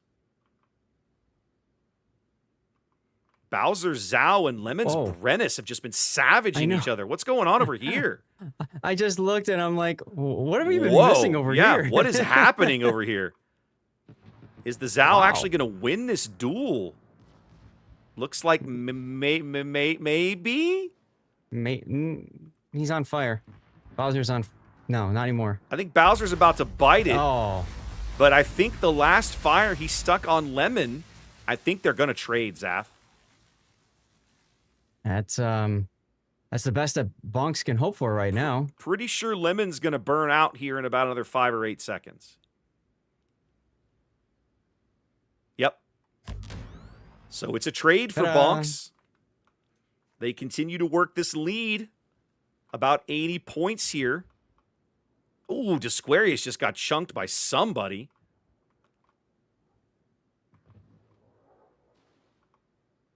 Don't take a torpedo 1 for 1. Ooh, that was close. Oh, he's putting AP downrange on the Hindenburg from that position. Yeah, yeah. I like that play. You're playing a very dangerous game, Captain.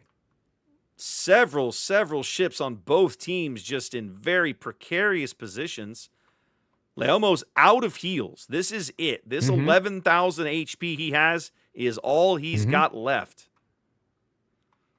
I feel like they need to find a way to get Xbox's guns in the game.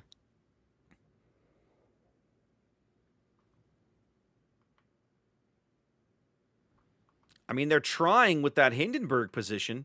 In fact, you know what they're doing with Xbox, Sath? They're going to drive him up there, and he's going to try and do what Hindenburg can occasionally do better than almost anybody. Torpedo charge. That's what I'm smelling. Yeah. I'm smelling a torpedo Poke him charge. in the face. Yeah. And he could do it too.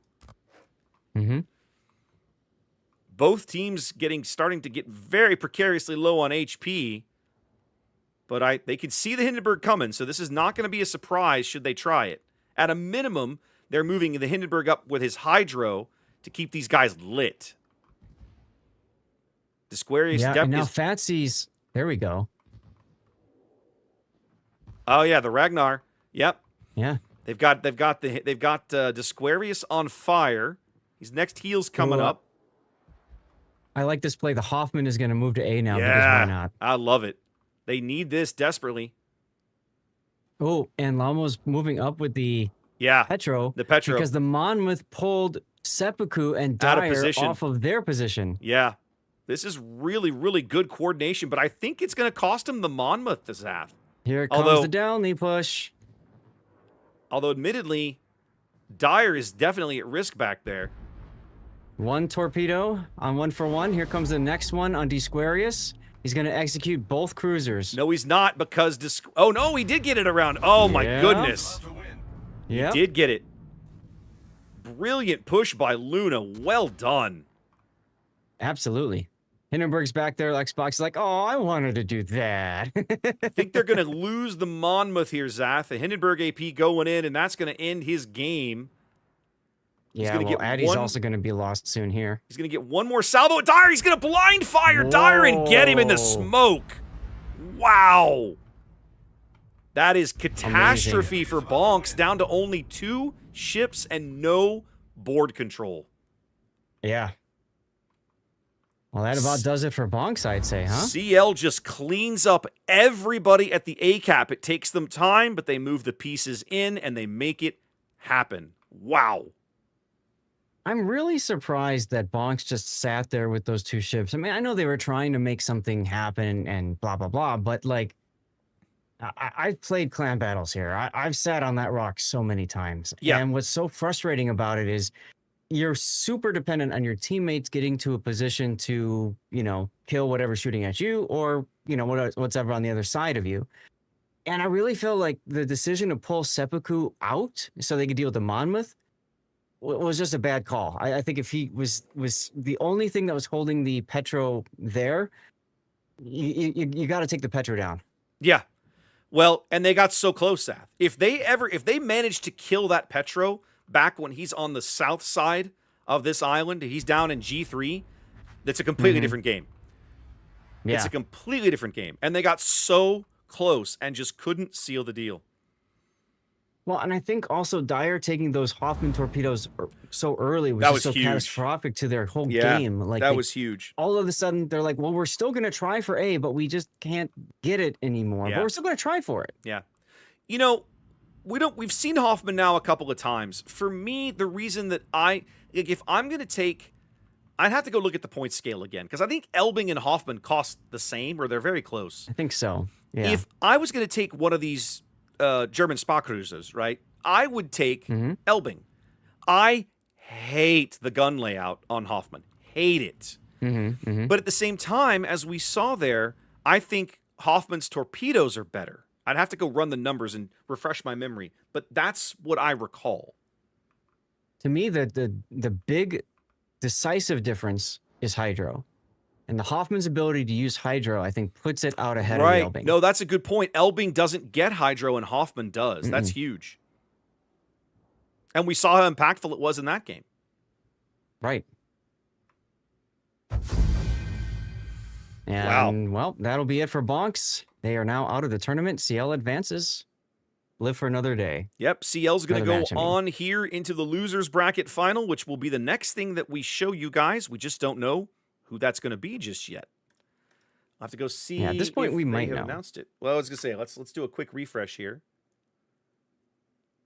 It's going to be Ayaya has knocked off Rain, ladies and gentlemen. Whoa. Yeah. So it's going to be an all Asia or a CL China. CL is China. Okay, so it's going to be a China versus Asia losers bracket final here for the opportunity to play Resin. And then I'm calling it a losers bracket final. That's not actually accurate. It's not actually accurate. I set the winner Right. correctly? Technically, I did. the next one is losers. Yeah, this is So we're getting down to the end of the losers bracket now. But what's interesting, Zath, 4 teams remain in this tournament, and there's still 1 team from each region still in the event. That's a really good point. You couldn't have scripted that any better. Y'all, the pray for Anae's worked. There's still 4 teams remain, still 1 team from each region. That's really cool. Now, what that also means is that one of these regions is going to be knocked out next, and it won't be North America or EU. It's going to be China or Asia. China or Asia are about to cannibalize themselves. One of these guys is going home. We just don't know who. Yeah. All right, let's come over here. Speaking Very of, interesting. Let's start looking at pick bands. Yeah, you all know what that means. We got to do pick bands. We got to do all that stuff. So time for a small set your break. clock forward 15 minutes or something. Maybe closer to 30 by the time everybody gets in there. And we are now joining up with every streamer. We're all Both in the official same casts, place together. Yay! The same bat room. Yay! Same bat channel. Yay. So excited. So excited. It's gonna be fun. Can you tell we're excited? Yeah, we're excited. Now the We're good excited. news is that we're not behind. We are still behind schedule. But I think they can still get this match off by the top of the hour if they want to.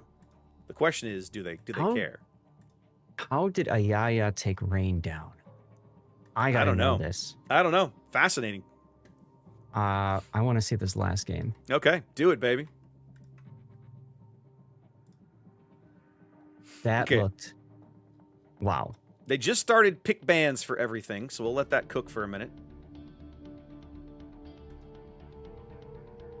All right, so I've got game 3 up. Okay, so Rain did the hull thing.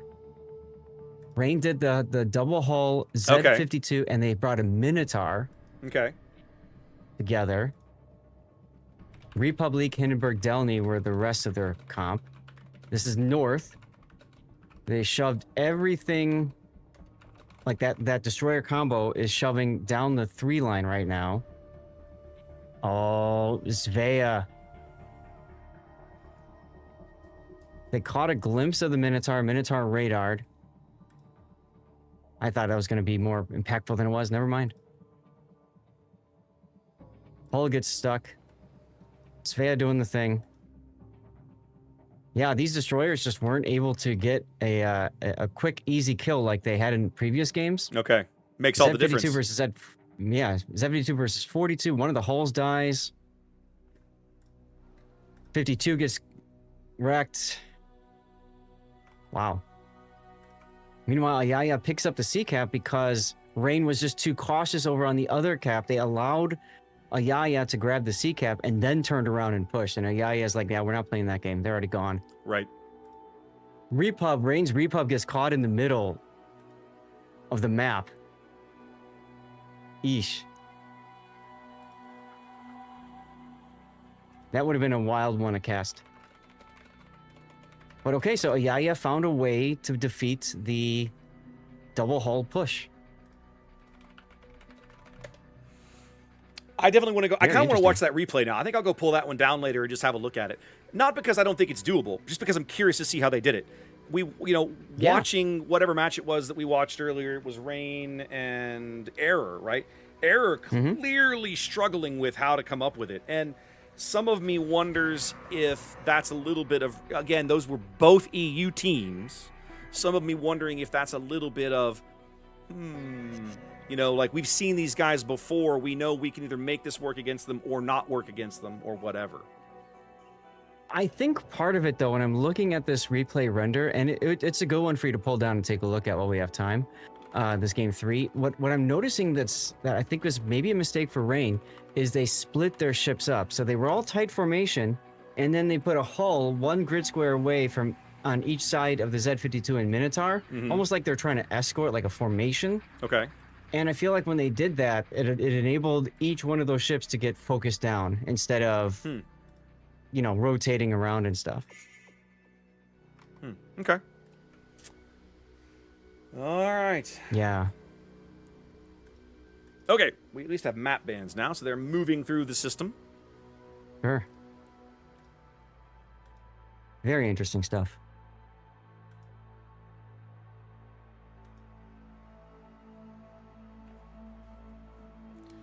All right, we're going to be starting on LB5.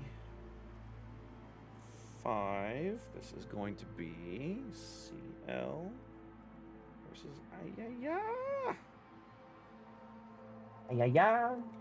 Yep, and they'll give us some map rotation here in just a moment. All right.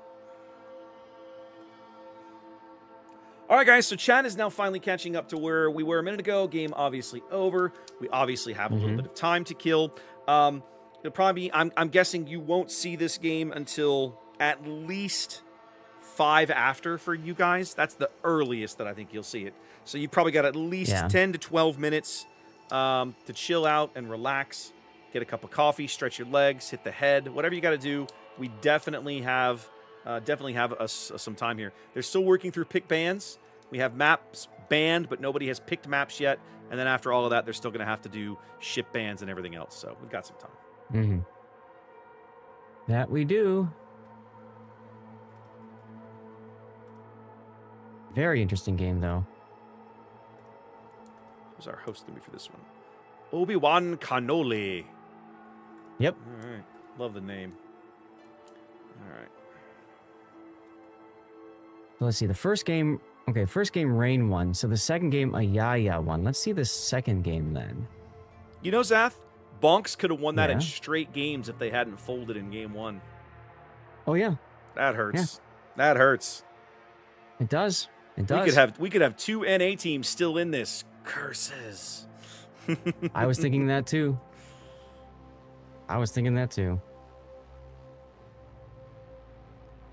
Okay, so... Okay, Rain used the Kleber spam again in game 2. It worked for them in game 1, so why not do it in game 2? Okay.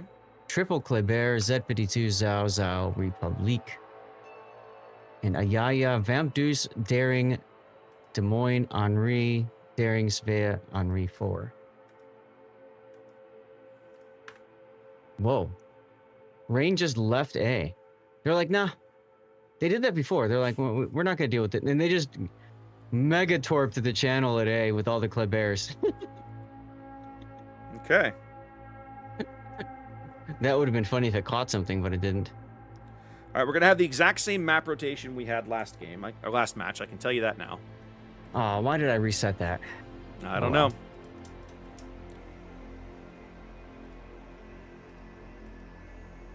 All we're waiting on now is for them to figure out who's spawn and where. But the map rotation is going to be identical. And then then after that, we just need ship bands. Right.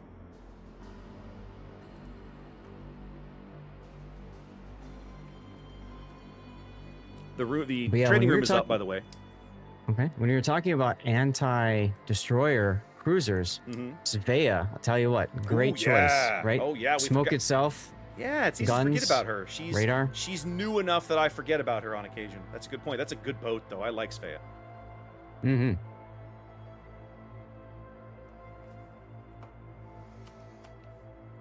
All right, there's our map rotation and our spawn points and our ship bands. Brilliant. All this is done. So Yay.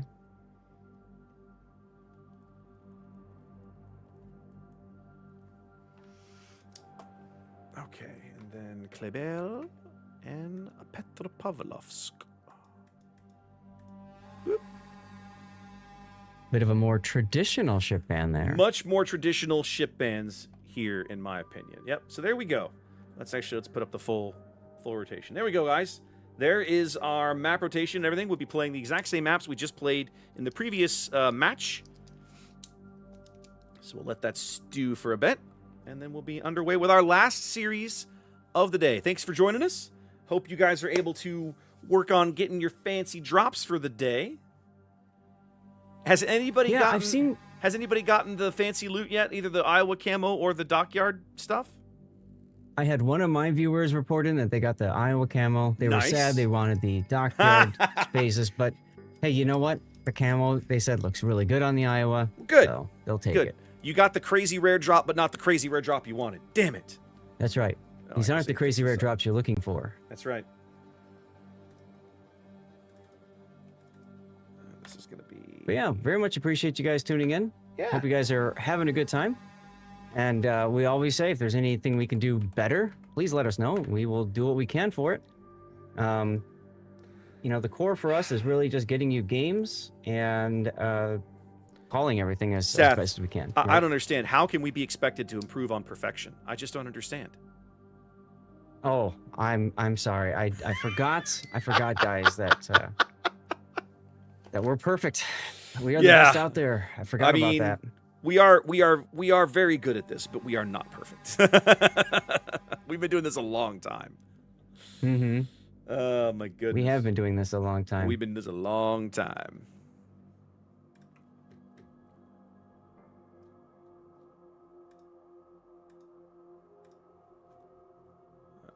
Sorry, I'm checking on a couple of things over in the Discords.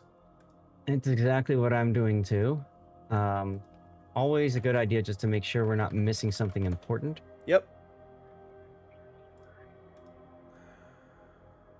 Starting at 5 after. 8 minutes from now. Called it. 5 after. That's not bad. That means they're running. They're only running 20 minutes late, and given that we lost 15 earlier, that's not terrible.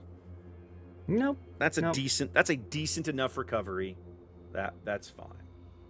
You know what? I'll take it over having to wait ungodly time in between each round. Yes. Agreed. Here's the channel.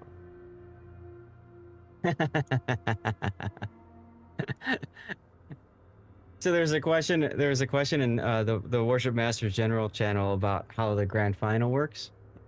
And so Suzian explained it, and Serapis responded. He said it's called the TWA protection rule. Wow. That sounds like exactly the kind of troll that Sarah would throw down in that chat, though. That sounds very, very Sarah. I like it.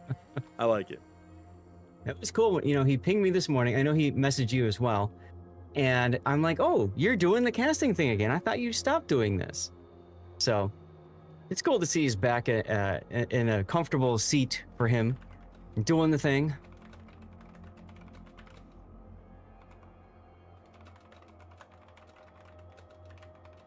Yeah, I haven't seen anybody say they got their dockyard phases yet, or any phases. I've seen people saying coal, I think was one of the drops. Let me pull the...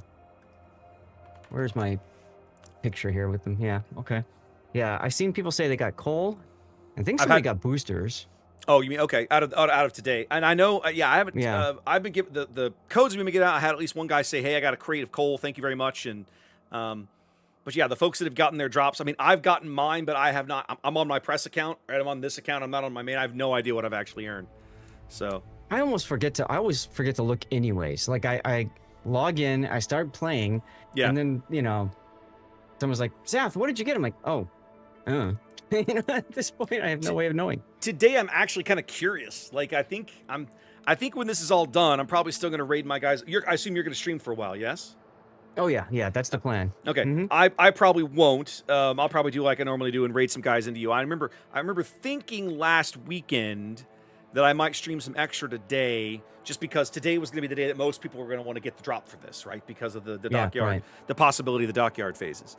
Right. But it's probably not going to happen. I mean, this is going to be, we're going to be at 5 hours and change by the time we're all done. And for me, I can already tell I'm not going to, I'm fading already. I'm not going to make it that long. You know how long I went on Sunday? I don't actually. 12 hours and change. Ugh. You guys, I don't know how you guys do this, right? Like, you know, guys like you and like Bo's done one of these crazy ones where he streamed for like 68 hours or whatever. I don't even know how you do that. At the end of 4 or 5 hours, my energy level cannot keep up with what I would want my stream to be. I just can't do it. Now I say that, and yet I have done 12-hour card game streams, right? Like I've done in a 12-hour stuff. Yeah, and I find that much easier for me, partly because those have more breaks in them, right? Usually it's well, just the way those work, I get not crazy breaks, but like, you have games to play and then you'll have 15, 20 minutes of downtime. And so I can get up and walk around and move and talk with people and interact. It's not like I'm melded to the chair for 12 hours. I couldn't do this for 12 hours. I couldn't sit in this chair. I just don't know how I would go crazy. So part of the problem for streamers, for those of you guys who, are used to watching somebody stream a very long stream, but like don't understand the streaming life, it is very challenging because you're often very, very sedentary. You're sitting, I've got a sit-stand desk. So sometimes I get somebody use channel point redemption, force me to stand up, or I'll just do it myself. Yep. So that helps a bit. But one of the biggest problems for me, and I know this is also for Raptor, we've got these lights that are just shining bright into our face. It's annoying. And it's annoying, but it also tires you out. It tires out your eyes. And it's a lot. It's a lot that you go through. So one of the things that's different for your like physical is I've noticed with your card stuff, you're often getting up, you're walking around, you're checking in on players, and you're off camera. And so it gives you the chance to kind of reset a little bit. So 2 things with that. One, yes, you do spend more time off camera because the focus is more on the game. Like I'll spend 30, 40, 50 minutes of just, we're seeing the table and I'm not on camera. And the other thing is that when I'm not on camera in that setup, the lights are off. I turn the studio lights off. I could get fancy and do that here, but I know I would almost always forget.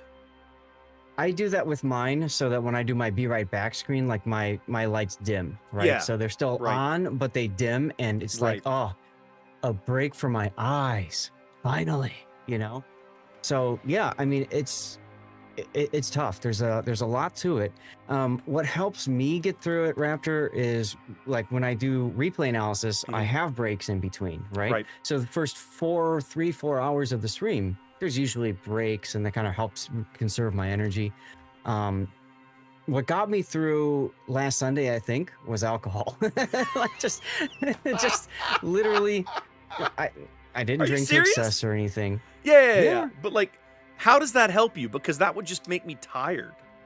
I think my body has figured out how to properly synthesize it into energy early. Like, you're just making shit up now. Come on. No, I'm not. My body makes me. No. I don't know what it is. But like, I mean, I started on Sunday. I started at 11:30, 12:30.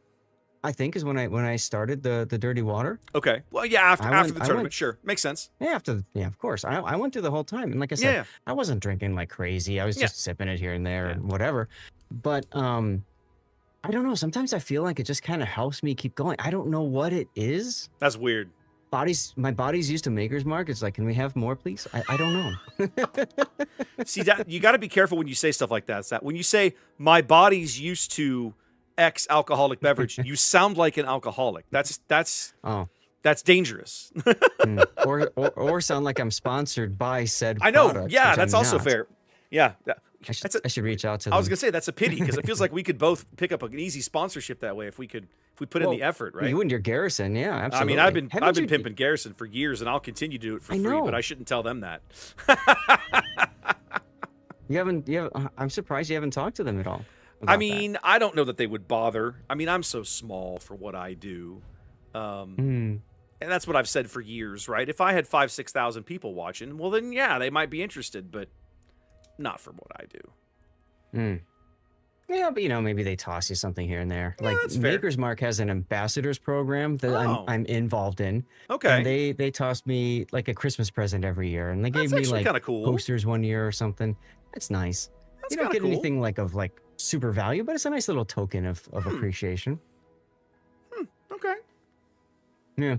Now you've actually got me curious. I'm actually wondering, like, if they even have, there's plenty of whiskey YouTube channels out there, as an example, right? I'm actually kind of curious if they might have something like that just already on the books, and you just be like, oh, you could just join in or something, like you were saying, like for the makers thing. I'm curious about that.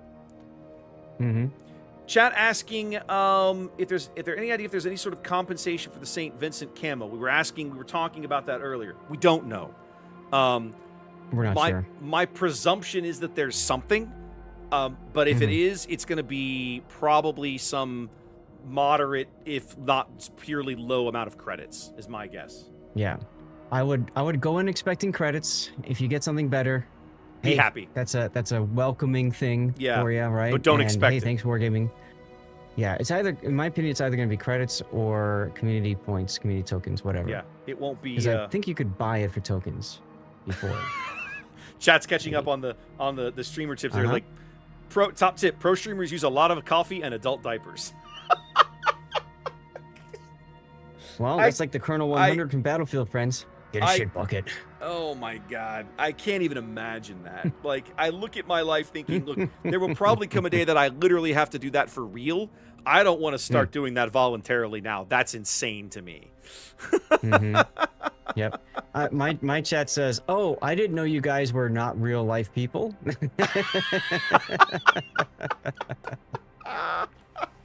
I love it when they troll us, Seth. It's so much fun. Yep. Oh, and now Xanda's making me stand up. Hopefully nothing breaks. It better not. Ah, there we go. I'm not doing this. I'm not doing this by myself. That's not a thing. Like that one day of COTS finals when I went to introduce myself and I lost power. That was wonderful. Remember that morning? I don't, but man, I that felt believe good. It's been a hot minute. That felt good. Just a quick reminder for people. I'm seeing some people in my chat saying, "Hey, I'm not getting any progress for drops." If you are not getting progress for drops, listen carefully. What you need to do is close all of your Twitch browsers. I mean it, literally close any browser that's on twitch.tv/something, okay? Pull up Raptor's multi-stream, pull up mine, whatever, so you still follow the action. Wait 5 minutes. It's gonna be hard, but you have to wait 5 minutes. Then open up a browser and go directly to one of our pages. Okay? When you do, you should see on the top right corner, get a drop for watching, blah, blah, blah. Wait another about 5 to 10, maybe 15 minutes, and then check to see that you are getting progress by going into your inventory tab. If you are, you're good. You can open up other browsers. The problem with Twitch is if you've got a lot of browser windows open, it doesn't know what you're watching, so it thinks you're watching nothing because it thinks you're a bot. There you go. The more you know. There we go. Hey-oh, look at that. We got a game, baby. Let's go. Time that one well, huh? Let's do it. You couldn't, literally, like, as soon as you stopped talking, they dropped this game. They were like, they were waiting on you. They were clearly waiting on you. That's right. Let's see. We are reversed. Let's go. Let's get into this. This is going to be entertaining. All right, Zath, here we go. Last match of the day. As we head to Land of Fire, talk me through the Ayaya lineup here in green. Yeah, in green. We've got Sora in the Grozovoy. I don't think we saw Sora earlier today. I don't believe so. Unique no. upgrade. Prey Q with the Marsu without a special captain. That kind of feels odd. Yichu, we saw him playing Daring before. Shikishima Mother in an Henri with Abanyu. BYF in a Des Moines, once again taking an expensive boat with one of the does for captains. We got RBQ Yamato's Henri, another Henri with Honore for a captain, and then finally Muon in the Prince Van Oranje with your typical what to be expected build, I would suppose. Tell us about CL, sir. All right, from the South Spawn, CL in the red, fielding a triple destroyer lineup of their own. Start over here on the west flank with Luna's Daring. A little bit of Dazzle, a little bit of gun build. Not terribly surprising there. Have a look at Fatsy's Gdansk. Okay, yeah, okay. That looks pretty solid. And Maruku's Ragnar. Skipping that last flag, but running all the important stuff otherwise. Now, interesting to point out how they're deploying, right? Ragnar staying south of the island. Fatsy looking to go through the gap. That's going to give him a little quicker access to the cap, I think. Emanon,'s Hindenburg kind of hanging mid here. Not running top grade gunner, but is running, not running Eye in the Sky, but is running the spotter plane. Going to hang out here for a while. Xbox's Prince Van Orange headed over towards the B cap with Luna. Lemon's Plymouth, who the last time we saw him on this map, he was dying very early in the game against Yeah. against Bonks. So I'm sure he's hoping for a better result in that boat this game. And backed up by Laumo's Hindenburg. Again, this is a very similar, almost identical way that we saw them playing this map against Bonks. It's just, well, they're playing it from the south spawn, Zath.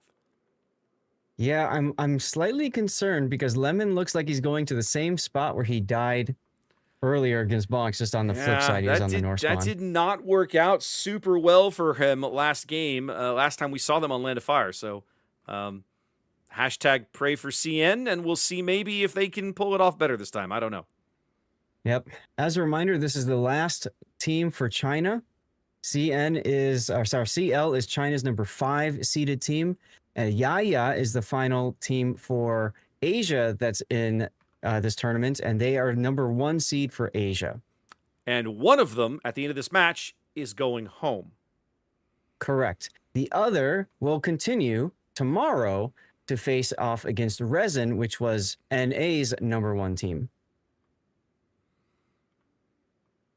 That's a lot to keep straight. It is. At this moment, as we begin this series, there are 4 teams remaining in the event, 1 from each region, which is noteworthy. IIA, of course, from Asia, CL from China, Resin from NA, and TWA from EU, our top 4 teams here as we are getting down to the end. Lemon deciding he's not going to go to the same place where he died last game. That's interesting. BYF with the radar detecting him. Lemon's radar now detecting Sora's Grozovoy. All the radar going up here at the C cap. In the end, it's going to result in some chip damage on the Grozovoy and possibly not much else. We'll have to see here.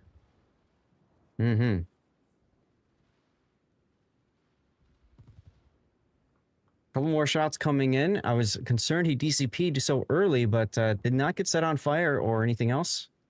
It was fine. But BYF, though. Yep. Getting tagged early with a bunch of HE and fire damage. Laumo's Hindenburg sitting back there having his way, and Maruku's Ragnar getting to fire at BYF basically for free. Now the trouble with Hindenburg is at that range, those shells take forever to come back to Earth. So predicting where that DM is going to be is not always easy if he's doing anything with his rudder or his speed. But BYF is about to back into an island that's going to make him, well, fairly predictable, I think. They do also catch a glimpse of Sora as well. Yep, Sora trying to say, maybe I can come back again, but that Plymouth radar says nope. They do get some more good damage into Sora before he escapes the radar bubble. BYF still caught by this Plymouth radar. This is crazy duration. Still 10 seconds left on this radar. This is like full ultra max duration British and American radar that lasts for nearly a full minute. Yeah. Well, so he's got Dunkirk, so he gets the boosted consumable enhancement skill on top of the radar module. So yes, that's a very long-lasting radar, and technically smoke too. But they're bringing Sora's smoke over to try to get BYF some relief here, trying to keep him from burning to death so quickly. But he does catch a late fire there from the Hindenburg. Yep. He's going to make it to his next heal, though. That's not going to be a problem. Ooh. Laumo running into trouble of his own. Yeah.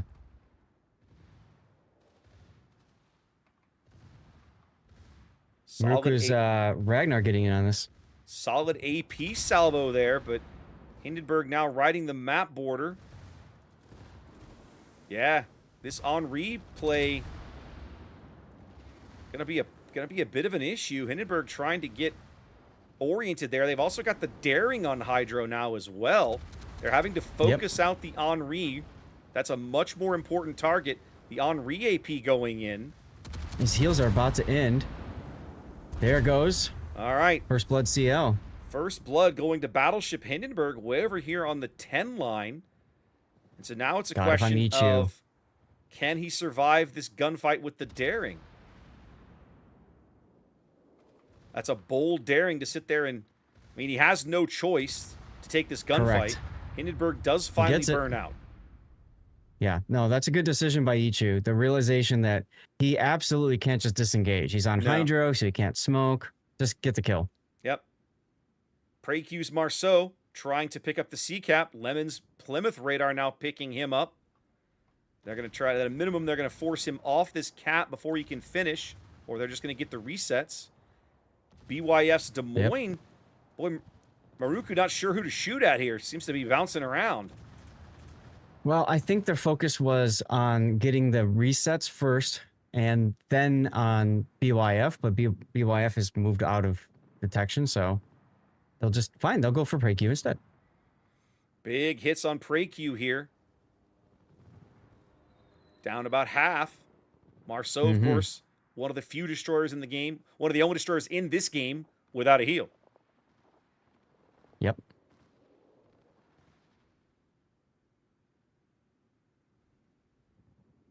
So now it's the two destroyer. It's only 2 destroyers and the 1 cruiser here at sea, as IIA's rotating Muon's Prinz van Orange over this direction. Yeah, it looks like they're going to tag out BYF and put him over on the opposite side. Meanwhile, CL is continuing to slowly work their way up to the A cap. I don't feel like CL has the tools to capture C now, Zath. Am I crazy? No, they don't. Maruku just got slapped hard by Muon's Prince van Oyanye. Yep. Yeah, CL's, they did good to hold, but they really can't do much else. They're kind of in a 5-on-3, sort of. Although the Des Moines is clearing out. And the Orange is kind of maybe not really moving in. It's just difficult to call it. Yeah, I think he's fixing to go into the channel and then... Okay, there he is. Yeah. He is going to move in. I see, yeah, he's cutting through the channel here now. Yep. Luna does get to the A cap, though.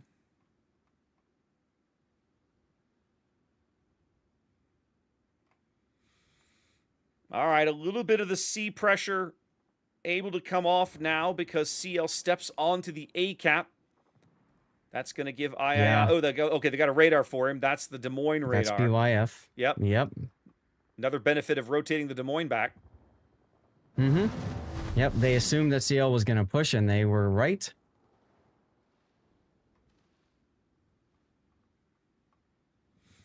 But it won't take long before they're able to... Well, okay, even if they push the daring in, what I suspect BYF is going to do, yeah, he's got his little notch here that he'll be able to hide behind and keep them from picking up A. So feels like maybe CL has kind of rotated people to the wrong side of the map. Although, let's see what they do with Lemon's Plymouth, because this Plymouth can still be a real predator against some of these destroyers given an opportunity. Well, and if you look at it, moving the PVO means that Lemon can't just sit in that corner like he has been. Yeah. So he might as well come out and make something of it. And he's got the radar available. So, sure. Go have fun. Go play. Yeah. Well, he's in his shoes. I think I would have progressed farther out into the cap, but he's declining. He's I would have gone into the cap too. Yeah, he's basically just taking a whole bunch of ricochets on Precu there. I think he's too afraid of showing broadside to the PVO, which I get. But you're not going to win by doing circles like that. Yep, I agree. Fatsy's Gdansk now moving up. It's a 50-ish point lead and growing here for IIA on the strength of their cap advantage. Both teams on a kill. Bunch of brutal early shenanigans along the 10 line. RBQ's Henri gets chunked there a little bit by something. It must have been the Orange. Xbox way over there on the 2 line.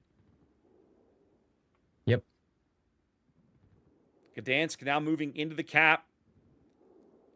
At C, not radar. Yeah. They've pulled all of their tools to detect him off the cap, but the Orange bombs kind of know where to fall.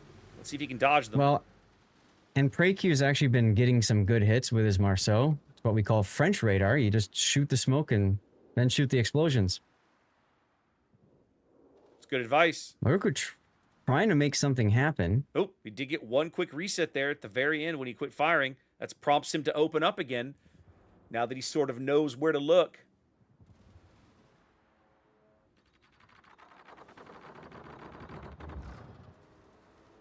Yep, more resets, more hits. Ooh, they bagged the Oh. Ragnar. Yep. Yep, I was watching that for a moment. Crucial kill for Ayaya. Yeah. Luna in trouble over on the 2 line now. Ooh, they can't afford to lose Luna. They're already down a ship. He's going to smoke up. Let's see if they can keep some pressure on Sarah. No, they lose sight of him. He was the one spotting Sarah. Yeah, I just don't think they have the pieces. They're never going to break into the A-cap with the Des Moines sitting there. And I just think they've lost too much now at sea to ever make a play for it. Yeah. Gdansk radar going up at sea, revealing the location of Précieuse Marceau, but it doesn't really tell them anything useful. Yep, and now you can see Muon's PVO is just going to kind of step on the cap and dare you to push me off kind of thing. Pretty much. Now bow to bow. Reminds me of Lemon's Plymouth. Yeah, it reminds me of Unbreakable Line, frankly. Just sit yourself on the cap Now, and make them come to you. I'll say this. Plymouth has an opportunity here. Because, if memory serves, Plymouth still has torpedoes like any good British cruiser, right? He could just push this Orangi out or torpedo him. You can see the destroyers deciding to get in on this action. Well, yep, and PVO manages to smash through the lighter bow armor. And that's it. Well, Luna goes down. 2 quick kills. Yeah, well, they do. I mean, they bag RBQ, but it comes too late. Luna's death flips the score. Ayaya claims game 1. Wow. There we go. All right. Get it all updated as we head back to the training room. Got all our buttons to press. And see if CL can avoid the sweep. We'll have to see. That's right. We will have to see what happens. As a reminder, this is our last scheduled match for the day. And there is only this match, so there will be no running to grab another one real quick. So if it goes 2-0, it goes 2-0. If it goes game 3, 2-0. I am going to go down and refill my water, though, so I'll be back in 30, 40 seconds. Go for it. Now, either way, once this ends, I'll be continuing the stream. I'll be just doing live play and stuff, so you guys are always welcome to hang out here on my channel. We'll be helping people get their stars in the World War II operation. How many of you guys have finished that already, gotten your San Diego, either your 11,000 doubloons or the ship itself if you didn't have it? Very curious to know. But if any of you guys are struggling to make that work and you're on the NA server, you're more than welcome to join me. We'll be getting a division together. We did that last night after the replay analysis portion and got a lot of games in. Had a lot of randoms because, you know, you can only have a division of 6 and it's 7 players in the battle, which is kind of weird. So the result of that was we had a lot of single players that were very grateful that we were a div, we knew what we were doing, and we just went in and ripped through things. Matter of fact, which one was it? It's the Tokyo Express one. We managed to finish, we killed the Musashi so quickly that we only 3-starred it because there wasn't enough time to finish killing the other ships, get the fort, blah, blah, blah, all that. It was kind of funny because we were like, whoa, we were too good here, huh? Oh, well. Whew.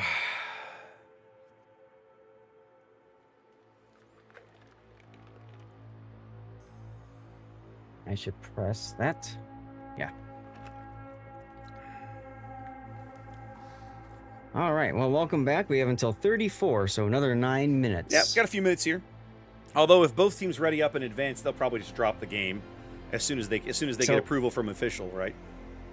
Right at the start of that last game, I saw a message from Duckman. It just made me burst out laughing. And I was trying to hold it so much. Okay. He said, He said, I think he said something like, "Dirty water is liver fertilizer." That's great. That is really, really good.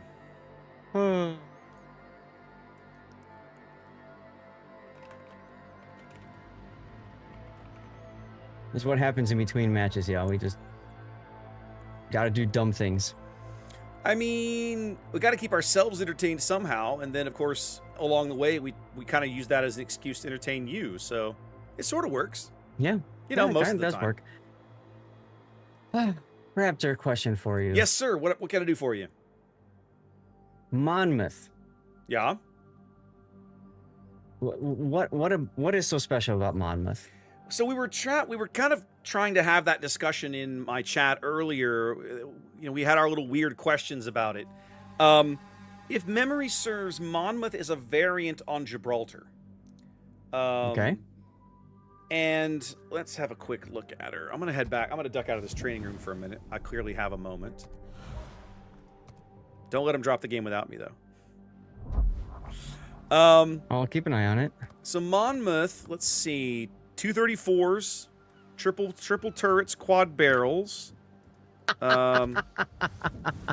Gibraltar is, yeah. So she seems to be some kind of variant on Gibraltar. Gibraltar is AP only. Monmouth is AP only. Okay. Chat was saying her ballistics were better, I think. Hold on. Scroll back to it. I burst out laughing because I said, "Oh, I'll just go to the ship page on the wiki," and That's there not is none. that's not going to help you.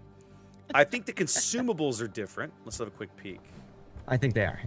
Yeah. Monmouth gets super heal and choice between defensive fire and hydro. Gibraltar gets regular heal, smoke, and hydro. So that's there is a small difference there. Gibraltar doesn't have torpedoes. Monmouth does. I think, is the reload better? 13.6 on Monmouth and 11.9 on Gibraltar. So yeah, difference in base reload. So she seems to be just a variant of Gibraltar, right? Still AP only, with a different set of a slightly different set of consumables, that sort of thing. Now, from a points perspective, though, let's have a quick peek on points. Gibraltar is worth. I'm looking. 12. Yeah, there she is. A Monmouth is 13. So they're giving Monmouth a little extra points, probably for the torpedoes, which makes sense, and possibly for the super heal. But yeah, the torpedoes definitely give her more flexibility at a minimum. Sure. Hopefully that answers your question. Yeah, well, you know, as you said, Wargaming likes to put out a lot of ships, and, you know, fortunately, unfortunately, a lot of them are the same hull and appearance, so it makes it more difficult to remember exactly what's the difference, the gimmick with that ship versus this one. I have a question for you. Uh-oh. Why do you keep saying test ship Zhao? What's the difference? It's a bit of a joke amongst a lot of competitive players that Zhao is just never in a right spot. She almost always has something wrong with her. She was giga nerfed before. Yes. Then they buffed her a little bit. They gave her the longer range torpedoes and stuff like that. But because she keeps having changes done to her, like sometimes big, the joke is test ship Zhao because she's not really ever in a good spot. That's funny. Okay. Yeah. Cool. So, yeah. I mean, I think she's probably had the most changes to her over the years versus any other ship in the game. I don't know about the most, but she certainly had her share. Yeah.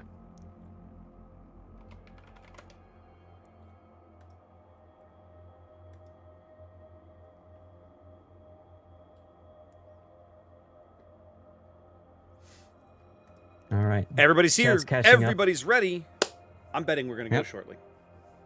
Yeah, you're back in, right? I'm in. Yeah, no problem. I wasn't gone that long. Yeah. The nice thing about being on a press account is when we have questions about a ship that we're not familiar with, we can just go back to port and look at it. Like, saves time.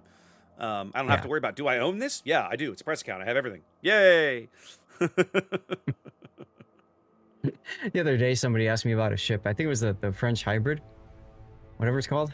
Oh, that's And a I'm like, new I one don't they're know coming out with, right? The one they've Yeah. announced. It's like a hybrid No. battleship, right? This one is out now. I just don't remember the name of it. And so I looked it up in the armory. I'm like, oh, I don't have that. Bing, fixed. Was Just it like, for steel? you are what? Is it for steel? I think it was steel. Yeah, Okay. I want to say it was steel. But I'm anyway, looking. or was it Research Points? Might have been Research Bureau. I don't remember which off top of my head, but I just outright bought it. I still have to play it though.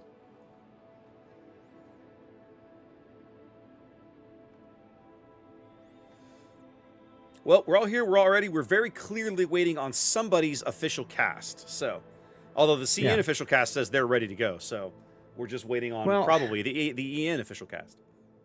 China's cast has always done a really nice job of saying we're ready and not holding things up. They do a really good job. Always appreciated that. Yeah, they do it. They seem to do a really good job of making sure that, like, yeah, we can do the monkey dance and keep people entertained, but don't wait on us, right? Right. We will cut short the monkey dance if we have to. I mean, it's not hard to stop talking and just let the game play. Oh, yes. Yes. But I gotta say, though, I do remember with fond memories the days of doing the official cast in Austin, or even here, digitally, and it goes to them. Okay, cameras are off where I can walk away a little bit. Yeah, can, like it's nice. Those breaks, I miss those days. It makes those days easier to handle. All right. Oh yeah. Let's do this. Let's fucking go. Chad, I'm super excited in case you can't tell. Here we go, and here's why. I have to show it to you. Can't tell at all. You can't tell at all. There it is. There it is, ladies and gentlemen. Our first Rhode Island of the event. It's like they were listening. I love everything. I'm totally talking about this lineup. Let's go. Oh, super excited. All right. Ladies and gentlemen, welcome to Sleeping Giant. It's game 2 of this best-of-3 series between CL and IAA, our last two remaining teams from Asia and China, respectively. Let's have a look at the IAA lineup. Let's start off with Sarah here in a Lushun, running Dazzle and RPF. Prey Q in a Hull. Somebody's been taking rain lessons, Zaf. And then you choose sticking with that daring, the old dependable. Backed up by a Svea Moyu. Okay, fairly standard build there. Nothing that leaps out at me. BYF and a Zhao going for first full school bus camo here. And rocking unique upgrade. And then Howden Liu, that's Muon with unique upgrade. And our first Rhode Island of the tournament, Zaf. I am so excited. I love this boat. She packs radar. She packs speed boost. She packs heals. A whole bunch of 14-inch guns. This is a great ship. Excited to see that. Talk to me about CL's lineup here in red. Yeah, and looking at his build, he's gone for brisk as well as the other 2-point anti-air skill. So he's giving up one of the 3-point health skills, either basics or improved repair party readiness. Love it. Yeah, so let's take a look at the south. We've got Luna in the Delny again, Maruku in a Ragnar again. Eminon is now in an Henri 4. This is with Honore as captain. Lemon is in a Brennus with Honore. Xbox is now in a Prince Van Aranye. Gdansk, we have got Fatsy in the Gdansk again. And then finally, Lamos Venezia. I think he's going to the wrong... he's going to the next battle or something. He's already going to the corner. Yeah. Well, we'll see how this works out. This is going to be really interesting, Zaf. We've seen teams keep playing Sleeping Giant in different ways. This Delny Ragnar push through mid is fairly traditional. I don't think that's going to surprise anybody. How out in here, right? I've got these guys, right? And they're very clearly making a run. But then what is Team Green doing at the top of the map? Hull daring Svea over here on the 9-10 line. I got no idea what's going on over there. That feels like too much firepower for that flank. The Zhao and the Rhode Island look like they're going to stick behind the island. This poor Lushun's going to go out here by himself? Surely not. I mean, so the thing about Lushun is he's got that really nice hydro range. So that comes in handy. He's already using it. I'm sure they know the Delny's just going to get an A cap for free because he's got engine boost. And as far as the 8, 9, 10 line area, I think what a Yaya is planning on doing is pushing these ships down, finding one ship and executing it. The hull, obviously, if they run into a cruiser, the Daring, if they run into a destroyer, and Svea, well, he's just Svea. He can turn around and kite if he needs to. Well, they're going to have a hard time, the three of them, that crew executing a Venezia. That's just not really going to be a thing. It's almost the one thing they don't want to run into, because of the sap and everything. Will just tear up all three of those ships. So yeah, it kind of feels bad, that decision, but we'll see how CL is able to utilize these ships to make this work for them. Early torpedo salvo draws nothing. Luna's torpedoes easily picked up by Saraz Hydro and Niente. The Rhode Island now turning in. If you look at Muon's position, he's very, very aggressive forward. I love this. I saw him taking this inside line, and I was wondering why, and now that I see him bombing the Prince Orangi, I get it. Yep. And Moyu Svea already coming under Venezia fire. See, there's that sap. He don't care. He'll just do the damage. Yeah, I don't think this push down the 9-10 line is going to do them any good. I think they're going to have to pull these ships out and go somewhere else with them, personal opinion. We'll find out with Muon's Hao Lu there. He does have the chance to, they won't get, that line won't get entrapped, basically. So, yeah, we'll see.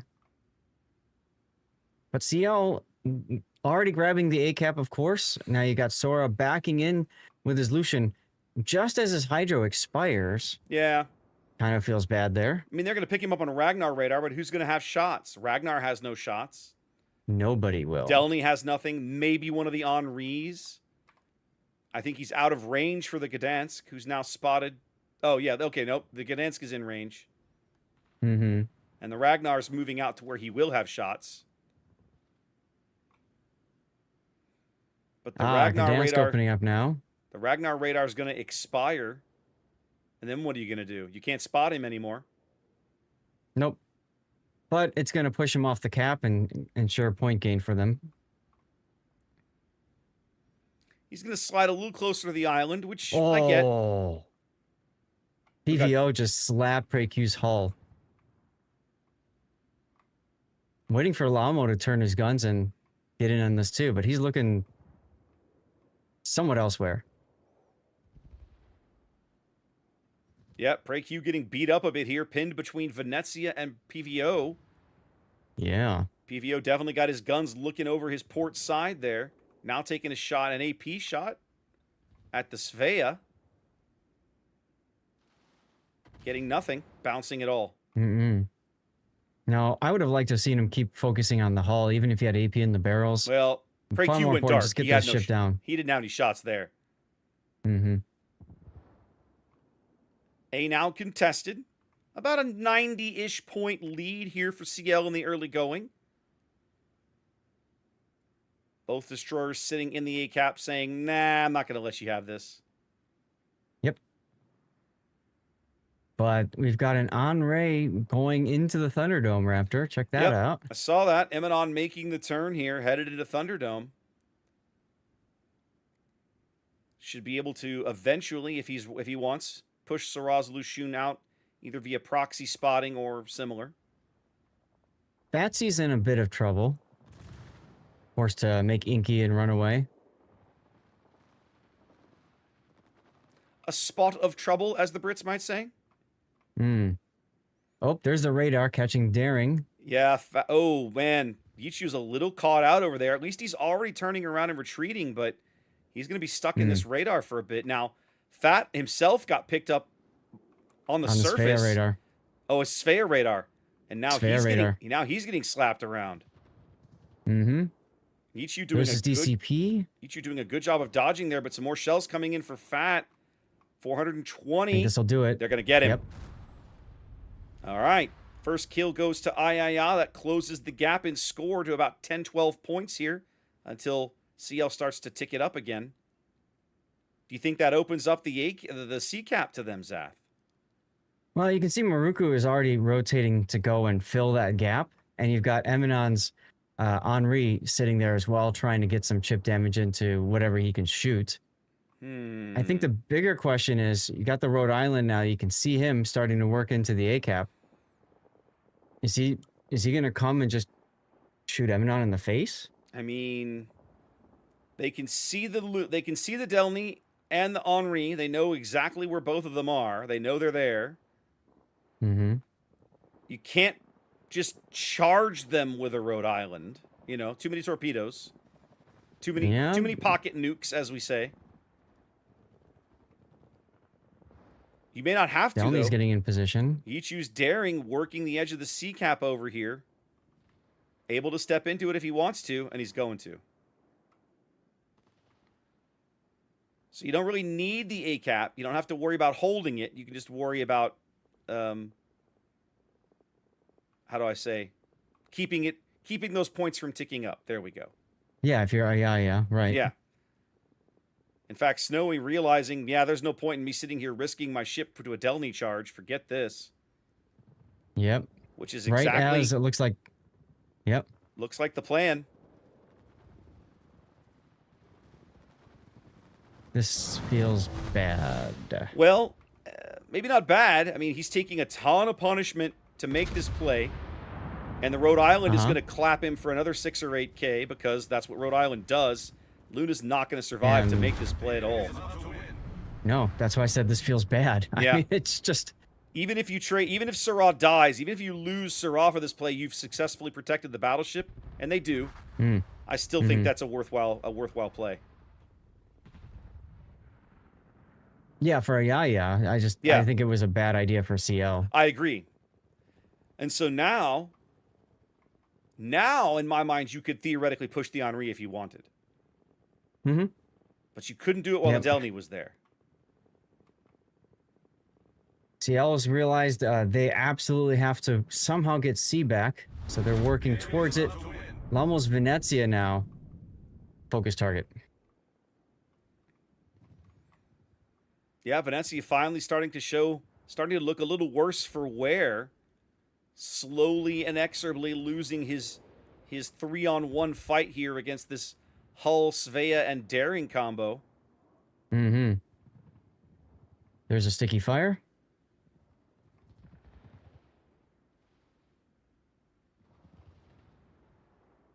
Two.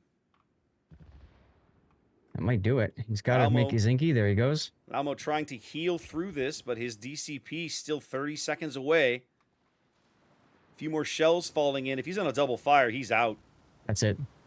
Okay, one of them just expired. The stern fire went out, but they land a few more shells. He's definitely going to die in there. Not yet. Whoa! Fire's out. Fire's out. Wow! 115 HP. I love how Ayaya just kept shooting. At least PraQ did. Trying to make it work. They know he's extremely low now. It's charge number 2 time here as Lemon's Brennus is now making the charge on Snowy Wind. Huh? Check it out. Does Brennus have torpedoes? I don't think so. Well, we're apparently going to find out. Maybe he's just trying for the ram. ram. Nines. Oh, yeah. Yeah, there they are. They're in the water already. He's going to take one of these in the bow. Now he's too close. He's too close to get him. Oh, he... Oh! What the heck? He tried to bait him. He only takes one in the stern. He's going to flood out. He does end up being a trade. Okay, well, I guess that's the best you could hope for with that. Oh, but check out the Henri. He loses to BYF in the Zhao. Goodness gracious. What a mess. Everything's falling apart for CL. I can't believe that they managed to keep the Venezia in the game on 115 HP.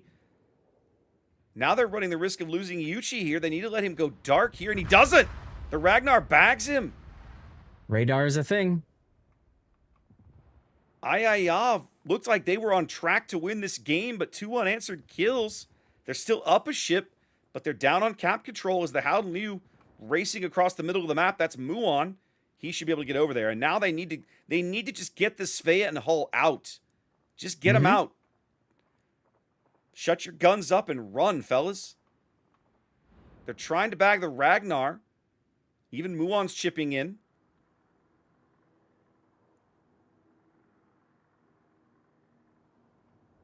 Okay.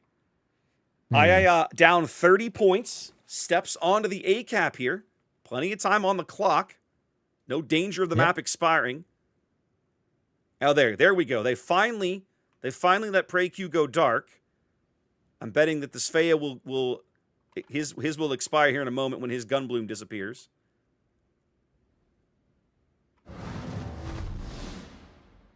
Double Now he's making fire inky and smoking. Double fire on Svea with that last salvo.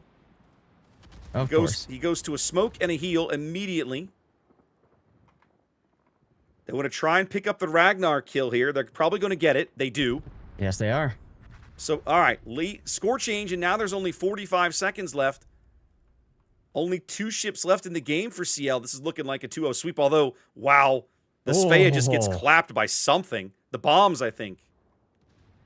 And he's on a triple fire now. He's definitely going to burn out. Definitely going to burn out.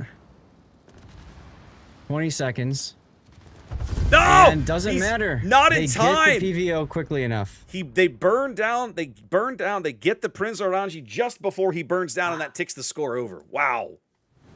Actually, I have a triple death pick there. Jeez. Woo! What a finish. And of all the people to survive, Zath, the Venezia, who at one point was on 115 HP, is the guy on CL who survives the match. Yeah. Amazing. Absolutely amazing. What a disaster. For CL, it's a disaster. For Ayaya, what a great win for Ayaya, though, for sure. For sure. Yeah. Should I troll the orgs and ask if there's a game 3? If you want to troll them, sir, you go right ahead. You go right ahead. I'm not going to bother. Got more important things to do, like, of course, talk about the rest of the tournament now, because we are down to 3 teams left. 3 teams remaining. And Raptor, not only is it 1 team from the different regions, 1 NA, 1 EU, and 1 Asia, all 3 are the #1 seeds from those regions. What? Mind blown. Do you know, we've been doing this a long time, Zath. It's hilarious to think of how unusual that is, what you've just described. That is not normal. It's not normal. Well, and the other thing to think about is, like, remember, we started with 32 teams, right? Yeah. 8 from each region. 4 regions. Yep. And we're down to 3. And I love that each region is still represented, except for China now. But hey, somebody's got to go. Somebody's going to prison, Ben. Like, that's just how it works, you know? Jeez, that went dark fast. That quote has been on my mind a lot lately because of where I work. I'll tell you that story later sometime. All right. But yeah, there's that great, No. What? I know. You told me that story already. Yes. Yes. Yeah, You told me that story. But that's the great line from the end of National Treasure. Someone's got to go to prison, Ben. It's like, well, if you've got a helicopter, I think I could help with that. All right, now I'm changing over to my main account because I want to see what my drops, what my fancy rewards were for the day. Oh, you know what? Maybe I can do that too. Why not? Let's see if it'll tell me. Okay. Why not? These are all from my favorite earlier in the month. Here we go. My favorite are the drops that give you a mission for something. So it's like, oh, you jerks are gonna make me work for it? Come on. I got a whole bunch of community tokens. Okay. Whole bunch of community tokens. Those are all the different codes that we were handed over the day. The manual wargaming codes were all community tokens. And then yes, I got what looks like. Hang on, I'm gonna bring this up for a minute. Okay, so I got the 15% chance reward. I got the rare bonuses container. That was my drop for the day. The 15% chance. Okay. I got 2,500 coal, which is the common 40, drop. Yeah, the 40%er. There you go. 40%. There you go. So that was my fancy drop for the day. Okay then. Well, whatever. to me, I'd rather be one of the 40%. So somebody else, one of you guys, perhaps, could be one of the higher chanced ones. Mm-hmm. Because I don't need that stuff. So there you go. Yeah. All right. Well, listen. You're gonna keep going, right? Oh yeah. Okay. I'm gonna hang this up. I got crap I gotta get done around the house and stuff. So I'm gonna hang this up. I'm gonna go ahead and probably stop my stream here and let the countdown catch up to you. Well, and can go. you wait on that just a minute? Because remember, I have to. That's right. You have your whole production you have to go through. Well, it takes a minute or two. I know. What's another minute? Do the thing. All right, so I gotta kill my internet. I gotta kill OBS. I gotta start up my internet. I gotta start up OBS. I gotta change the delay, and I gotta change my scenes.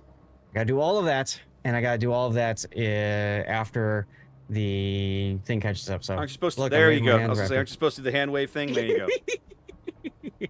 So, yeah. So, guys, a big thanks, everybody tuning in on either side of our streams. It's always a lot of fun. These events are one of the highlights. So, whenever there's a tournament, I'm always excited, pumped for it. And then later on, I'm super tired and ask myself, why did I even do it? But you know what? At the end of the day, this is hella fun. My friend, a chance to hang out with you and do this is always worth the early morning start. So. I will continue to complain about the early morning start, but I will not resent the early morning start. Well, you know, there are some tournaments coming up still. That's true. And King of the Sea, we don't have dates, but it should be coming in the fall, so we'll see how that shakes out. But generally, there's at least a couple of days that are run on the NA schedule, so that won't be so awful. That'll be nice. Yeah. Next week, we have the German Team League tournament, Saturday, Sunday. Yep. And then the following 2 weekends, we have Warships Classic. Yep. Just for folks interested in coming back and hanging out with me, of course, tomorrow we're going to be back here doing more of this. Same bat time, same bat channel. Another day of drops, and then we've got at least 2 more matches to cover. Monday during the day, of course, Monday's a holiday here in the U.S. I'm probably going to get up and stream some in the late morning into early afternoon. Stream some boats. I've got some warship stuff I want to do. Next weekend for me, I'm covering a Star Wars Unlimited tournament in Dallas. That'll be a big, long 12-hour day in Dallas on next Saturday.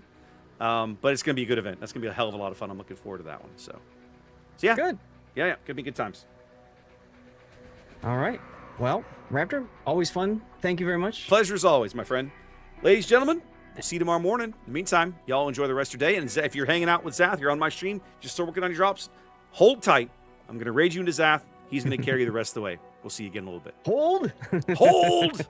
Hold.